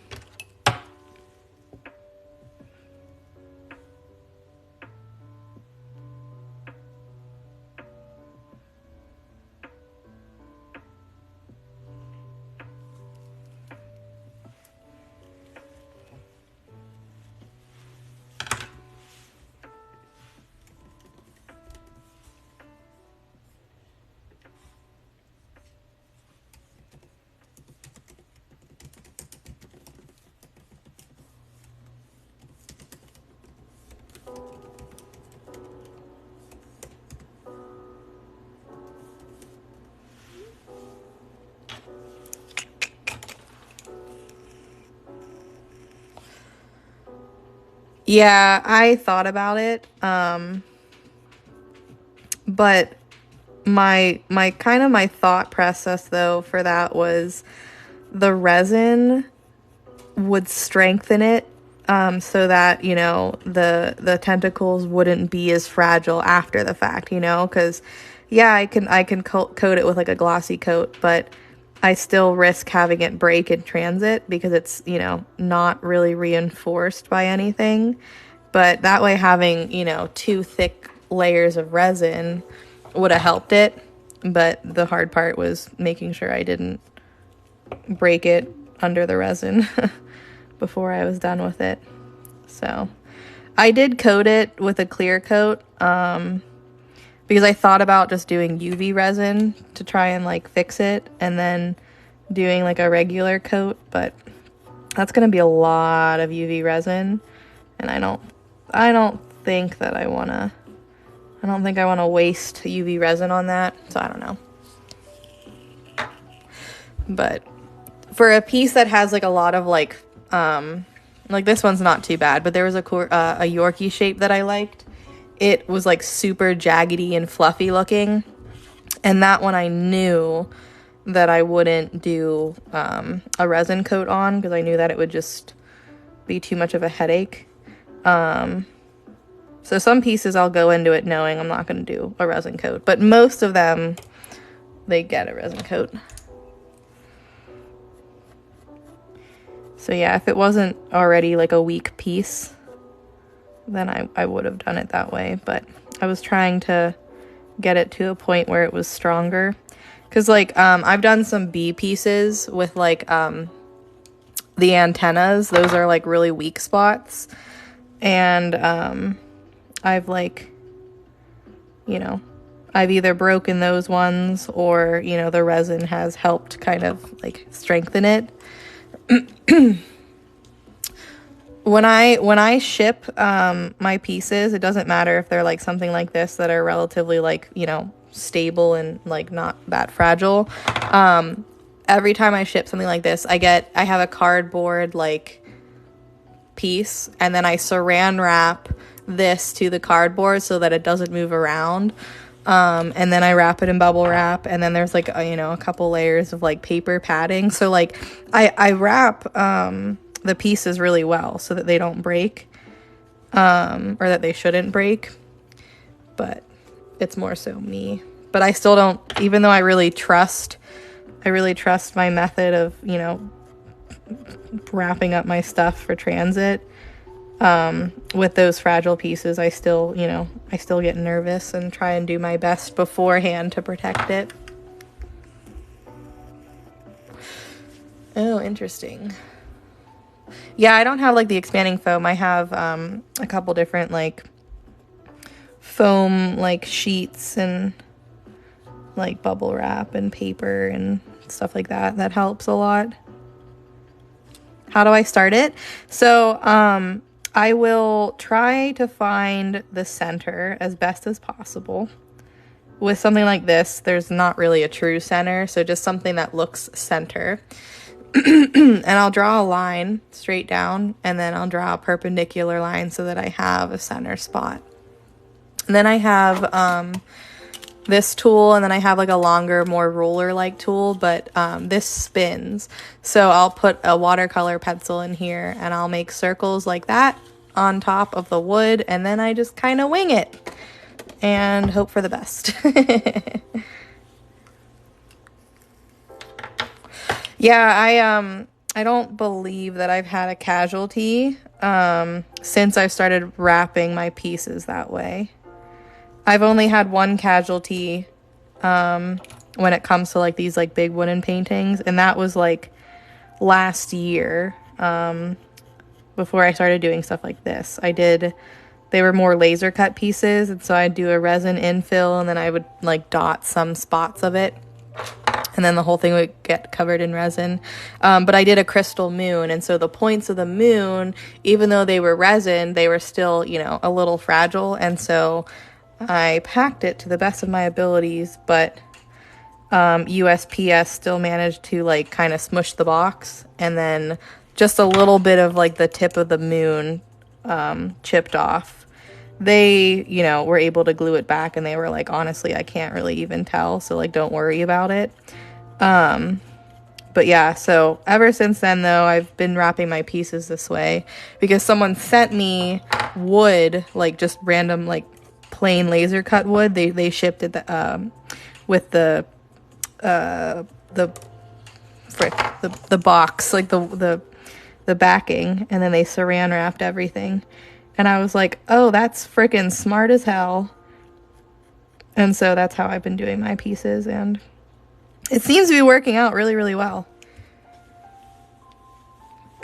So unless I start having issues, I don't think I'm going to really change it.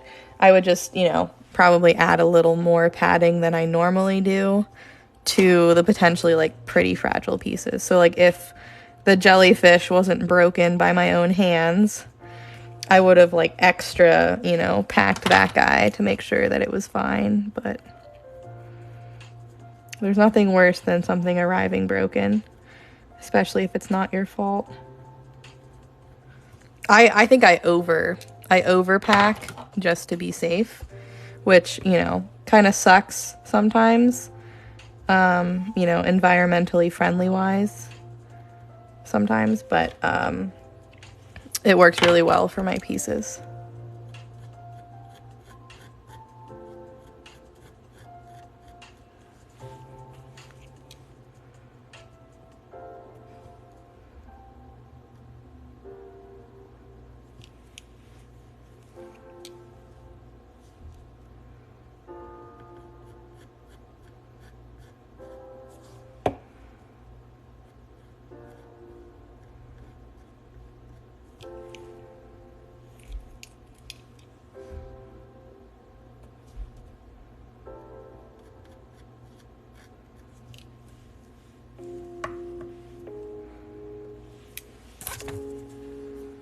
All right, so I'm going to turn this around. We're going to do top dots with the colors that, you know, need to be used.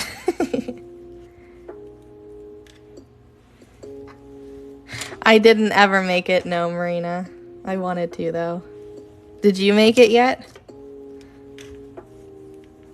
Because they look frickin' yummy.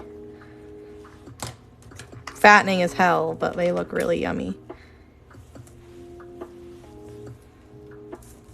They like put cheese on like a frying pan and they let it like get all melty and burnt.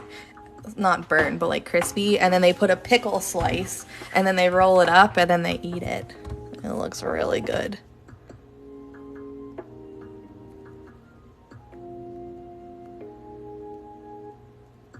That was weird. I've never had that happen to me. I mean, I don't know if I've been live this long for a while, but I just got a verification saying that my live was going to end unless I verified. Interesting.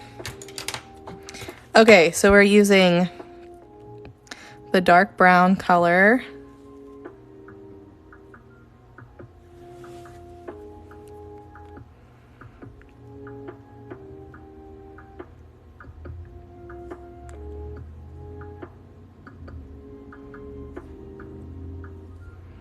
So this will be like the same top dots I'll use on the swooshes once those dry.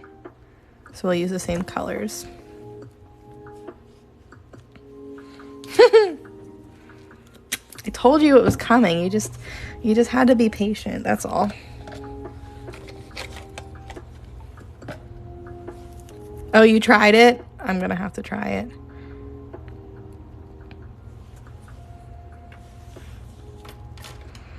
All right, and then this other brown. Nope, I don't like that. There we go, we'll use it on the red. It didn't pop enough color-wise. So there's that other brown for you. You happy now? Are you happy?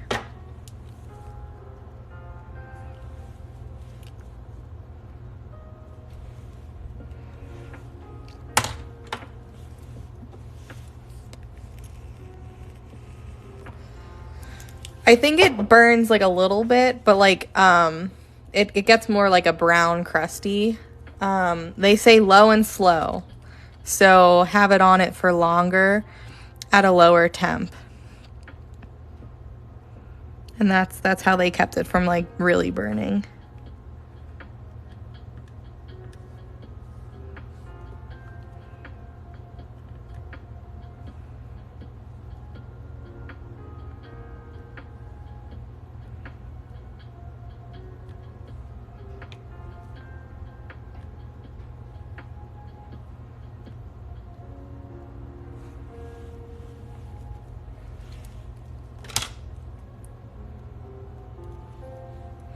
Ooh, that sounds yummy. I can't remember if I answered how long it takes to dry. It doesn't take that long. Most acrylic paint dries within an hour or so, and it really depends on like how large of like a dot or a swoosh that you make and like how thick it is as well. So, yeah, sure. There you go. So that kind of like, you have to take that into consideration whenever you do that. But yeah, I mean, I did this before I did the tail, which I don't know. We probably worked on the tail for about an hour. Well, yeah, it was about an hour. So it's not like fully dry. But like I could have touched these and not had an issue. Whereas the tail, I can still see that it's wet. So I'm not going to touch it. But like this whole thing, obviously, if I try and probably poke at it with my nail, I can probably make a dent in the paint, but it's dry to the touch. So I'll let it dry for like a day or two before I add a resin layer or any type of like sealant layer, but for this one, it's going to be resin. But yeah, usually, because this piece takes, you know, a handful of hours, I can work in parts and I'll come back to like the areas, you know, that I need to come back to after about an hour or so. Sometimes sooner, it just depends on how large my dots and swooshes are, how thick of a paint that I used. Typically, the smaller the dot and the swoosh, the faster it'll take to dry. But I guess for the most part, it's about an hour.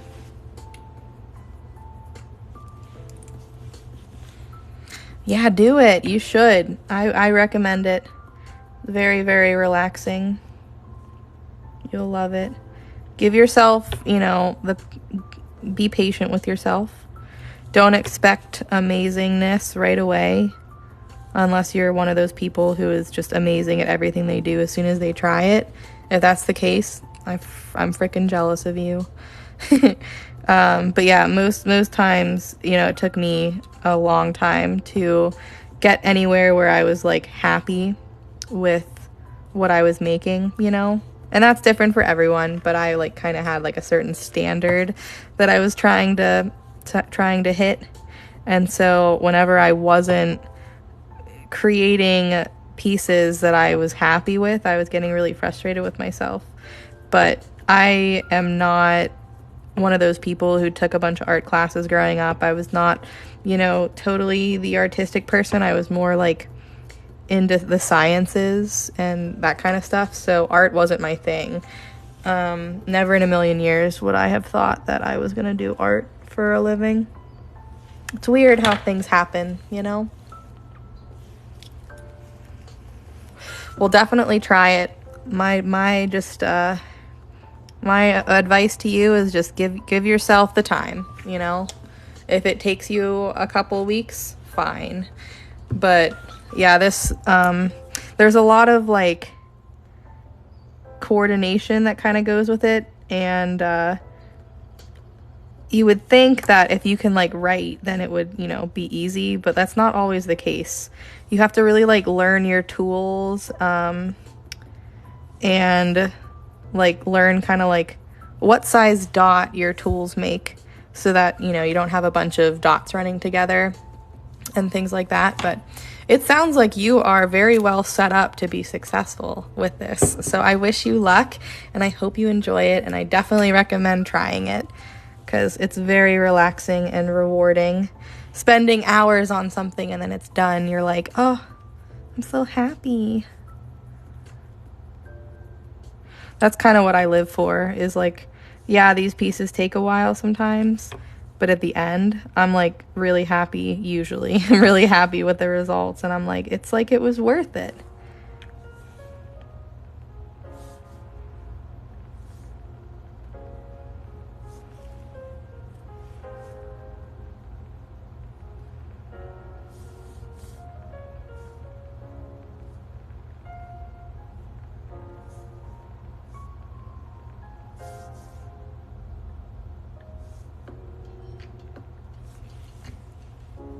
So I don't try and top dot every single dot, but I top dot most of them.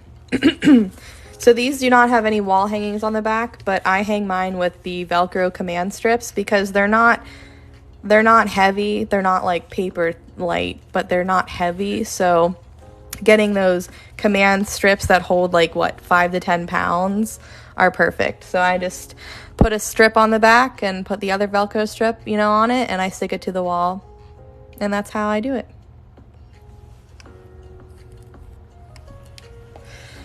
All right, so this is still too wet to top dot, so I'm not gonna, or I guess top swoosh. I can't top swoosh these, but I'm trying to decide if I'm done, minus this getting top swooshed, which will have to be done at a later date.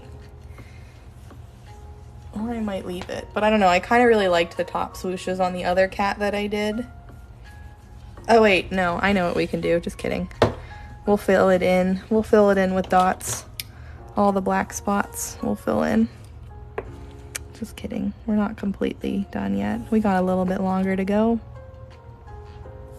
So I'm just randomly going in with colors.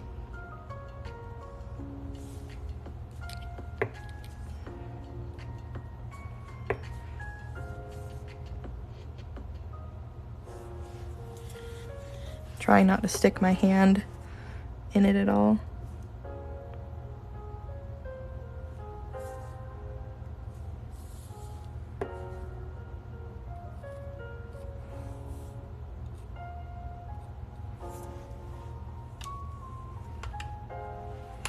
Thanks. I like it.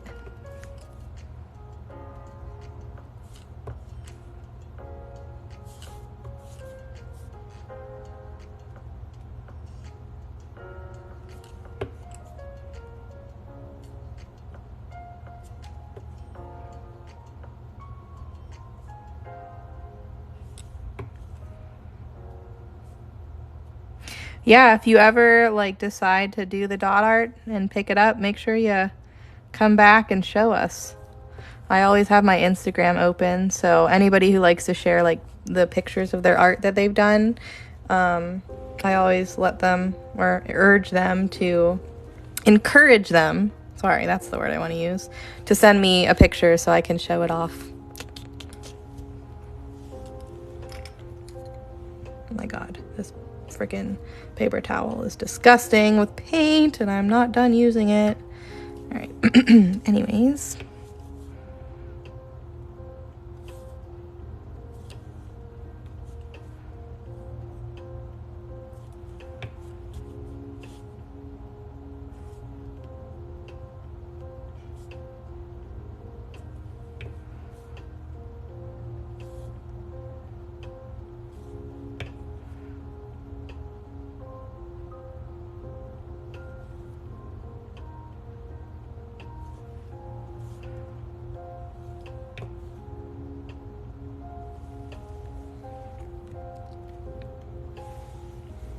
Oh yeah, okay, yeah.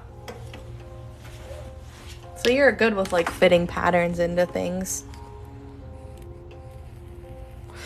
Oh my god, that's scary. I am like so worried about that kind of stuff as I sit here with my little vape. Are you okay? I would have thrown that thing outside so fast.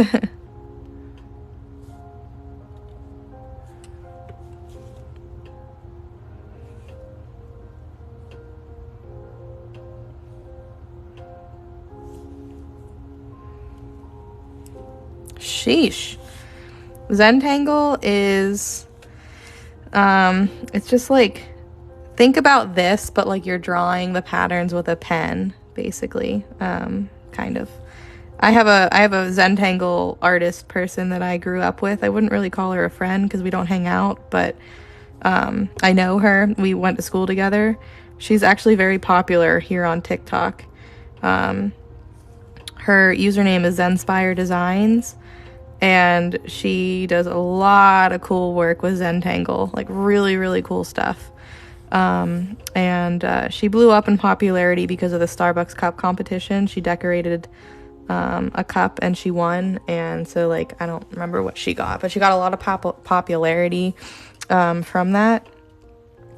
And then, you know, COVID and her being on social media also really helped her blow up. But yeah, it's a really cool art form.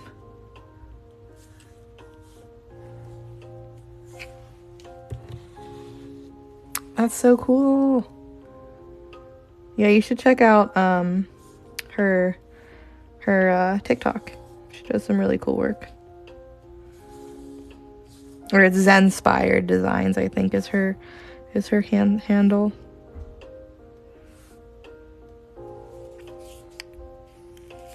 Threw it out in the snow. Yeah, that'll kill the battery. That's so scary. Oh my gosh.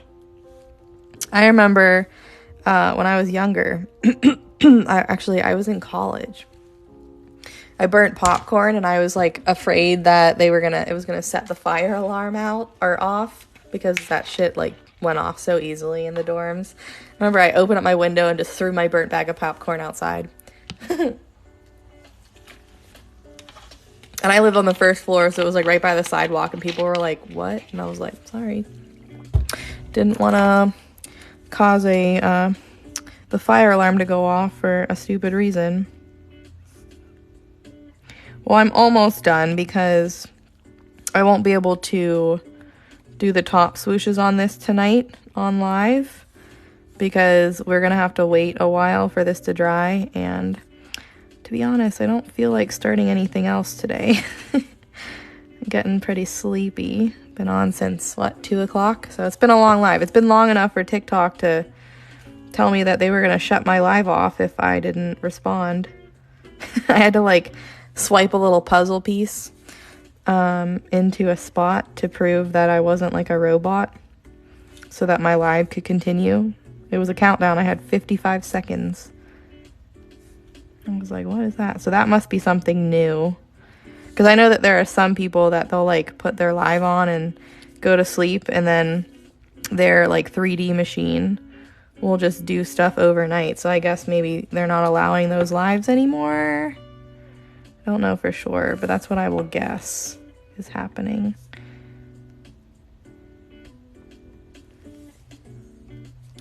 Yeah, I need a snack, too. Or I need to find dinner, because Scott's eating dinner without me, and I don't want takeout from the restaurant that they're going to, so I'm gonna have to find myself some dinner. But all right, so tomorrow, you guys, I will be on again. Probably around 2 or 3. Probably 2-ish. I don't think I have anything going on. He's gonna pick Starbucks up for me on his way home, because they don't close until, like, I think 9 o'clock. So we'll just have late Starbucks tonight. Not worried about it. But yeah, tomorrow we'll finish this. So just do, like, the top swooshes. And then I should be getting my delivery of, like, some wood pieces. I ordered a few more, like, wood shapes. So if I can get them prepped and, like, painted before live tomorrow, it just depends on when my mail gets here tomorrow, but we'll do a custom order, or we'll find something else to do. But thank you. I love how this turned out so far. She's so pretty. But I will see you guys tomorrow around 2-ish Eastern Standard Time. Have a wonderful night. Have a happy, safe Friday, and I will see you guys tomorrow. Bye.